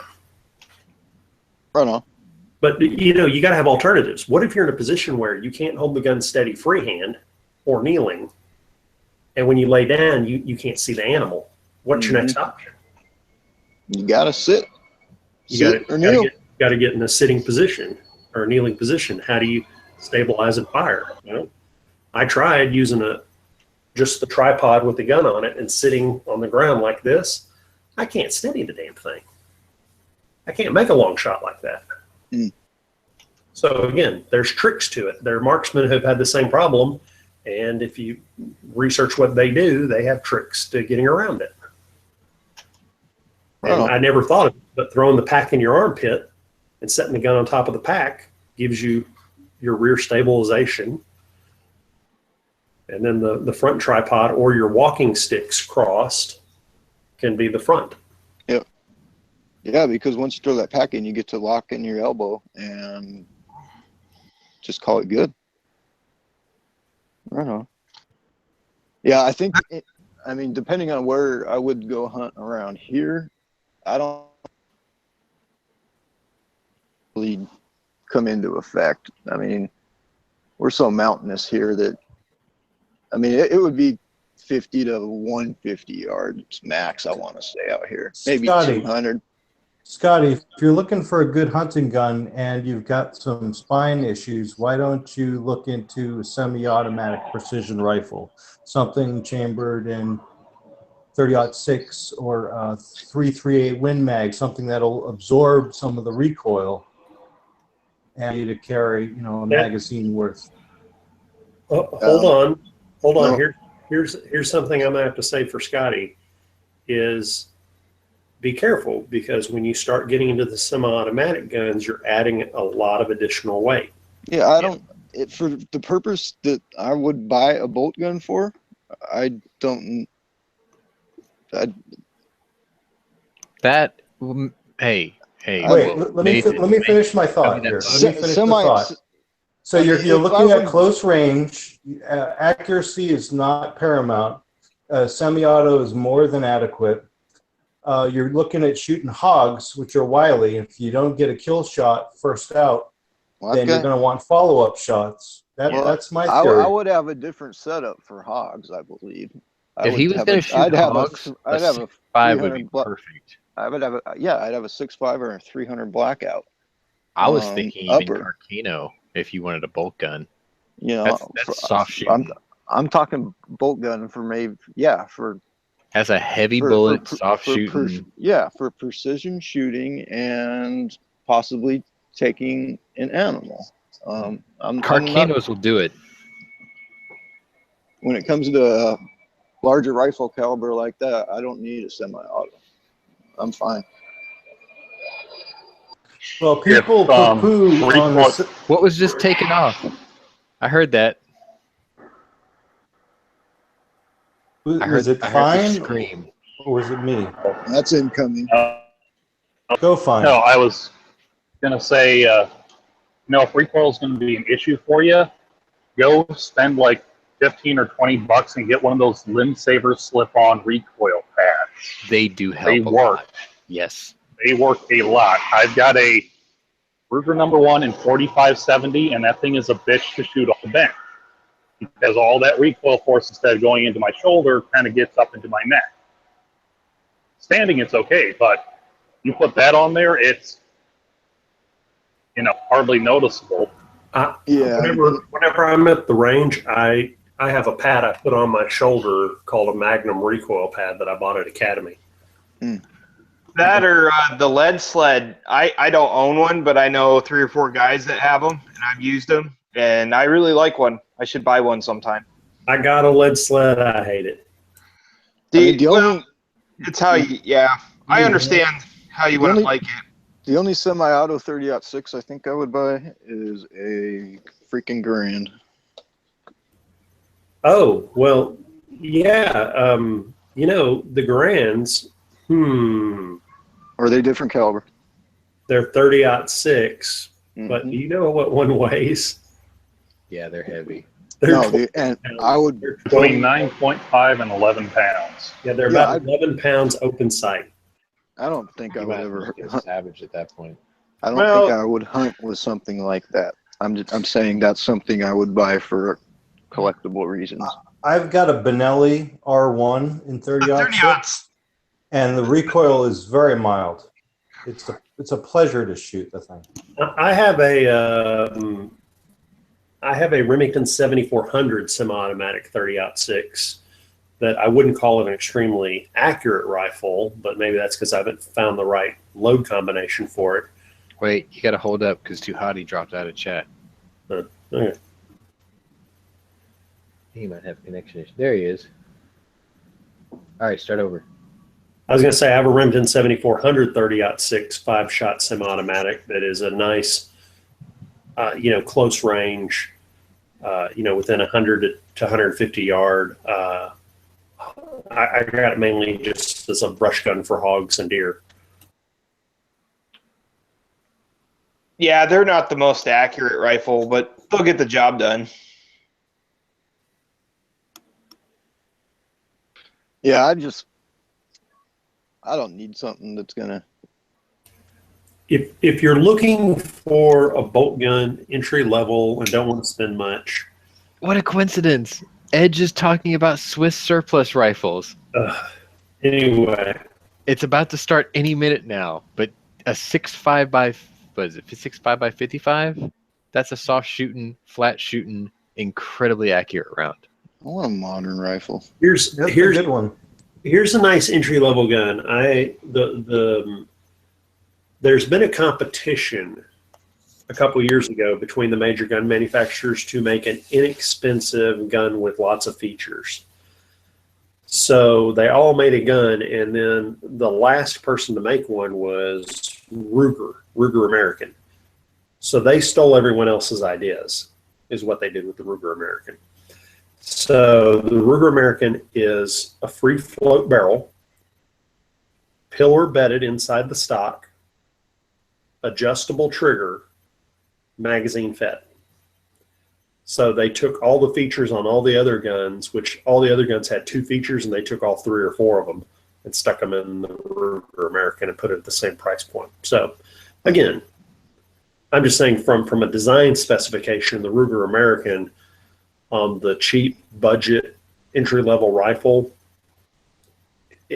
it's got the pillar bedding in the stock. It's got the free float. It's got the magazine, and it's got the adjustable trigger. Those are all great options for if you're looking for a $300, $350 gun. Can you get different stocks for those? I hear that. Like I was thinking about buying a Axis. This was back about a year ago when I was playing with the idea of buying a bolt gun. I was thinking about buying an Axis, but I started reading reviews and heard about that. A lot of times with the entry level ones, you'll get that whip that comes through because of the flex in the stock. Yeah. Well, you have to research that, but to be honest with you, I pretty much at this point am just buying Remington 700s because that is the Honda Civic of guns. Mm. You can buy more after factory crap for the Remington 700 than you can imagine.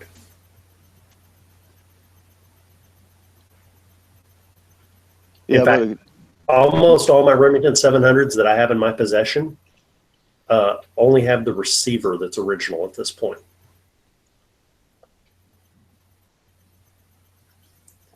And because they've been rebarreled so many times? Rebarreled, put in new stocks, put new triggers in them. Have the bolts are the same too. I might have the bolts machined, but I keep the same bolts. But the bolt and the receiver are the only 2 parts that I ever keep on the Remington 700 typically. What's a 700 run? What, you know, off the top of your head? Yeah, so the Remington 700 base model, something like the ADL, the low end one, is I think around 400, 450. Mm. But again, I never intend to keep them the way they are when I get them. When I get them, it's because I'm building something specific. It's Right. like the Lego bolt guns. It's like the AR bolt guns. You can put so much crap on them. You just got to have the money. So that's what I'm saying is, if you want something affordable, I'd go with the Ruger American. If you want something that you can sink another grand into to get it perfect, go with the 700. Mm. So all my 700s are like $1,500 to $2,000 to $2,500 guns now. Yeah, I don't know if I'm wanting to do that. It's been, you know what? I mean, I might go cheap the first time and then get hooked to the freaking bolt thing and then feel different about it. Yeah, I like the idea of going with a entry level one. It's just a matter of finding a good one, like you said. If the American's the best, I mean, I'm not necessarily saying that the American's the best. Well, if they incorporated more. I'm just saying that if you look at features to price ratio, it's the most stuff for the price point. Right. If you weren't recoil sensitive, I'd also suggest rifled slug barrel for a shotgun, because the Sabo slug technology is very accurate out to 200 yards. Well, here's the thing, dude. I don't have a problem shooting my shotgun and shooting slugs through it and doing that sort of stuff. But No. I think they even make a scoped rifled slug barrel for the Mossberg 500. Sure they do. Yeah. Well, I was going to say he's looking for something. This is maybe go hunting with. So this is kind of a range gun / I want to have fun at the range and have it be accurate, and then I want to go hunting with it periodically. Maybe hunting. Yeah, and to save my brass and reload and work up a little load for it. From what you're telling me, Too Hottie, I would say a 270 in one of the, Ruger American, or if you can find someone with a Remington 700 that good deal on, because there's good deals on Remington 700s. You can run across because they make so many. Yeah, if I was a member of that Washington Arms Collectors, I'm sure. I mean, they have their shows every month, I believe, or meetings where, they have their own little shows and their own little gun shows, and I mean, it's just something I need to do. Is go join that group, but I don't know. I guess you can go there and buy ammo and whatnot and magazines, but to buy a gun, you gotta, or to even be a part of the thing, you gotta do a background check there, which I have no problem doing. Yeah, just show them your CCW permit. That doesn't work. I'm sorry to hear that. Things are different everywhere. Too Hottie, do you have academies near you?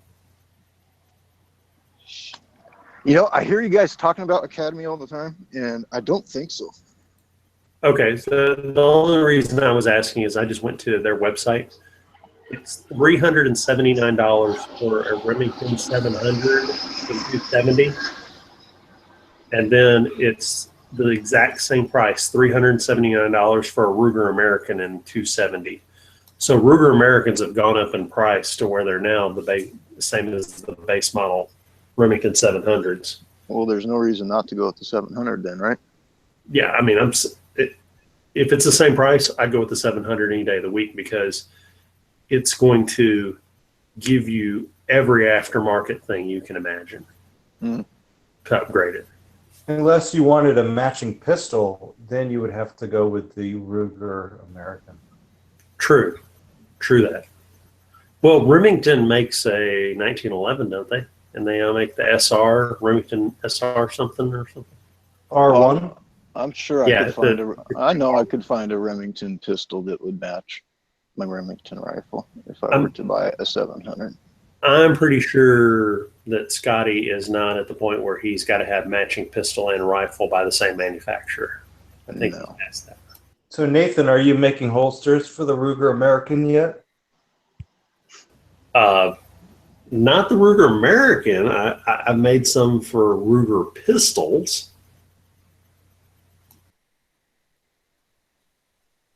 Well, the Ruger American is the latest craze taking over America.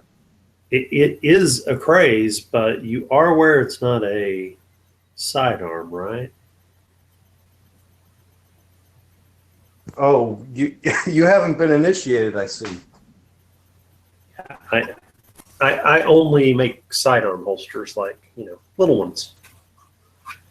I don't make saddles. I don't make. I heard you don't make shotgun slings also, but no, the Ruger American pistol is a full-size pistol that Ruger has produced for military trials and is available to the public. I was not aware of that.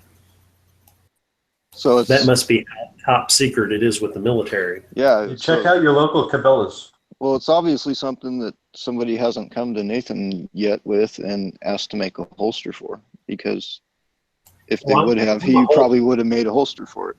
I'm a holster whore. You come with me and you tell me that you want a holster and it's something I don't got, I'll make it. I don't care. Might add a little price if I have to go buy a new blue gun, but I'll figure it out. Speaking of which, Cabela's, you said your local Cabela's? I live 10 minutes from one. That's awesome. No, it's not. I have to go to the next state right now, which is okay if I want to have mail order delivery because I don't have to pay for tax. But I literally drive up in my car just with the intent to get one thing when I go there. Yeah, it doesn't work out. Right. Yeah, I'm actually. Do you know how? No, what I have to say is really not that important. You go ahead. Oh, I was just going to say the reason I knew I had a Cabela's problem is one day I come home and on top of my mailbox there's a textbook. And I looked at it and went, "Well, my wife she ordered a textbook. That's weird." Yeah, I get those. As I walked up, I saw that the textbook was wrapped in cardboard with a strap around it, and it said Cabela's on it. I went, "Oh crap, what's this?" It was an 800-page hardback catalog. Yeah, I get those at least once a year. And hunting gear in it. Yeah, they have them, I think, every season, but they only send them to me like once or twice a year. That you get them twice a year, and you have to have spent over $5,000 to $10,000 in their store. No. Yeah, that's kind of crazy. You can't tell me I've spent that much in Cabela's because I will never believe it. I can tell you this, that the year that I started getting those giant catalogs, the big books, was the year that I bought a rifle, I bought a handgun there, and I bought all the reloading equipment that I needed. So I spent about $6 or $7 grand there. And in the past couple of years, I've dropped down under the $5 grand mark, and they stopped sending them to me.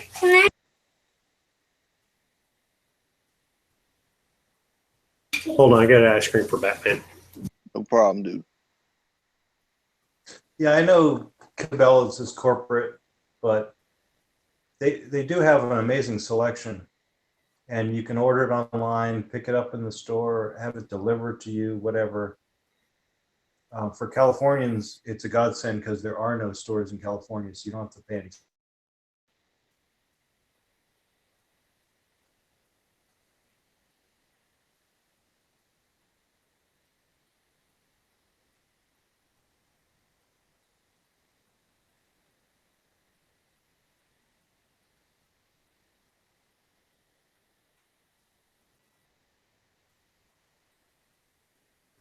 You guys got to start kicking me out of these things.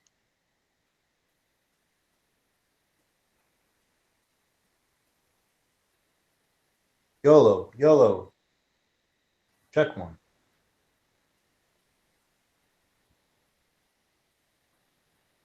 Where was I? Yeah, but I am moving to a state that has Cabela's. So, I don't mind paying taxes. Taxes go to fix the roads. Taxes go to pay public servants. Taxes are what keeps the engine running. So, yeah, I'm looking forward to being close to a Cabela's and a Sportsman's Warehouse and all the gun shops I could possibly imagine going to in a lifetime.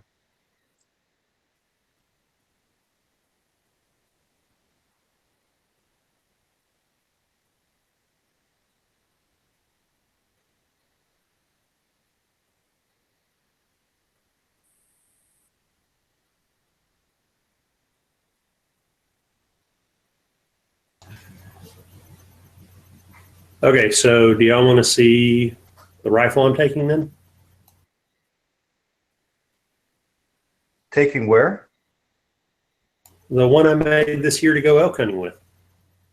Oh, yeah. Let's see it. All right, let me go grab it.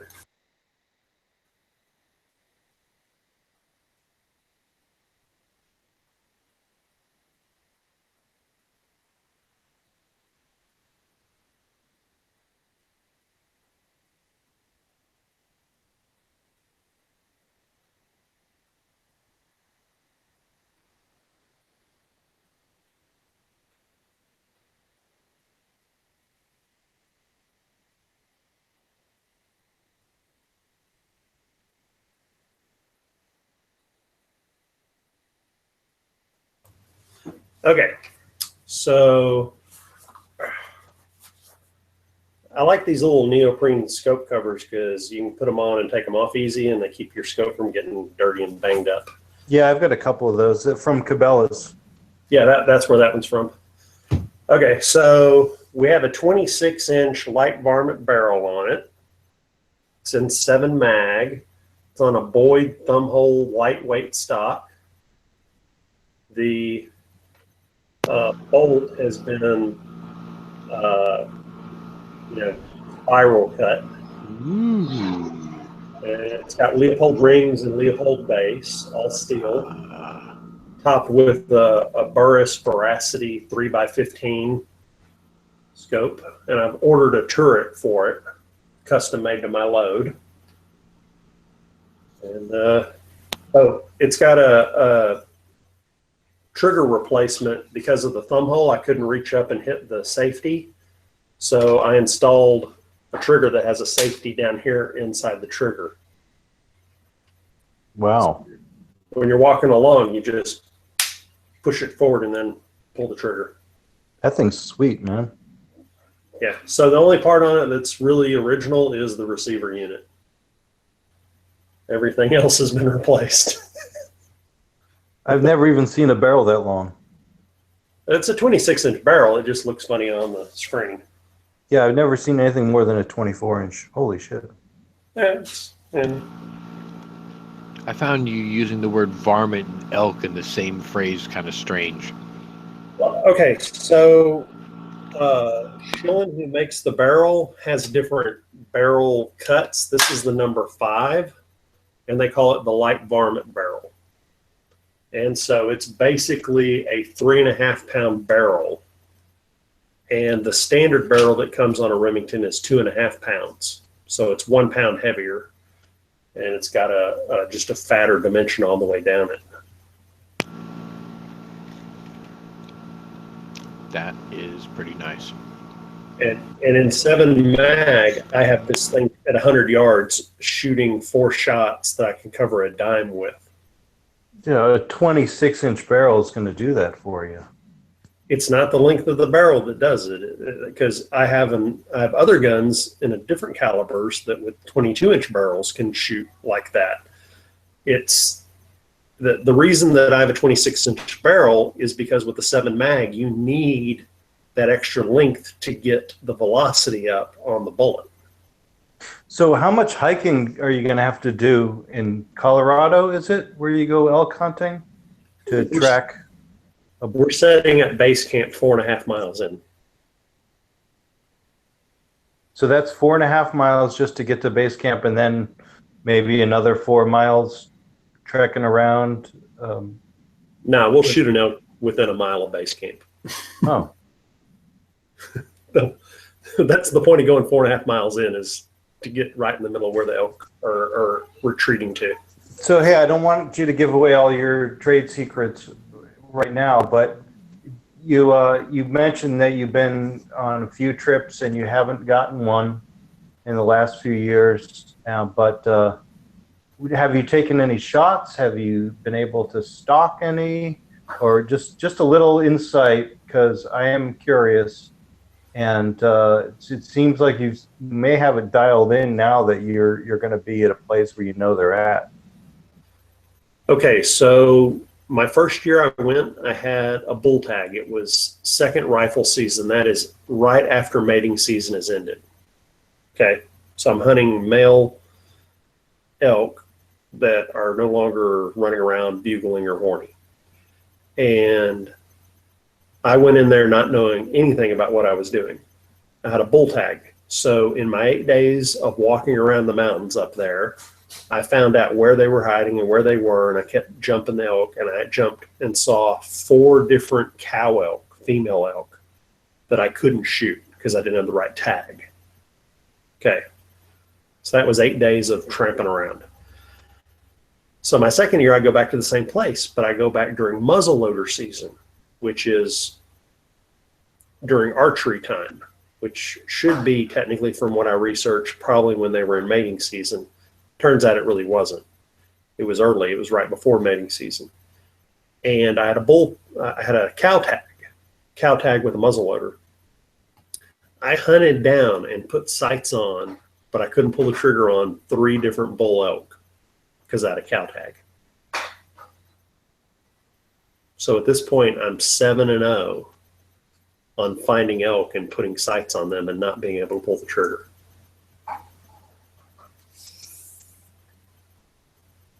Wow, so that's it? So this year I have an either tag. And I'm going during the first rifle season, which is during mating season. So I can shoot a male or a female elk, and it's during mating season when they bugle. And last year, so that just seems like logically, yeah. Like I had no idea that there were that specific on the issuance of tags for either species or both species or different times of the season.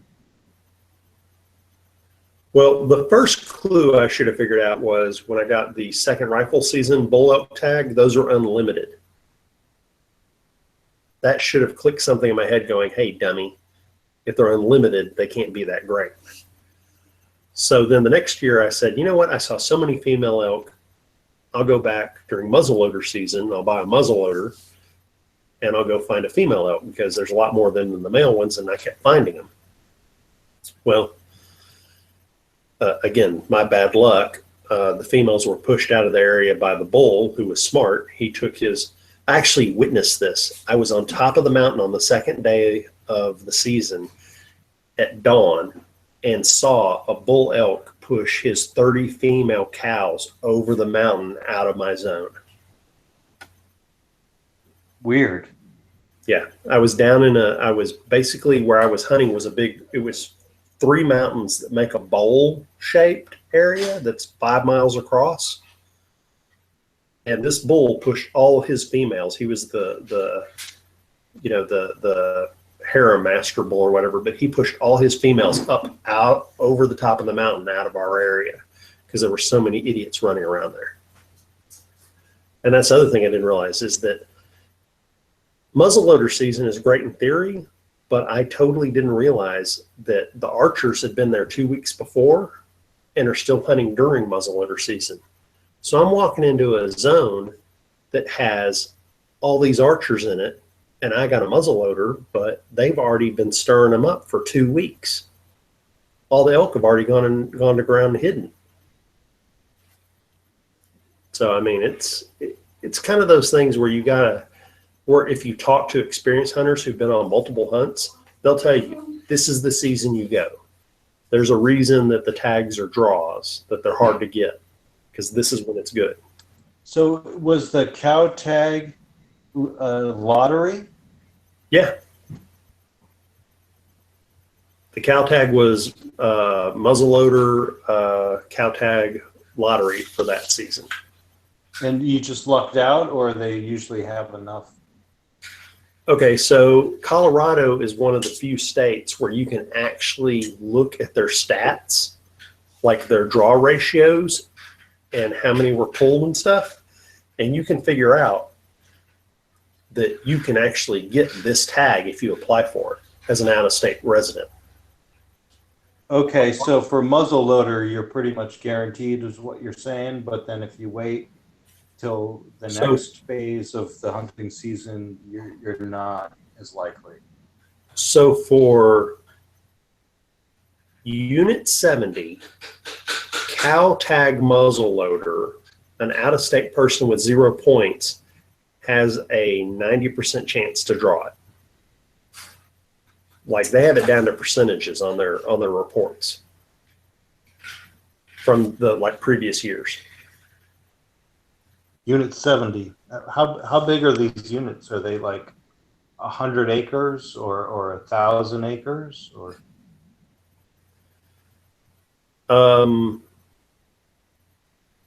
A unit typically covers 1 to 2 counties, maybe 3. Oh, that's a lot of acres, isn't it? Mm-hmm. But the public land areas where everyone can hunt that are not private, that varies per unit. So you have to look at that on their maps and see the chunks of land you can hunt. And here's the rule with Colorado, that's the rule of thumb. If it's mountainous and you can't put a farm on it, it's public land. So I imagine Unit 70 has a high ratio of public land to private or farmland. It's not bad. It's just that I talked to a guy and he was going to take me hunting, and Unit 70 was his backup place. If they didn't pull tags in his unit, they would go to Unit 70 for over the counter. So that's kind of how I got turned on to that, by talking to a guy. Hold on one second. Now, this is really fascinating.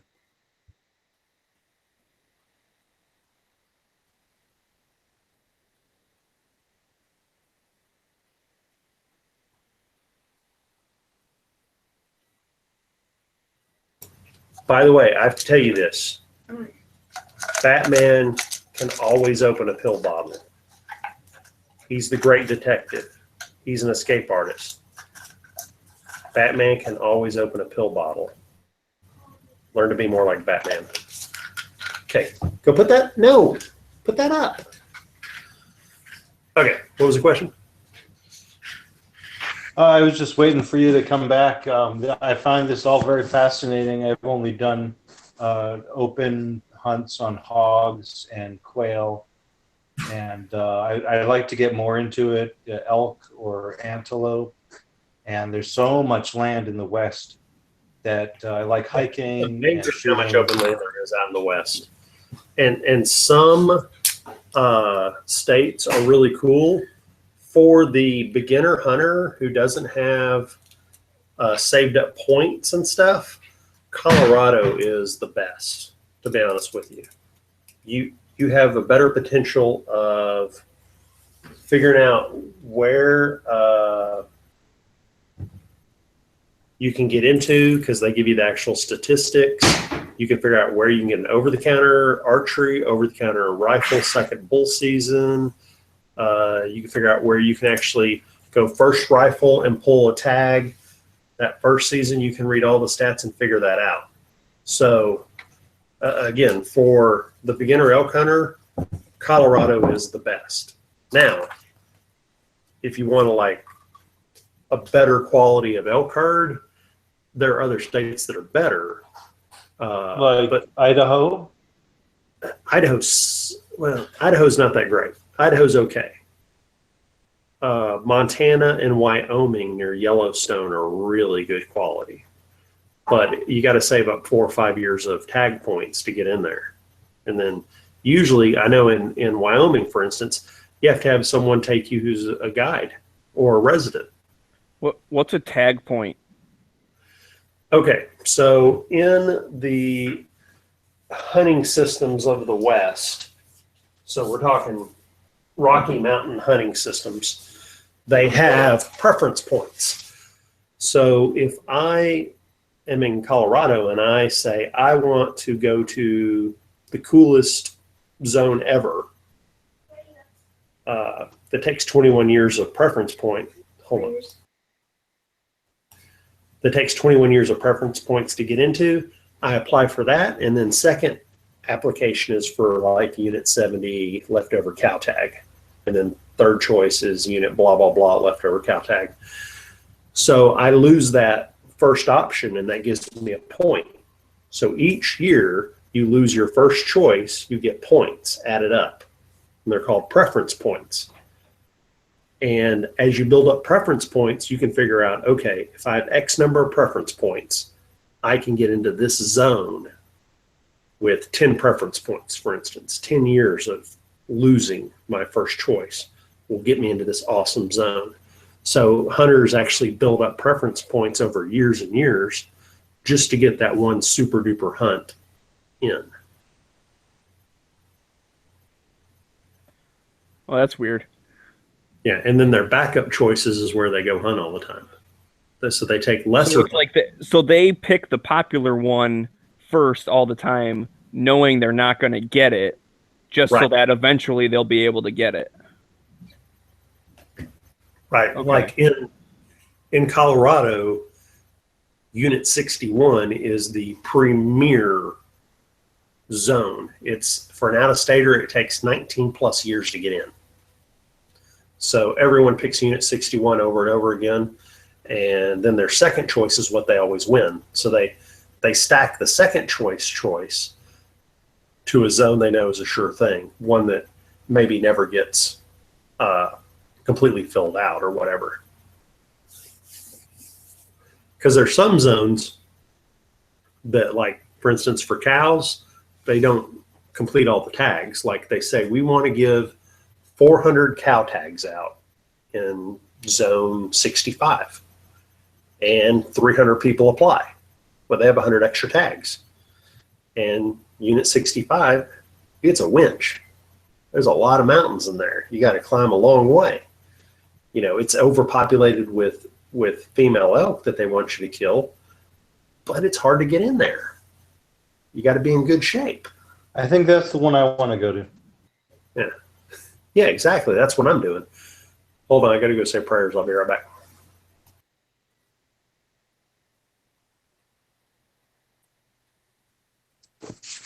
Well, I think we just found the sweet spot, Unit 65.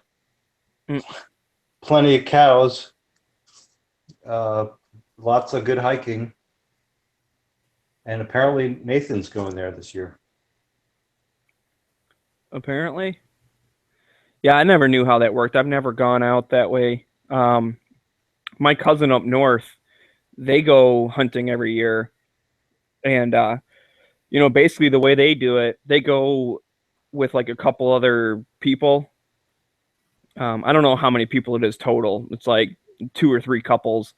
And they set up like a big ass base camp and all this shit. And anyways, like basically the way they do it is no matter who gets what, they all split like the meat equally. So that way you're not wasting all that money to go out there, camp all week. And if you don't get one, like you're still coming home with whatever, a couple 100 pounds of meat. No, that's cool. I'm sure they could eat some of it right there at the camp too. That's actually quite common. Is in hunting circles when you bring out a group to camp with you. Let's say you set up a hunter camp of 3 people, 3 sets of people or 4 sets of hunters. The agreement is whatever we get, we split evenly as far as the meat blocker is concerned. Yeah, because that's the thing. I mean, these guys are up north farm boys. Like they don't have a lot of money to throw around, and so the idea of going out there and like not getting anything for it, it's like that would just suck. So they've all, in some years, they all fill their tags. So everyone comes home with like a full elk. And then they're good to go. But for the years they don't, they just kind of split it up. And here's the other neat thing is when you take out, let's say 4 or 5 people and you take an elk or 2 on the first or second day, and you push them out of your area and you got to move to a different area, you can actually use the people that already killed the other elk to bump the elk into an ambush, which is awesome. Like you send 2 or 3 people down to get the elk to come up to where the other ones are, and you use walkie-talkies, and you bump the elk into the waiting ambush. Right. Yeah, I know they do that kind of stuff too. And then, if someone gets one, then the other people all help drag it out and all that stuff too. Like, it's very communistic, but I guess it works in small groups. It's not communistic. It's simply the fact of human cooperation for everyone's benefit. But yeah, everyone does what they're best at for the group, and you all share equally. And here's the thing is, they'll do other things that are kind of weird, like the guy I talked to, everyone would carry a bread bag with them, like a plastic bag that you keep bread in, and whoever shot the first elk would cut out its I think liver is what he said, put it in the bread bag and bring it back, and whoever brought back the first liver never had to do the dishes after that. So there was like a competition. Whoever takes the first elk and comes back with proof doesn't have to do dishes during the camp chores. And this is typically a week-long camping expedition. Right. Yeah, they go out there. Well, they drive from Michigan all the way out to Colorado somewhere, and they have the truck with the big ass. I won't say camper because they sleep in a tent and stuff, but they have like a trailer that they pack all their shit into. It's an open trailer that they can pack all the stuff into, like stuff right. all merchandise in. When you go. Who's the big winner of the day? Who's the big winner, Tommy? Priest is the big winner. What? Hey, good times in the Daily Gun Show, Priest. You mean the Daily Priest show? That Priest guy sucks. I don't like him at all. I like the Priest guy. He sounds like a guy who would order a holster from me. But does he sound like the kind of guy that would order a whole rig from you? Or just a holster? I'm waiting on that email with the purple metallic information and stuff. Anyway. I actually did order a whole rig, and I enjoy it very much. Thank you. I'm glad you like it. Damn, I got to beat him somehow. Come on. I thought I had him there. Never. It was a setup, Smeggy. Oh, well, whatever. I bought a gun today, so that was fun. What'd you buy? I bought a Marlin 17 HMR. I have to wait for it to ship to the store though. That's annoying. So I bought it from Cabela's, so I bought it online and have it shipping to the store. Man, I have a 17 HMR and I love it. It's awesome. I was gonna say, Smeggy, when you get that, you're gonna be the bane of the prairie dogs. You're gonna be Bill Murray in Caddyshack when you get that. Yeah, I don't really see very many prairie dogs, but might go squirrel hunting. Yeah, Smegs, I've shot a squirrel with my 17 HMR using those CCI like TNT rounds or whatever, and it literally like a fox squirrel, like the size of a cat, it damn near saws them in half. It's crazy.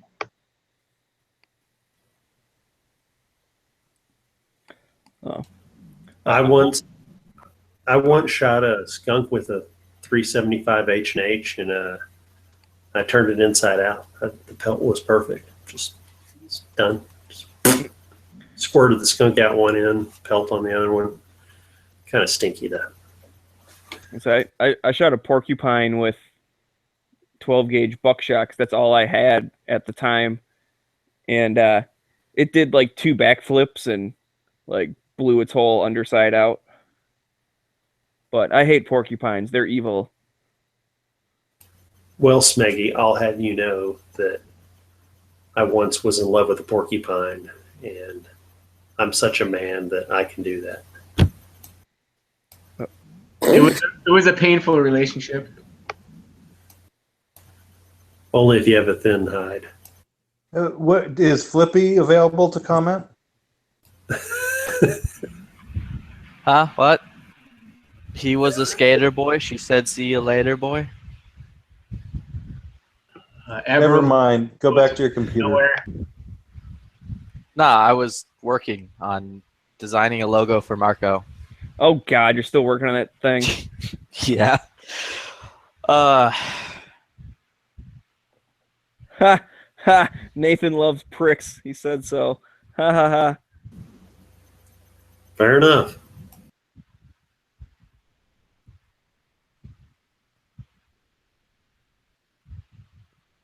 But yeah, basically, my buddy bought one a little bit ago, and he was like, "Yeah, like they have them on sale at the website, but they're not in the store." And I was like, I've been thinking about getting something. And I was like, that'd be kind of neat. And then I got home from the range today and was like, click, click, click, ordered. Cabela's is easy like that. Yeah, you can just ship it to the store and you're good to go. Hey, I got a question about 17 HMR. Are there any pistols chambered in that round? Yes. Smith & Wesson actually makes a snubby in that round. But there's tons of like single action revolvers, and I think Smith makes a double action revolver. Stop right there. There's only one 17 HMR pistol. and that is the Keltec. Really? Yeah, they have a 20-shot Keltec 17. No, that's 22 Magnum. Oh, is it? Oh, fail. I'm sorry. So there's a Smith Snubby, and what is it, like a 5-shot? No, it's a 3-shot. Pretty sure if it's gonna be more than 5, it'll be like 6 to 8. Hold on one second. Let me start Googling. Make sure I'm not lying to you. It's called the Dangler. So what kind of scope should I put on it? A Leopold. Okay, someone other than Flippy. Nikon. Burris. Because that's one of the things I figure I'll just look like when I go to pick it up. I'll just look what they have like in the store, and then just buy something there because they'll, laser bore sight it for you, which at least gets you close. Wait, Smeg, you said it's a 17 HMR? Yeah. Get a 20 power Night Force. Okay, that sounds reasonable. Yeah, 20 power Night Force for 1,000 yard 17 HMR.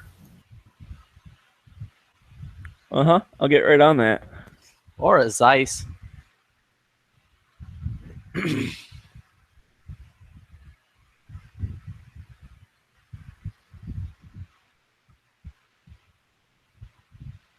I like Nikon. Yeah, that's what I have a Nikon for my 30-06. It works fine. Nikons are very nice. Oh, what the hell? Fucker. I'm saying I like Nikons. Nikons have great value for what you're looking at. Burris are probably the next step up from Nikon, and then Leopold are the next step up from that. Oh, I gotta go this way. Yeah, I'd say Nikon is great, and that's the scope to get if you're waiting in line for unemployment. No, that's Bushnell. No, that's DSA. Nah, Bushnell is when you're waiting in line for food stamps. Bushnell, and trust me, I got a hell of a lot of Bushnell scopes in my inventory. But now that I've seen the clarity, I don't get Bushnells anymore. See, Nikon has its history in photography, so they have been making lenses for many, many years. Hey, you know who makes lenses? Chinese people. And if you pay them more in China to make you a nicer lens, they will. The reason they make a lot of lenses about the is history. because they have the slanted eyes and they can't see well. Well, it doesn't matter about. Oh. God damn it! Any manufacturer can make clear lenses. They just have to order them. It's not that hard. They're just some scope manufacturers sell products with crap lenses, and some have really great clarity, and some shit. have in between. This stuff's like 33 cents a round. What the fuck? For what? 17 HMR. Oh, yes, it's not cheap. God damn you, Matt! Go fuck yourself. I just got a vision. That's taken a little too far. I just had a vision. I don't want to be Dano here, but don't say GD and F yourself. I mean, that's a little over the top. And if you can't F yourself, you wouldn't need a woman. If I could F myself, I wouldn't leave the house. So how much do you think it would cost to produce a belt-fed 17 HMR AR upper? Sounds dumb. Why would you Just do an that? AR upper. I mean, they have a 9mm AR upper, so you size the bolt down, you size some mechanisms down. No, See how it'd be I much said different. I said a belt-fed. I know they make a belt-fed AR upper. Right. It's very expensive. in 9mm. Really? Yeah, I'd say it would be right around the same price. Would that have enough like back pressure to work it and stuff? Yeah. I mean, 22 has enough back pressure to work it. I mean, to work a bolt.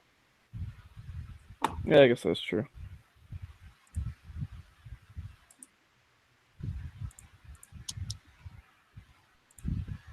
If enough people were shooting 17 HMR out of belt-fed ARs, then the price would go down. Yes. The one nice thing about 17 HMR, because I've had one for forever, is that when the ammo scare came in 2012, and you couldn't find 22 anywhere, and you still kind of can't, you can always find 17 HMR. Oh hell, we can. 17 HMR, we still can't find around here. Really? That's the only thing I could ever find. Nope. Still can't find it.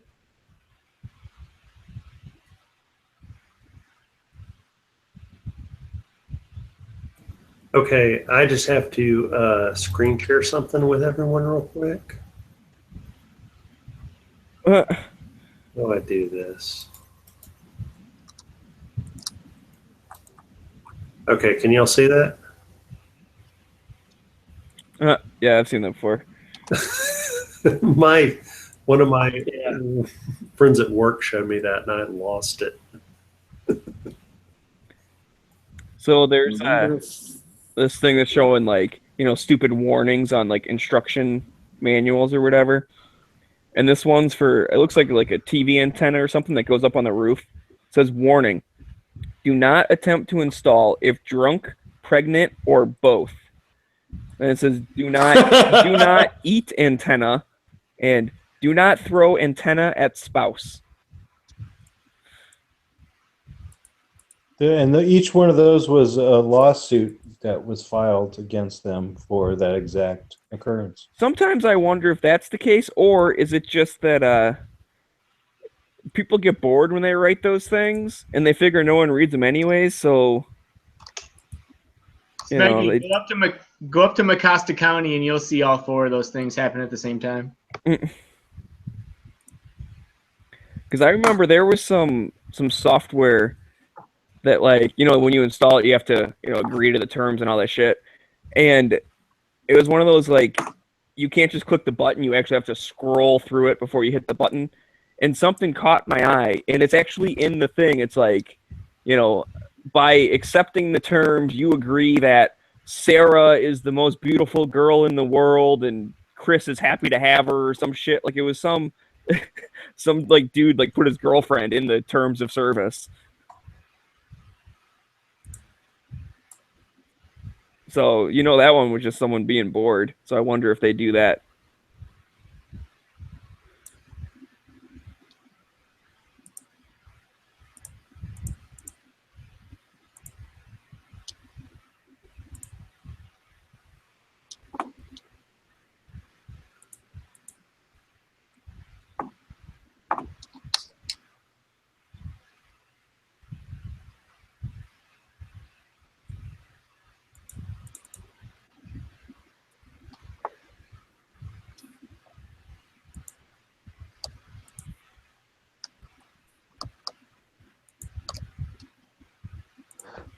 DB's out in the chat. Is he going to get in here and let us know what for? I think only if we say, oh fuck, what was that? Apello or whatever? What the fuck is three this times? you sent me, Guns of August? What the fuck is happening? It's just like some hungry dude being really fucking mad at Muslims.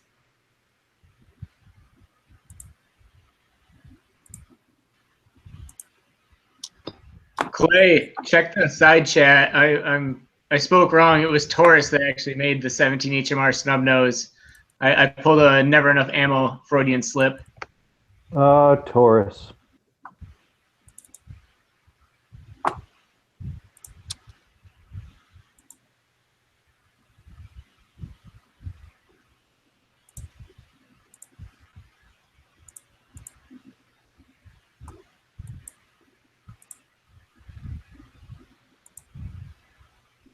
Yeah, it looks like they just need to run these dudes over.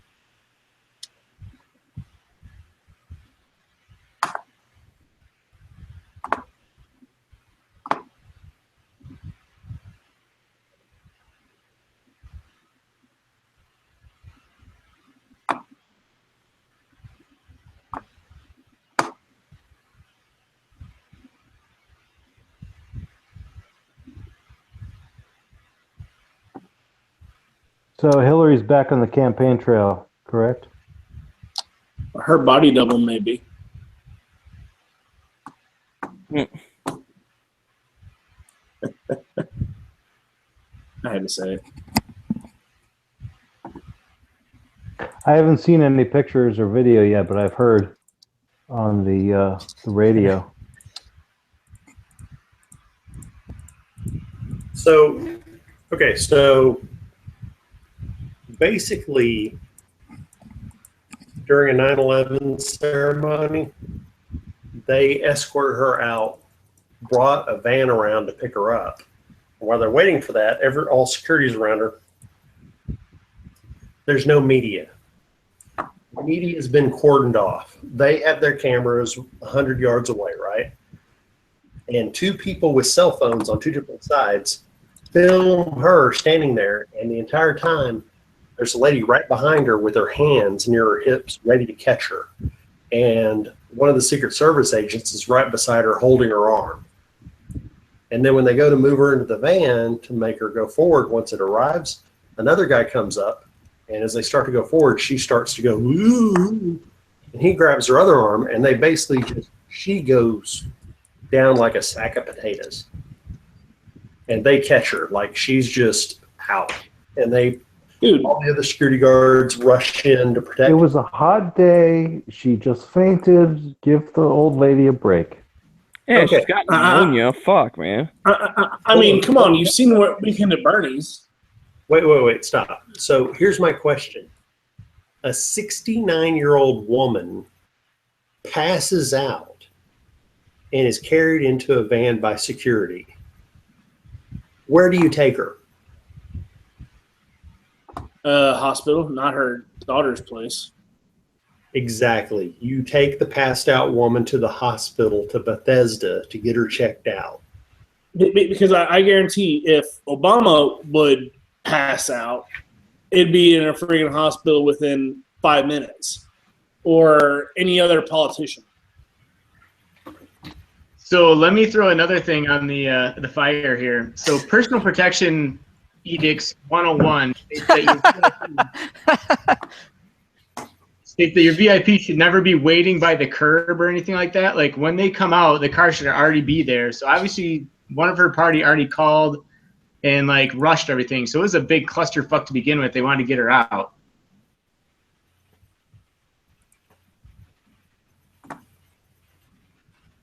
Yeah, so they want to get her out. They move her to position. They're bringing the car around. They got people all around her ready to hold on to her. And just the synchronization of the catching, the dragging, the having people block views, come in and put her in, and then drive her to her daughter's house, and then have her personal doctor show up. It all reeks of the fact that they know she's got a problem. I mean, if she started to get dehydrated and pass out, do you think any of the security personnel would have behaved that way? They'd have been like, screw this. We need to get her to the hospital.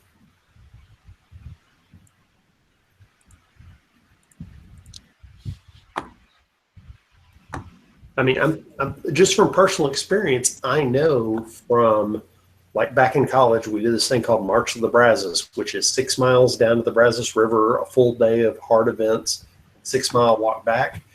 And my buddy, Johnny Templer, he worked out so hard and was put through so much hazing that he got heat exhaustion. We kept feeding him water, but he wouldn't drink. And he was delirious. And when we got near back to the point, like we're about a mile away, he passes out cold, and we carry him a mile on our shoulders. And of course, we get an ambulance there after we get him back to the place. They put an IV in his arm and take him off. I mean, that's what they do, right? Somebody gets dehydration and is passing out. You don't get an ambulance. You don't take them to the hospital.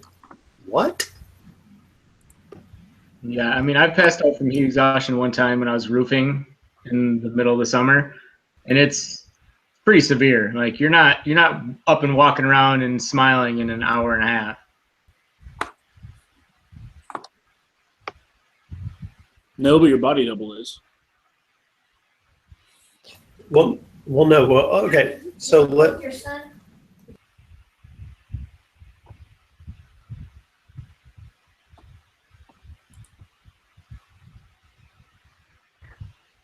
This break in conspiracy channels is brought to you by Taurus.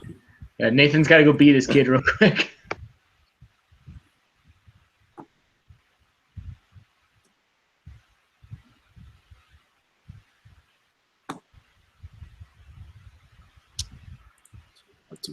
What do I need? Taurus, maker of the 17 HMR revolver. All you need to defend yourself against criminals on the street.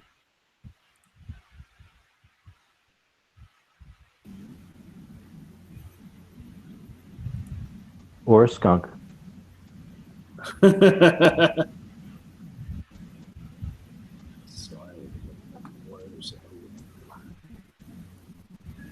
What were we talking about again? Oh, yeah, Thunder Cunt.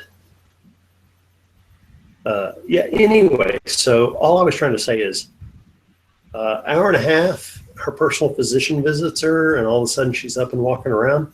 Guess what? Hour and a half after being dehydrated to the point of passing out, a 69-year-old woman gets up? Bullshit. No way. My ass, if I get dehydrated and even need a long nap, I am not up an hour and a half later, period. Okay, to give her some credit, all she had to do was walk 20 feet from the door of the apartment building to the limo truck waiting for her and do like a little bend over for a little girl and a couple waves. Like, I mean, granted, yeah, she passed out, but if they pumped her full of caffeine, I mean, and whatever else, I'm sure she could walk that 20 feet They just would have fine. given her an IV. They would have given her an IV with saline solution, hit her with a stimulant, And some, yeah, methamphetamine, who knows? not methamphetamine, but all you got to do is if someone's super dehydrated, I'm 81. Should I take a fast acting or slow? fast acting. So if you're dehydrated like that and they pump you full of saline, like they do one bag of IV, that doesn't take that long. What does it take, like 30, 45 minutes? So they rehydrate you with that. They hit you with something to get you up and motivated, which could be a very simple little shot, which doesn't have to be methamphetamine or anything. It's just something, a stimulant. And then she can walk out and do her thing. Now, on the flip side of that, she was having one of her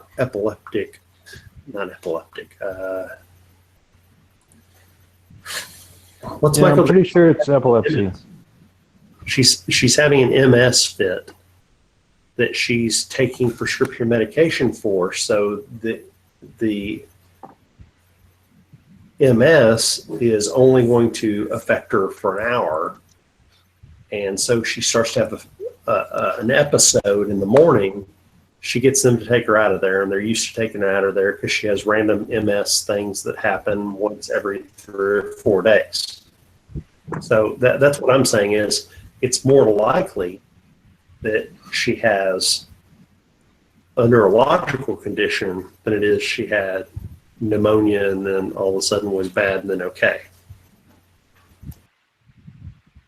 See, pneumonia is not a chronic condition, so that's why they're using it as the cover story.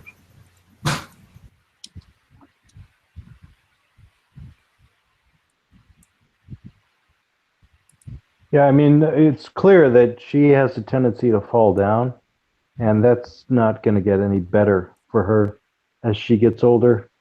and is under more stress. So she's clearly unfit to be the president. And I'm very interested to see the first debates and how she holds up, and if Trump goes after her or if he holds back. And how many debates are there going to be? Like just a few, right? 3. There's 3. Yeah. So the first one he'll probably hold back. The second one he'll probably like knuckle down a little bit. I don't even think she's going to make it to the third one, to be honest with you. They're going to have to go to like a commercial break during the second debate because she's going to just like cash out and be done. Yeah, we don't know yet. We don't know what she's capable of and what she's on and what she can do. But the hope is that whatever's wrong with her becomes blatantly apparent. And I mean, right now we're watching a video and everyone's telling us in the media, don't believe your damn lying eyes about that. And the fact is, if there weren't cell phones, nobody would have ever seen that shit. That's it. Everyone, Obama's going to ban cell phones. That'd be great is if Trump's campaign group grabbed the fucking audio from when Obama's like, this woman, you cannot let this woman become president. She is a danger to herself and others. Back when he was running against her in the first thing. Okay, so just reuse that. You know, that works with use, Maggie, because you already hate her. What Trump and the RNC is looking at now is they're saying, Mr. Trump, shut your damn mouth. And this is what you say when asked this question. We're training you. We're prepping you for the debates. We're doing all this. We're going to show you how to be a president and look presidential. That's what they're doing with him right now. On top of that. Oh, yeah, no, I understand that. I'm just saying, like, because today I've been watching nothing but Hillary commercials all day because Discovery Channel is now Hillary channels. And that's all she's doing is just playing like old audio from other Republicans being like, he's a menace. You can't trust him. And then like skips over to another one where she's like, oh, Trump hates veterans because he said that thing about McCain.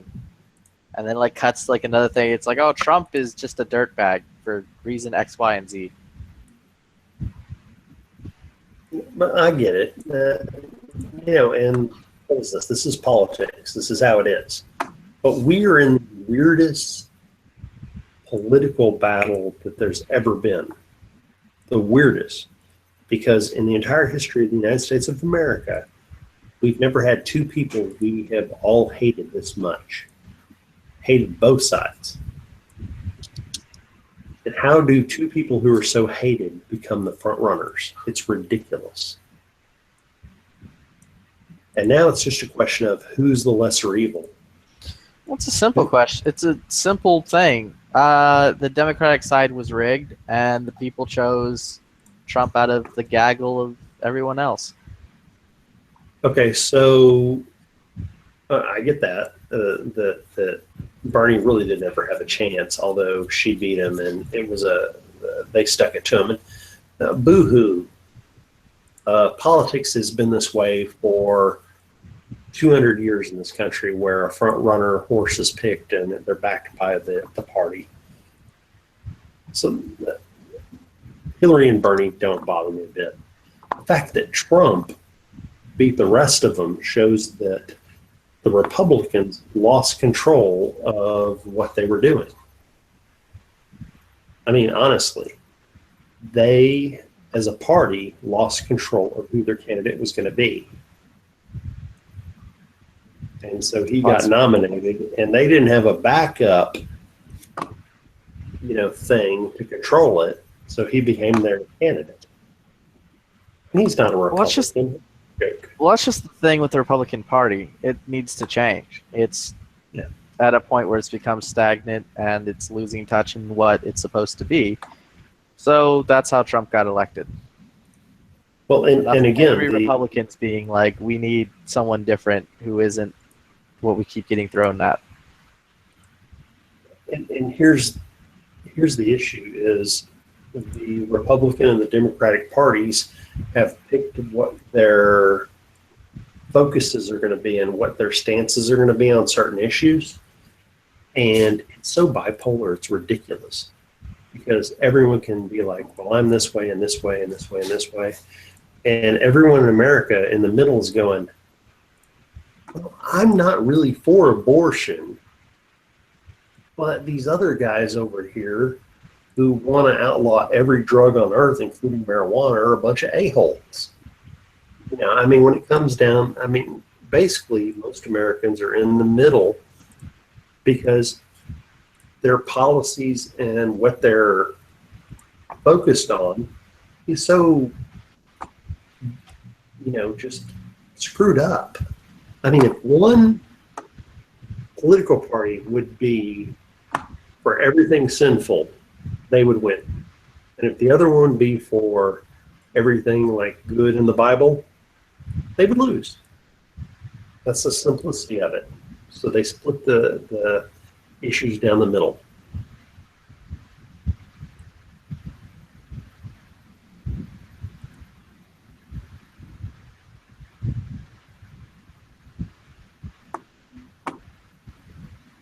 Damn, was that too profound? Y'all can talk. No, there's like really nothing to argue about in any way on that. Well, I mean, if you literally sat down and said, what would Jesus say? He would say, I'm against the death penalty. I'm against abortion. Not really big on taxes. I'm pro universal health care. That's not really true, because Jesus did say, give unto Caesar what is Caesar's, when he was referring to taxes. Yeah, that's what I'm saying, is he wasn't really one way or the other on taxes. He was saying, pay taxes, worry about your eternal life and not your current life, and don't be, well, Jewishy. Sorry if there's any Jews in here. Oh, no, that's earlier in the day. So, anyway, so you really... They're all counting their money. So Republicans are supposed to be the Bible thumpers. They don't follow half the crap in the Bible. They don't believe in universal health care, which, by the way, Jesus was universal health care. I'm sorry, maybe some people don't understand that. Jesus was universal healing. There's a difference between universal healing versus universal health care. Yeah, so healthcare for profit, not really Jesus-y. And by the way, this current healthcare program we're on is healthcare for profit.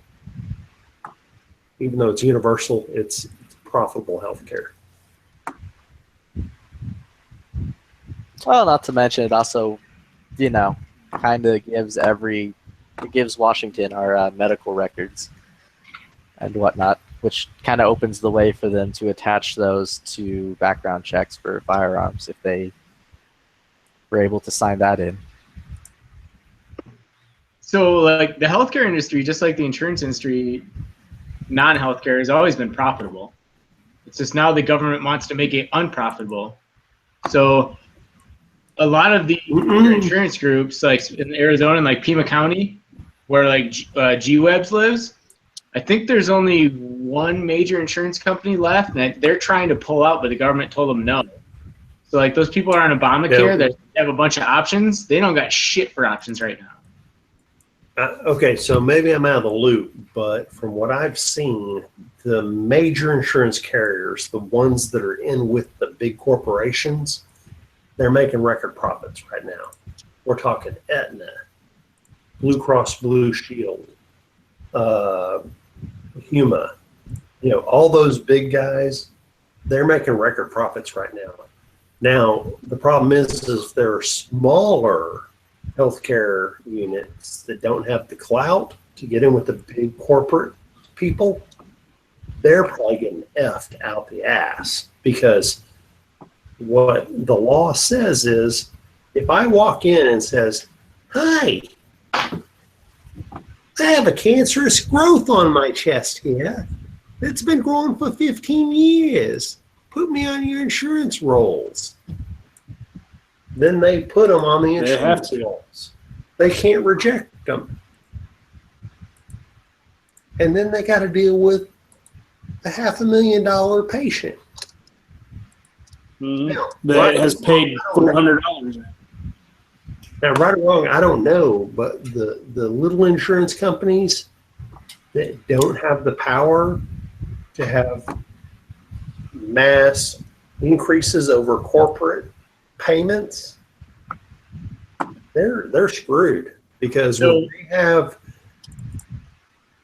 like two things on that, Nathan. Like, for one, the little insurance companies aren't part of the exchange. It's only the bigger ones, the United Healthcare, Blue Cross Blue Shields, all those, and they're actually losing their ass right now, because the only people that are signing up for Obamacare are either old people or the people that are sick as fuck. Like, people that are Flippy's age, like I'm assuming Flippy's in his 20s, that are healthy. 26. Okay, so like they're not signing up at all. Like, they could give a fuck less. They'd rather pay the fine or, you know, whatever. Right. Well, even old people, they probably have Medicare, and they don't even have to enroll in the Obama bullshit. Right. So there's also like that you can keep your, if you like your plan, you keep your plan. That's also bullshit. My mom is not to the age of Medicare yet, but she's very well off, and she had one of those Cadillac plans, you know what I mean, where it's a super high deductible, and they told her like straight up, like, yeah, you're fucked. Like, you can't keep that anymore. So right now she doesn't have any health care. She's just paying out of pocket for whatever. But she refuses to do Obamacare. God bless the woman.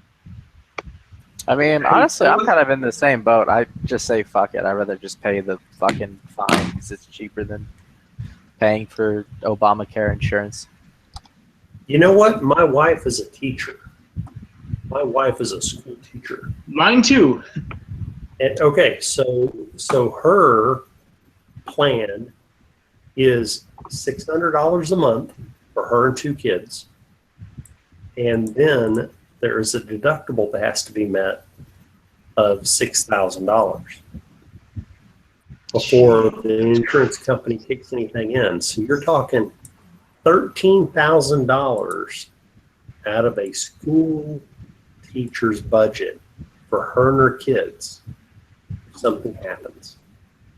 That's not really how deductibles go. It's not 6,000. It's not 6,000 per person. It's 6,000 total on one plan. 6,000 total on the overall claim, plus on the household. Paying 600. Yeah.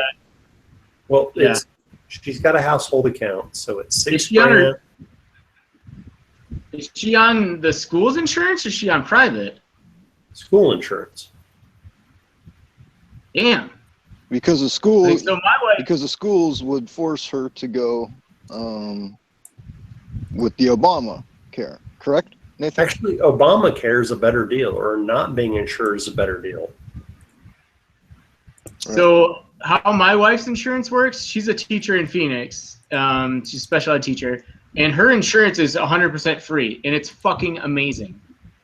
However, if you add every one dependent you add on there, it's like an extra $500 a month. So, like, I have insurance through work and everything, but it's not quite as good as hers. But if she wanted to add me on, she'd have to pay an extra $500 a month. So we have a baby coming in November. It's gonna have to go on my insurance. Even if hers are better because it costs way too much to go on hers. It's weird how they do it. It's ridiculous. Welcome to getting fucked by the government. Well, and here's the fact is, I would say that the insurance companies are making all the money, but what I've seen is all these hospitals being built during the recession. Hospitals being built out the ass. Urgent care units being built out the ass. And it's because the government made the insurance industry this way to where urgent care units get paid the same as hospitals. And so all this medical stuff has just popped up because more people are on the rolls and they can make money at it. Now, I've seen that in my area. Yeah, I'm not necessarily bagging on anyone because, you know, if you're hurt, if you're injured, if you need health care, you should have it. But the approach that they're doing it by making universal health care through a private industry reeks of corruption. And and what they're doing with medical records, and now tying that into people's actual freaking Second Amendment rights, Bill of Rights, every right that has been granted to us because we are United States citizens. It's just, we're in a fucked up situation, you know? No, you're right, Scotty, because what they're doing is they know they need the data and that it's blocked by law. And they want the data on the fact that I have a blue gun in my house, or a real gun. I own those two. So they have you fill that out when you walk in. They put it in as part of the law. It's called an in run because the current law says you can't keep records of people who do background checks and stuff. So now they know every person who says they own a gun in their household, and they're asking that question, and they're putting it on your medical reports. And guess what? You know what I answer on the medical reports when it says I own a gun? Nope. I don't know if I've ever seen that question. I've never seen either, but one of the things I guarantee you, go down to JPS or the community hospital, or one of the regular hospitals, you'll get that question. It's on the government form. So one of the things that scares the hell out of me, though, also, is that they're going after like the mental illness type thing with handguns.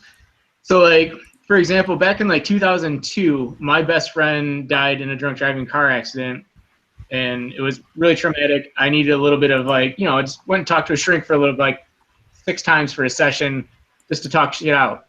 Now I'm in probably some fucking database for having like some emotional issue because I had a little problem with my best friend fucking dying. Like, well, what they're doing is they're going after.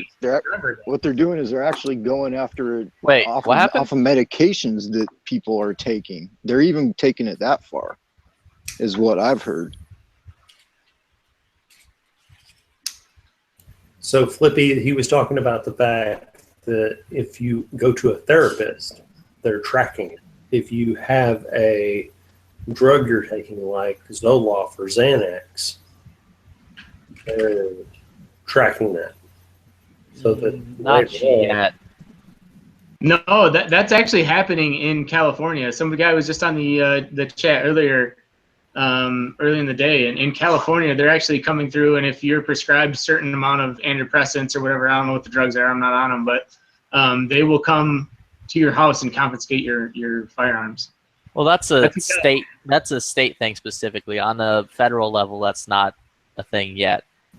Not a thing yet. No, of course not. Well, I actually saw something last night related to this. Well, they want to push for this. They've been saying that's what they want to do. They want to get the mental health involved in the whole fucking shenanigans or gun shenanigans because of the last couple of crazy shooters. Here's the irony. They want to do it with the drugs, take guns away from people, but they don't want to currently admit that the drugs cause any problems. The pharmaceutical industry lobby would stop paying off Congress. To see the catch-22? And also all they're doing is further stigmatizing people who might go out and seek that sort of help. Yeah, exactly. I mean, mental illness has been stigmatized for fucking decades, ever since our guys started coming back from war. You know, they used to call it shell shock, or that guy, you know, whatever they used to call it. And it's just... Right. Well, and not even just that. I mean, people that just legitimately have some type of mental illness, it's basically assumed that anyone with mental illness is also like violent and stuff. Like there could be someone who just has whatever, some type of thing. Yeah, I was talking PTSD and oh, well, I just jumped back on. I appreciate it. You guys started talking Hitlery, and I threw my headphones across the room and said, I'm not listening to this bullshit. So I just came back. You jumped in at a good time. You're loud, Snowman.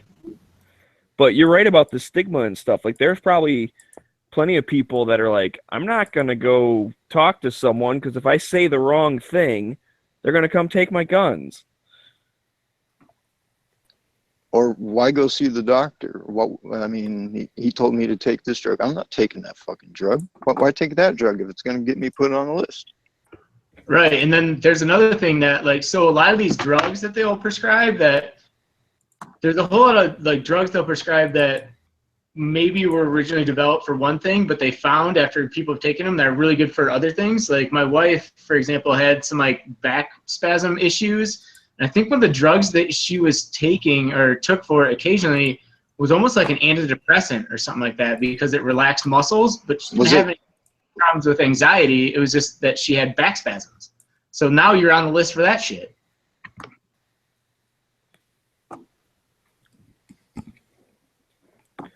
Okay, so one of the drugs that I take is Wellbutrin, and I took that originally because I wanted to quit smoking. It was the anti-quit smoking drug at the time. And I took the Wellbutrin for a month. I quit smoking, and then I didn't refill the prescription. And my wife informed me that she would divorce my rear end if I didn't get back on that pill. So I've been taking Wellbutrin for about 10 years now.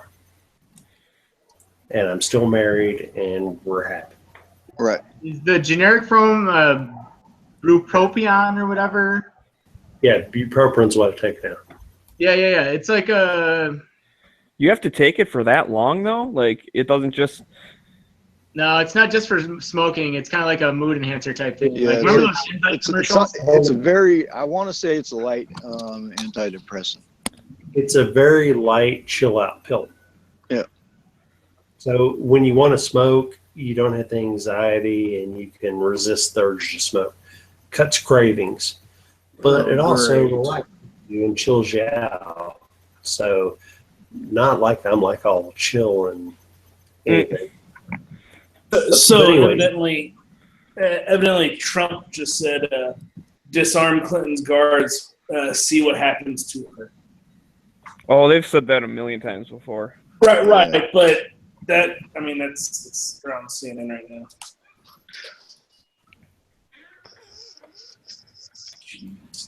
Yeah, because he was talking They'll probably Second turn Amendment that stuff around earlier and say today, Trump, I think.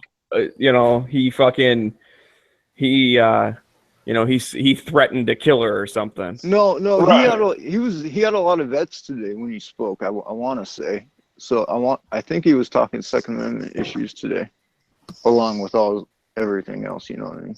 Well, I hope he didn't say it in that exact verbatim, like, disarm Hillary's guards. That's almost kind of like they could spin that really easily into like a death threat. They already tried doing that. That's what I was saying. That's what they're gonna spin it to be. That just like when he was like, they're not gonna come take guns because you know the Second Amendment people. That's gonna be a bad day or something. They're like, oh, Trump just called for an armed revolution. It's like, no, he didn't. He didn't tell people to start shooting each other or whatever. Like, they tripped it. It's just dumb. They don't have anything better to do, so they try to rip a candidate apart that they don't support. I have a question. What do you guys think about the guy who shot at George Zimmerman being convicted of attempted murder? If he shot at him, yeah, I have no problem with it. Okay. I hadn't heard about this. Yeah, he got convicted today for attempted murder. Interesting. Thing is, I mean, it doesn't matter if it's Zimmerman, you, me, a guy on a street corner. It's a citizen of this country. If he took a shot at him, it's attempted murder. That's not actually. I want to say that I wish it was that case here, but my cops told me that unless they actually threaten you and say, I'm going to kill you and then shoot you, that it is only aggravated assault or first. Hold on. I have some pretty good background in this. I'm not going to get into how, but what the police officers initially book you for is way different than what the district attorney will actually charge you for. There's two different things. So the DA will charge you for whatever he thinks can stick, especially since the DA is a lot of times it's an elected position and they want to promote themselves even higher and higher. And how that happens is conviction rate. So as a police officer, you can charge somebody with whatever the fuck you want. It only matters what the DA is going to accept and press charges on. All right. So does it make sense for an officer to put down in his charges an assault over an attempted murder when it comes to that shooting victim? Well, there is no actual charge called an attempted murder. Like, there's nothing in, at least in the Michigan Penal Code, there's nothing called an attempted murder. Yeah, depending on where your jurisdiction is, or depending on what the Penal Code says in your jurisdiction, there's different. You know, the lexicon's always different. Yeah, because. I'm sorry to cut you off, Lef. No, go ahead. Because in my situation, I was told that because of the way they wrote it up as a aggravated assault or some bullshit like that, and that had a statute of limitations on it. They never caught the guy, and they still can't. And even if they caught the guy today, they couldn't fucking do anything because of the way they wrote it up. And the way I see it, if he tried to shoot me or he shot me, he tried to kill me, you know. So that's where I'm coming in. So, you know, I agree with Foos. If you shoot at somebody, I mean, you're trying to murder them. There's no, absolutely. I'm not trying to belie your point there. No. How the legal system works, and then there's statute of limitations on a lot of things. And actually, if you want to look up some statute of limitations, one of the scary ones is the statute of limitations on rape. And then the definition of rape, a lot of times, if you go back and actually look at it with the non-consent stuff and everything they're passing, like, it's basically like, so if you hooked up with a girl in college and you were both drunk, like, you raped her, which is kind of fucking scary. Yeah, that's crazy. Yeah, I found it ridiculous that they wouldn't, you know, try and go with the tougher charge at the beginning, even if they were charging a fucking John Doe, in order for, you know, because if they wouldn't have ran it that way, if they would have ran it the way I'm talking about, there would have been no statute on it. Right, and a lot of times they'll run charges. You know, police departments kind of pick up what the district attorney like is putting down, basically. Like, so if a district attorney is like super hard on murder or something like that, like you have to have a lot of your evidence to convict somebody for murder instead of manslaughter. Cops will pick up on that, and then they'll just go for the easy one. And it's shitty, but it's kind of what, you know, they do. And there are departments that they go to the district attorney and they file reports on people, and they actually, if the first charge falls off the top, but let's say they have 3 things, if the first one falls off for lack of evidence, they drop the other 2, even though they're true. That's a shitty DA that does that, but yeah, I mean, it could happen. Well, I'm just saying, my buddy who was down in Arlington, the Arlington Police Department, if the primary charge falls off, the DA drops the other 2 charges. I mean, it probably depends on the charge. I mean, if they initially charge you for neg ham or something like that, or manslaughter, and then they can be down to negligent homicide, something like that, they'll do that. But when you get up those higher charges, like murder, we're talking high-end misdemeanors and stuff. Yeah, high court misdemeanors, like, fuck it, whatever. Yeah, I mean, because my buddy, what happened to him was he used to be a police officer. He got drunk, got in an argument with his wife, left the bar, went out to the car, and he's an ex-cop. So he's like, screw it. I want to get arrested. They'll give me a ride, blah, blah, blah. Screw it. I'm getting myself arrested. So he goes back into the bar and tells the bartender, call the cops. I'll be in the parking lot. I'm armed with a gun. And I'm drunk. So he goes back out of the parking lot and he takes the gun out of the car and puts it on his person. And then they show up and they arrest him. And because he was not armed with a gun in the bar, because he never was, they dropped that primary charge and dropped everything else. Well, that's interesting. Yeah. They did that as a professional courtesy because he was an ex-LEO. Trust me, that's. Yeah, I was gonna say it's a little that's a thin fucked blue up line team. going on right Yeah. there. If you pull that shit, like that's a fucked up thing. If I went on that call, like, I don't know, I don't want to like berate your buddy or anything, but that's like that guy should not be in law enforcement at all. No, he was out of it at that point. He just knew their rules. Oh, and you for my story, you guys got to understand, I was dealing with fucking gang unit cops, and they were nothing but the biggest dickheads in the city. I hate to say it, but they may be good people, but they were the Well, freaking... if you weren't in the gun channels gang, you wouldn't worry about it. Yeah, well, they were the thugs that night. Oh, do you think we could get DC Live! classified as a gang? That'd be kind of cool. We're one of those peaceful gangs that Clinton talked about. I mean, I know that the Juggalos are considered a gang on the FBI list. Not to bring up Fago again, but they should be. Though. If anything, they should actually be considered a hell of a lot worse than that. What? Yeah, in a fucking a gang for the fucking people call them. Juggalos are the hell angels of our generation. no, they aren't. They're a bunch of freaking nerds that dress up. Beware of the juggalos; they'll hit you with your walker. Okay, you say a bunch of nerds that dress up. If I put on a clown costume now and walked by public parks with...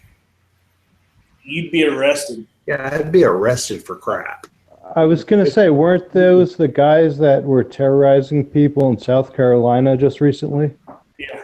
They were not juggalos. They were dressed as clowns. That's a totally different thing. I don't think everybody in the chat knows what a juggalo is. Why don't you explain what a juggalo is there, What do you Schmags? mean what juggalo is? Because I'm confused. Is a juggalo a clown or not? He wears clown makeup, but he's not No, a necessarily a juggalo clown. is white trash, not a clown. All right, hold on. Well, Are they like a juggalo? Hang on. Hispanics or whatever? I got this. You asked what is a juggalo? Well, a juggalo is not a phony. He'll walk up and bust a nut in your macaroni.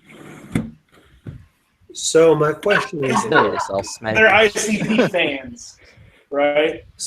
my Dress question up is like this. ICP. Oh, those clown bastards. Yeah. So when you're talking about people that look like clowns and are clowns, and then Oh my God, his finger's on the trigger. people are juggalos and clowns and stuff. So this is kind of like talking about prostitutes and porn stars. I mean, this is the differentiation I'm thinking. No, it's completely different. Completely different. Okay, I'm back. Yeah, you're thinking of gigolo, not juggalo. Are prostitutes and porn stars not the same thing? Are clowns and juggalos not the same thing? You are correct. They are not the same thing. No, they're not the same thing. They look a lot alike. They fuck a lot alike. So porn stars get paid more. Not necessarily. Most of the time.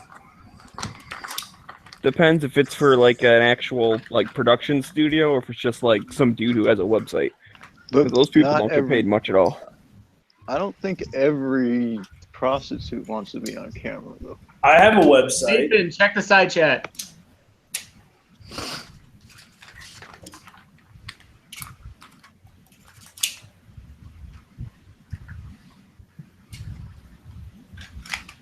Yeah, they're different.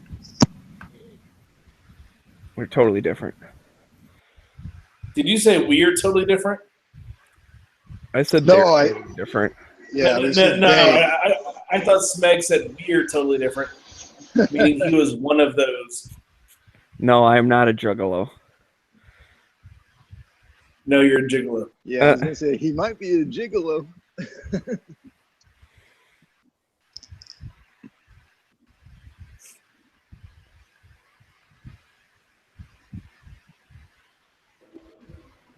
Well, you know, juggalo will.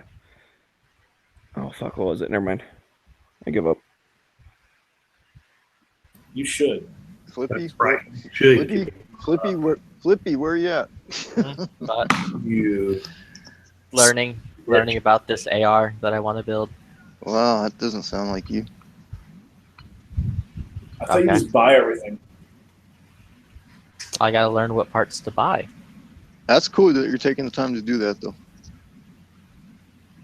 Hey, Smeggy, it should be easy. There's only 3 different parts you can buy for an AR-15. There's only 3 options. Upper, lower, and trigger. Why are you confusing me with Flippy? The fuck?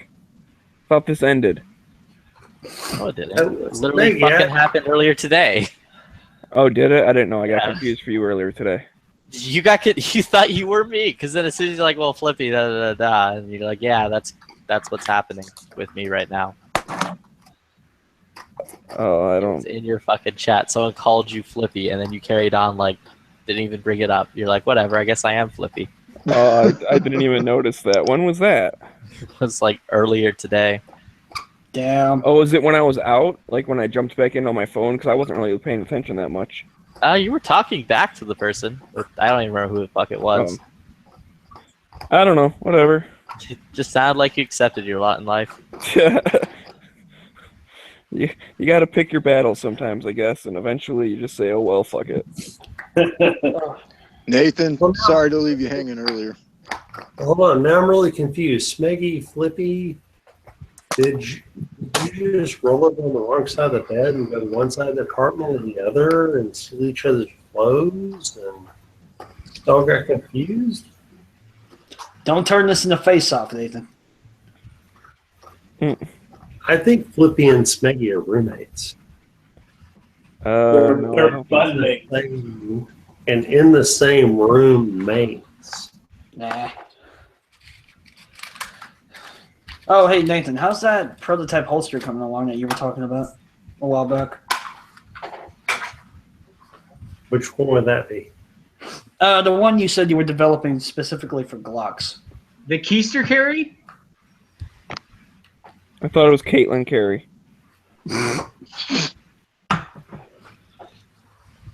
The one that has a string that attaches to your nuts that if you jump up and down will pop into your hand? No. Is that one?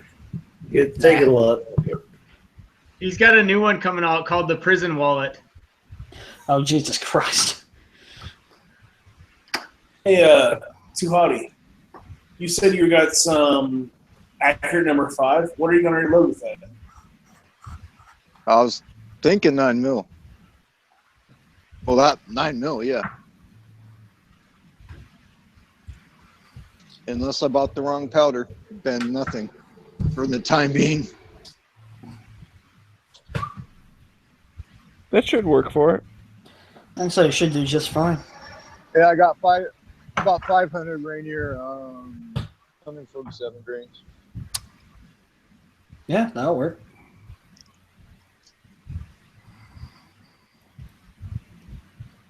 Yeah, it will. 4.6 to 5.5 grains. 5.5 will put you just under 1,000 feet per second. Damn. Out of a 5-inch barrel. Hey, Nathan, what was your website again? I need a gun belt. I'll put it in the side chat. Hey, I'm probably going to pick your brain about this on Sunday, Foos. Okay. I mean, I don't have a topic for Sunday unless Sean shows up. So we could,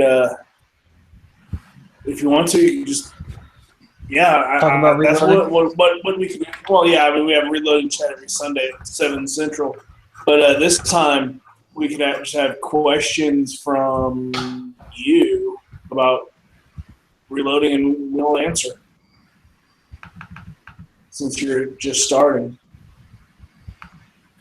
Well, there's still a couple things I need. I don't know if I'm going to have them by Sunday.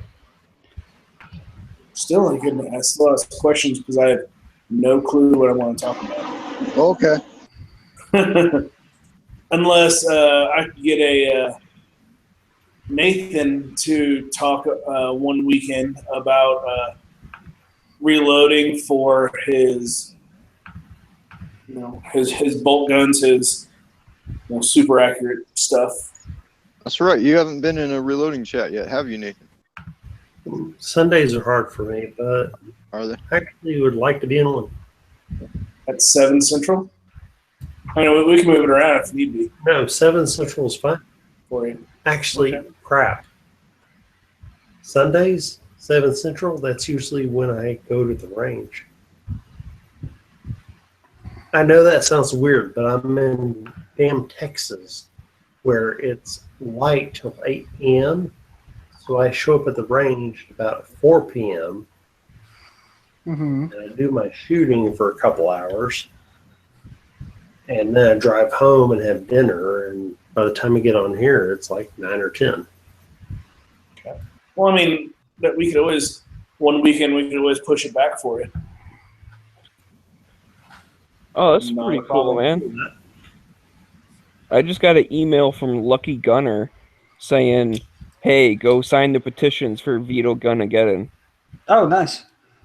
Like, that's, I mean, doesn't matter. I'm not in California, and I'm familiar with it, but I bet you there's so many people in the world that buy ammo from them that have no idea what they're talking about. So hopefully that will reach a lot of people. That's cool. Wait, what are you speaking of?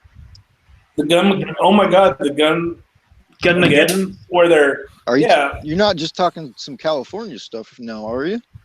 Yeah. Yeah. No, Gun-Ageddon is referring to the bills passed recently in California. Yeah, and they're gonna. There's a group that is trying to get petitions signed in order to get like on their public ballot, basically to repeal all those laws that were just signed before And they go into effect. Are they taking out of state signatures, or does No, you have to be from California. Oh, okay. No, I've sent those petitions to a few friends of mine in California, and they've signed them. So if I knew anyone out there, I'd say. Yeah, I mean, it's still good just to get the word out or whatever. But and what's cool, because apparently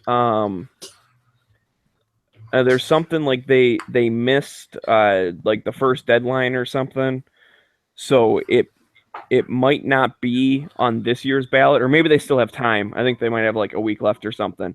But even if they don't get it, they're still going to try and get signatures, and they can put it on next year's ballot.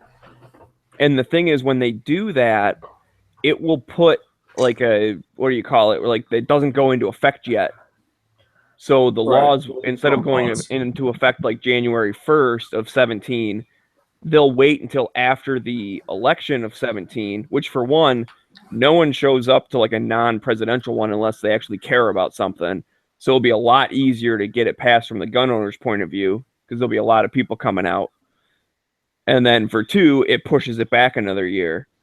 So even if it does fail, like if it goes on the ballot and people vote like, nope, we like these, we're not going to repeal them, at least they had one more year's worth of not having to deal with it. And that gives them time to set up lawsuits and all sorts of shit. So it's good no matter what. So if you're in California and you haven't signed the thing yet, you suck. Go sign the thing. Yeah, I want to say maybe not every state, but a lot of states have their own freaking fight going on right now. Some do. I mean, there's a handful of fights out there, but. And then Missouri is like, hey, guess what? Carry wherever the fuck you want, wherever the fuck you want. Yeah, constitutional carry. That's nice. Quite nice.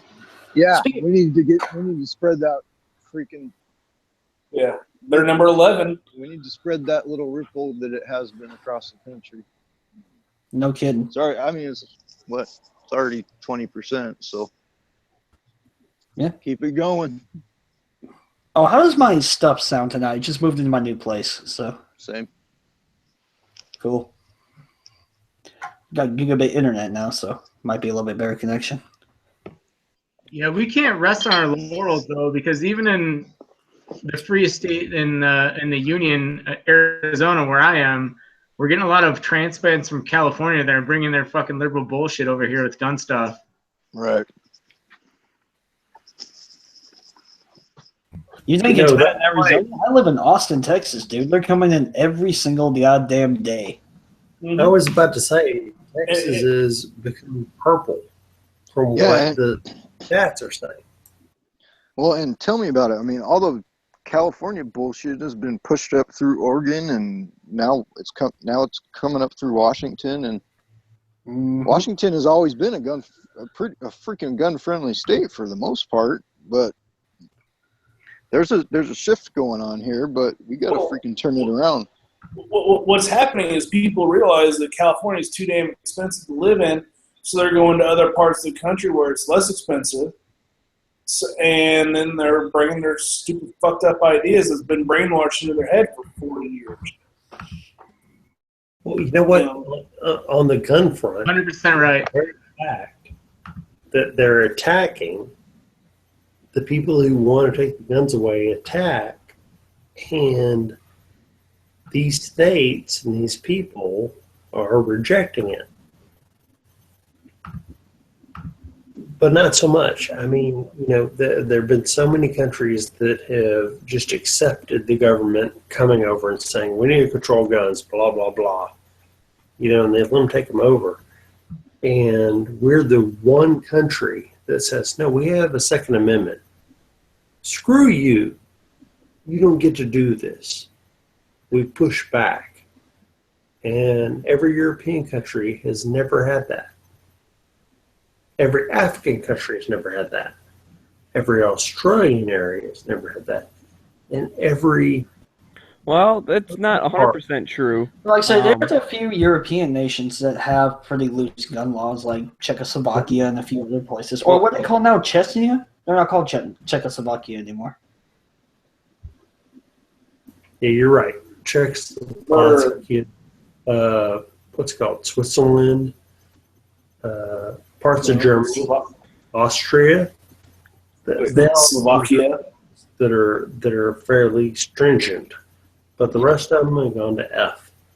Yeah, exactly. Well, there are several countries there are several countries in the U.S. that are loosening their gun laws.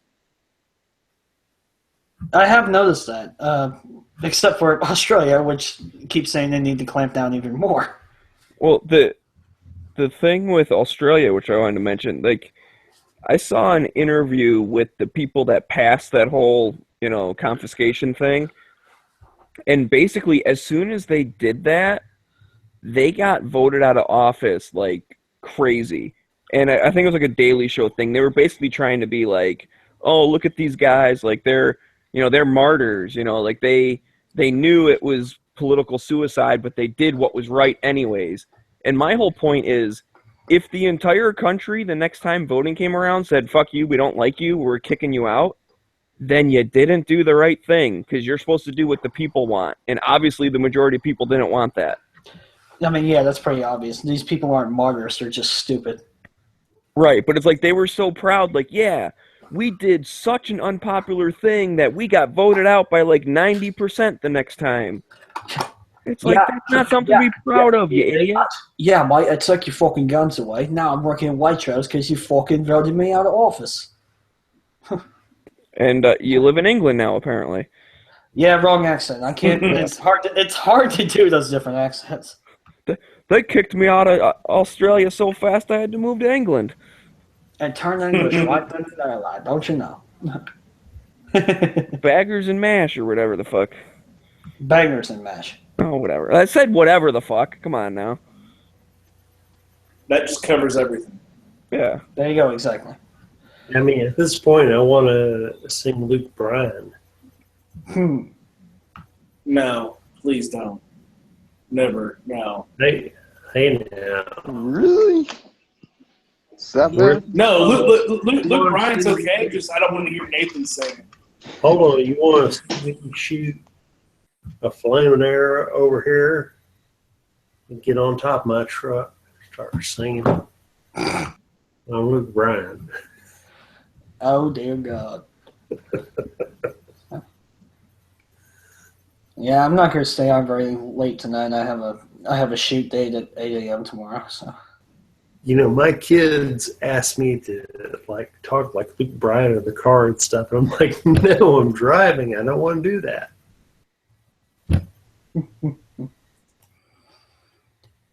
Because it's basically like just talk like a dumb redneck. Pretty much.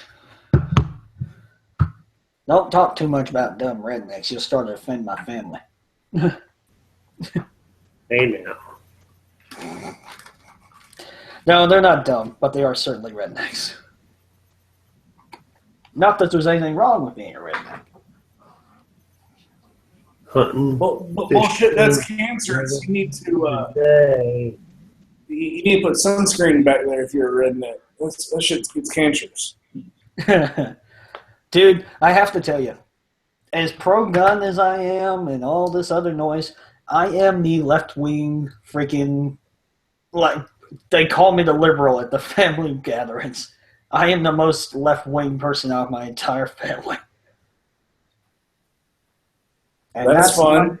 It's not exactly a good thing either. There are some of them that's that all are right. too right-wing. So. That's all right. It's okay to be a black sheep. Yeah, I'm just messing with you. No, I mean, story of my life. I quite literally have been the black sheep. I mean, I have some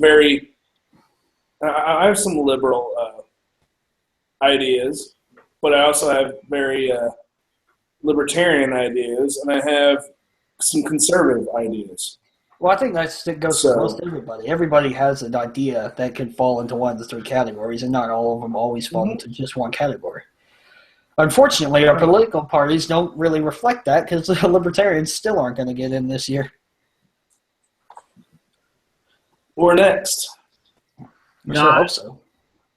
I'm the same way in my family. A lot of my family is super conservative with a lot of the social political views of gay marriage and everything like that. And I'm always like, whatever, like let them marry whoever they want or whatever. I don't give a shit. Let them equally be as miserable as the rest of us. I don't care. And a lot of my family are like, oh my God, no.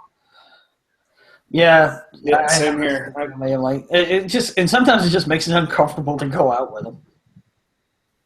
Okay, so that's why I moved away, so I don't have to. Right. Yeah. Here's the hardest thing to set up. Go ahead. The hardest thing to set up is this. We're going to go out for a family event. I'm going to shoot my gun, and Phil and James are going to, one guy's going to lick his ass, the other's going to pull on his nuts, and I'm going to shoot my gun. And they're like, this doesn't mix. What's wrong with this? Yeah, they don't understand it. Don't matter. That whole deal don't matter. Just let people be equally miserable. Yeah. Like whoever said, like, who gives a damn? It's like, they're not fucking you. Who cares? Yep. Yeah, if you don't like gay marriage, don't get gay married. Exactly. Pretty much. Do you realize? I mean, it's. Do you realize my church? That's why I don't. It's like that's why I'm not really a religious person. They have an entire problem with what other people are doing in their, like, who aren't even there. What they're doing. Yeah, and they're listening to somebody who's not even there. Tell them that. Yeah, the person's telling them, this is what's right, this is what's wrong. That's another thing. I have some family who have completely disowned me because I don't go to church and I don't believe in God. Oh, I was riding with my grandfather one day, and he asked me, big Catholic family, and he asked me something about church. I'm like, I don't go. I'm thinking about switching religions. And he looked at me and he goes, "You're going straight to hell." And I just started busting out laughing right then. Oh, I tell you what, I told a joke to my dad, who I never knew to be really religious, but I just thought it was a stupid joke, but he took it way too seriously. What happened was we went to Walmart, and there was a kid selling homemade crosses in front of Walmart. And I didn't laugh at that point. I didn't think of it then. I walked back out, and I just looked at it again, and I just started laughing. When we got back in the truck, and he said, "What are you laughing at?" I said, "Oh," and I say, "I was just laughing because I was thinking about what if that kid was selling homemade pentagrams." And he got pissed.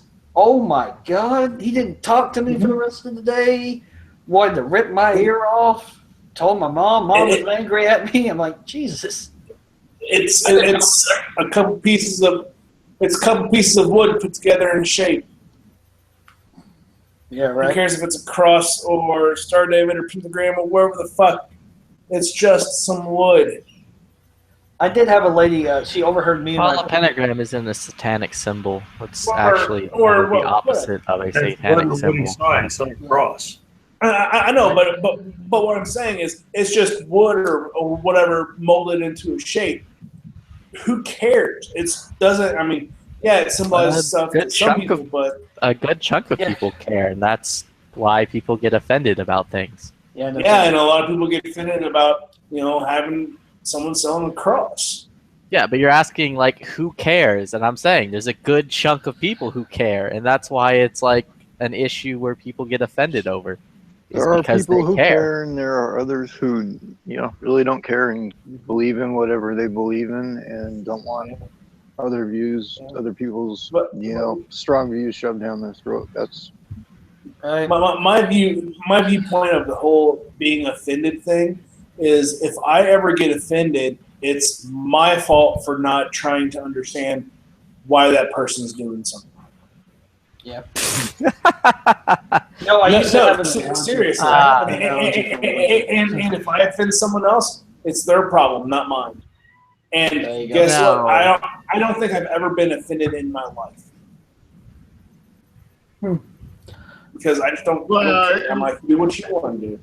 There's a big difference between being offended by somebody's belief and being offended by somebody's actions. I've never been offended by somebody's beliefs, but I've sure been offended by somebody's actions.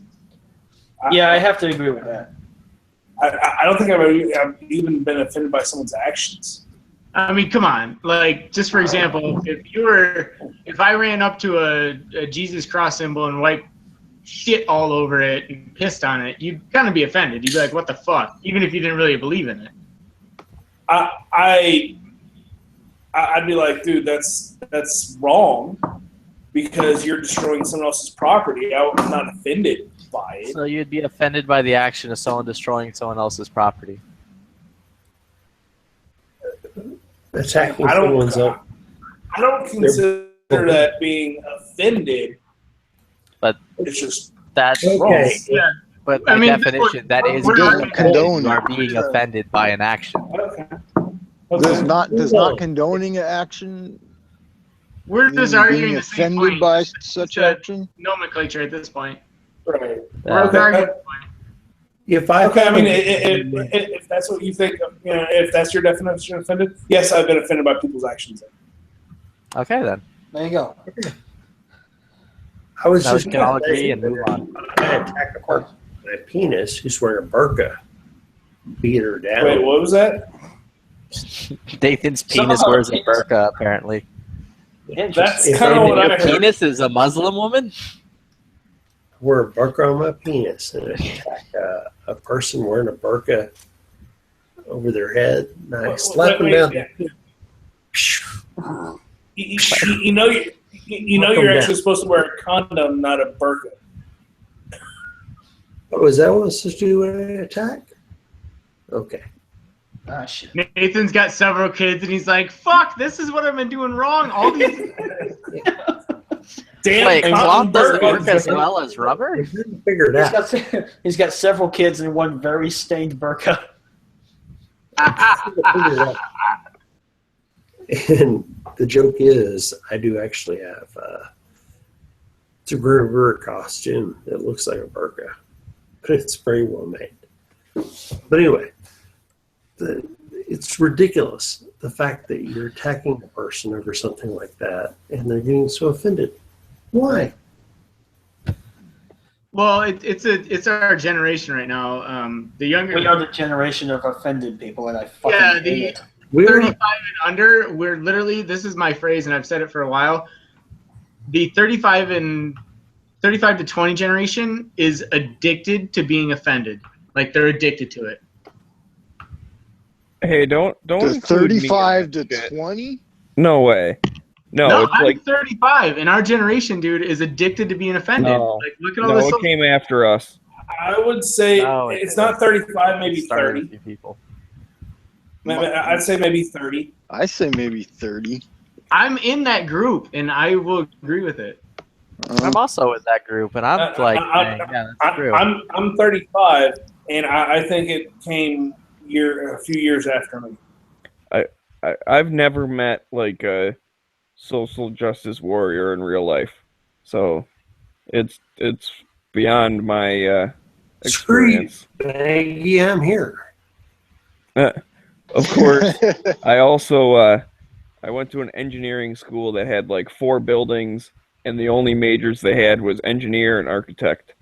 So there wasn't a single like liberal arts student there. Oh shit! I know where you went. You went to Lake Superior State.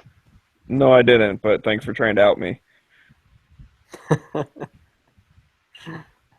Yeah, don't fucking do that. Smeggy will come out of the closet when he's goddamn ready. Hey, wait, Smeggy, if you are not built of stone and you're built of Salt Lake, I just have some questions for you. When you go this in the personal side. Nathan, What? are you still doing your holster work and stuff? I swear to drunk, I'm not as God as you think I am, officer.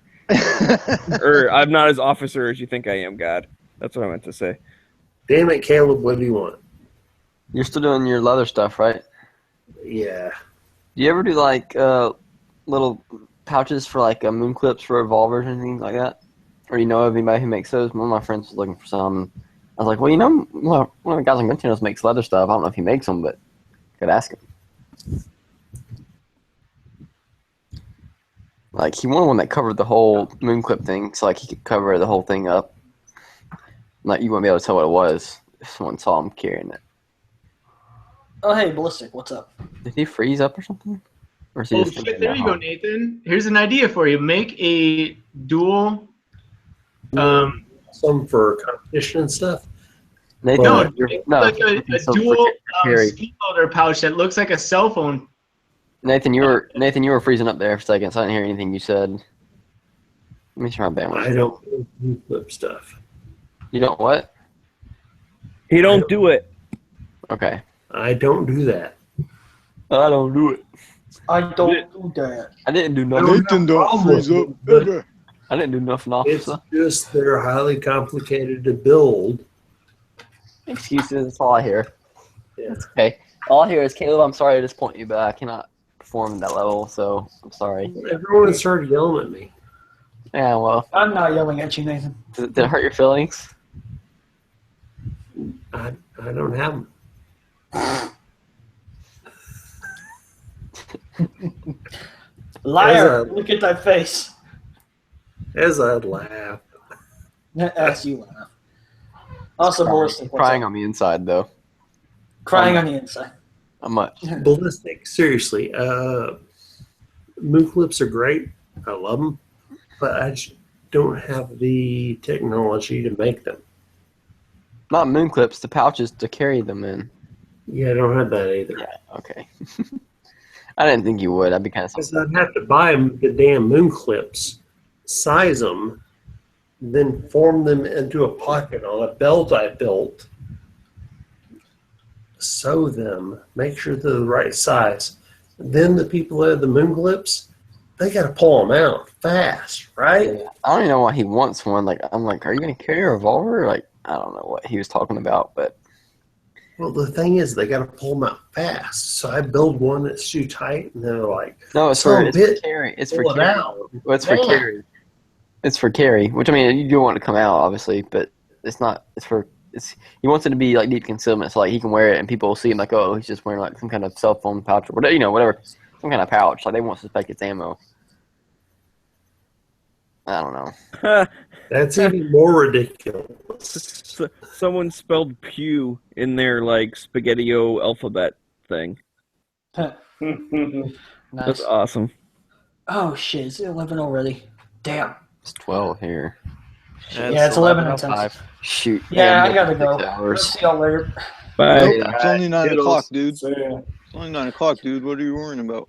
Shut up. Shut up. All right. Nathan, are you making revolver holsters yet? Taking a picture into a window, he has to go and find her. How does Nathan do leather work and not make revolver stuff? That's like a cardinal sin, I think. Screw you. Cardinal sins are fucking altar boys.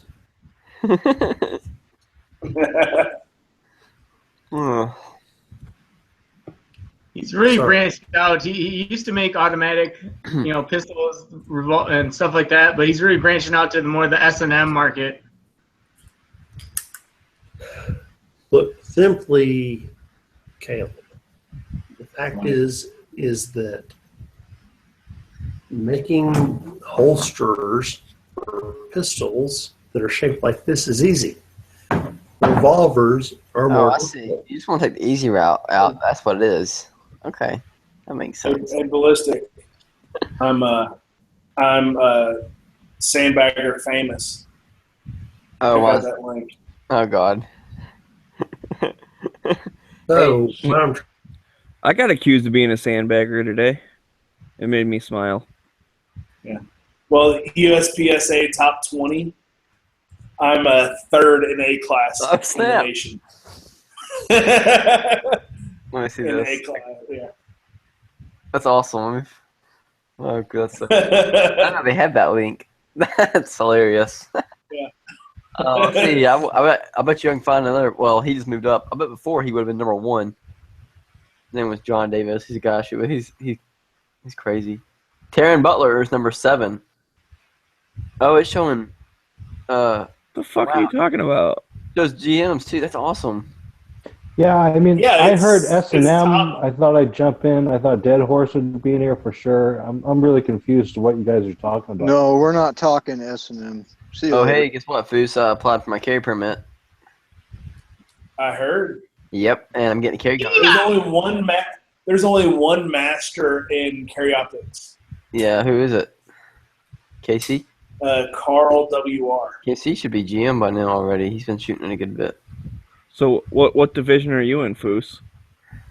I'm production A. Oh, I love how they have all the 3-gun crap on here and there's nothing in it. Carry optics is way down there. What the heck? Yeah. Where's KCU 7? Same with the PCC division. Yeah.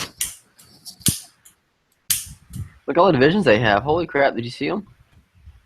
Yeah, Open 22. What is that for? Is that for Steel Challenge? Well, it's all of USPSA, so it could be still challenge. Yeah. Large revolver division. 22 pistol division, subcompact auto, other M1 carbine, M1 Garand division, heavy metal, limited auto, limited pump, stock auto, stock pump, limited rifle, open rifle, limited pistol, open pistol. Yeah, but all those are blank. Yeah, like where is it? Like the spots they aren't. I don't know. That'd be bad. I don't know. I'm just looking at the Well, maybe USPSA those are all divisions. divisions that like local clubs could do or whatever, and just no one does them. Hey, I have a quick question. Yep. Somebody in this chat, who your name is R in the That's Priest. picture? Yeah, that's me. That's what's your name on Gun Channels? Priest. Priest. Right on. Thank you. AKA Big Winner. Oh yeah, yo Priest, your fucking EOTech is on my Zenith MP5K. Jerry mentioned like it's still first in revolver. That's why it's so hard to make GM and revolver because he set the hit factor so freaking high. That's why there's Yeah. not any GM revolvers hardly. Yeah, I mean the top 20. I mean, the last one's barely Number 20 is just barely in GM. Yeah, 96. And you know Nils, Yeah. he's a production international champ. That's crazy. He shot revolver. It's funny. Who else is on here? I know I'm not gonna be on here. Tell you that much.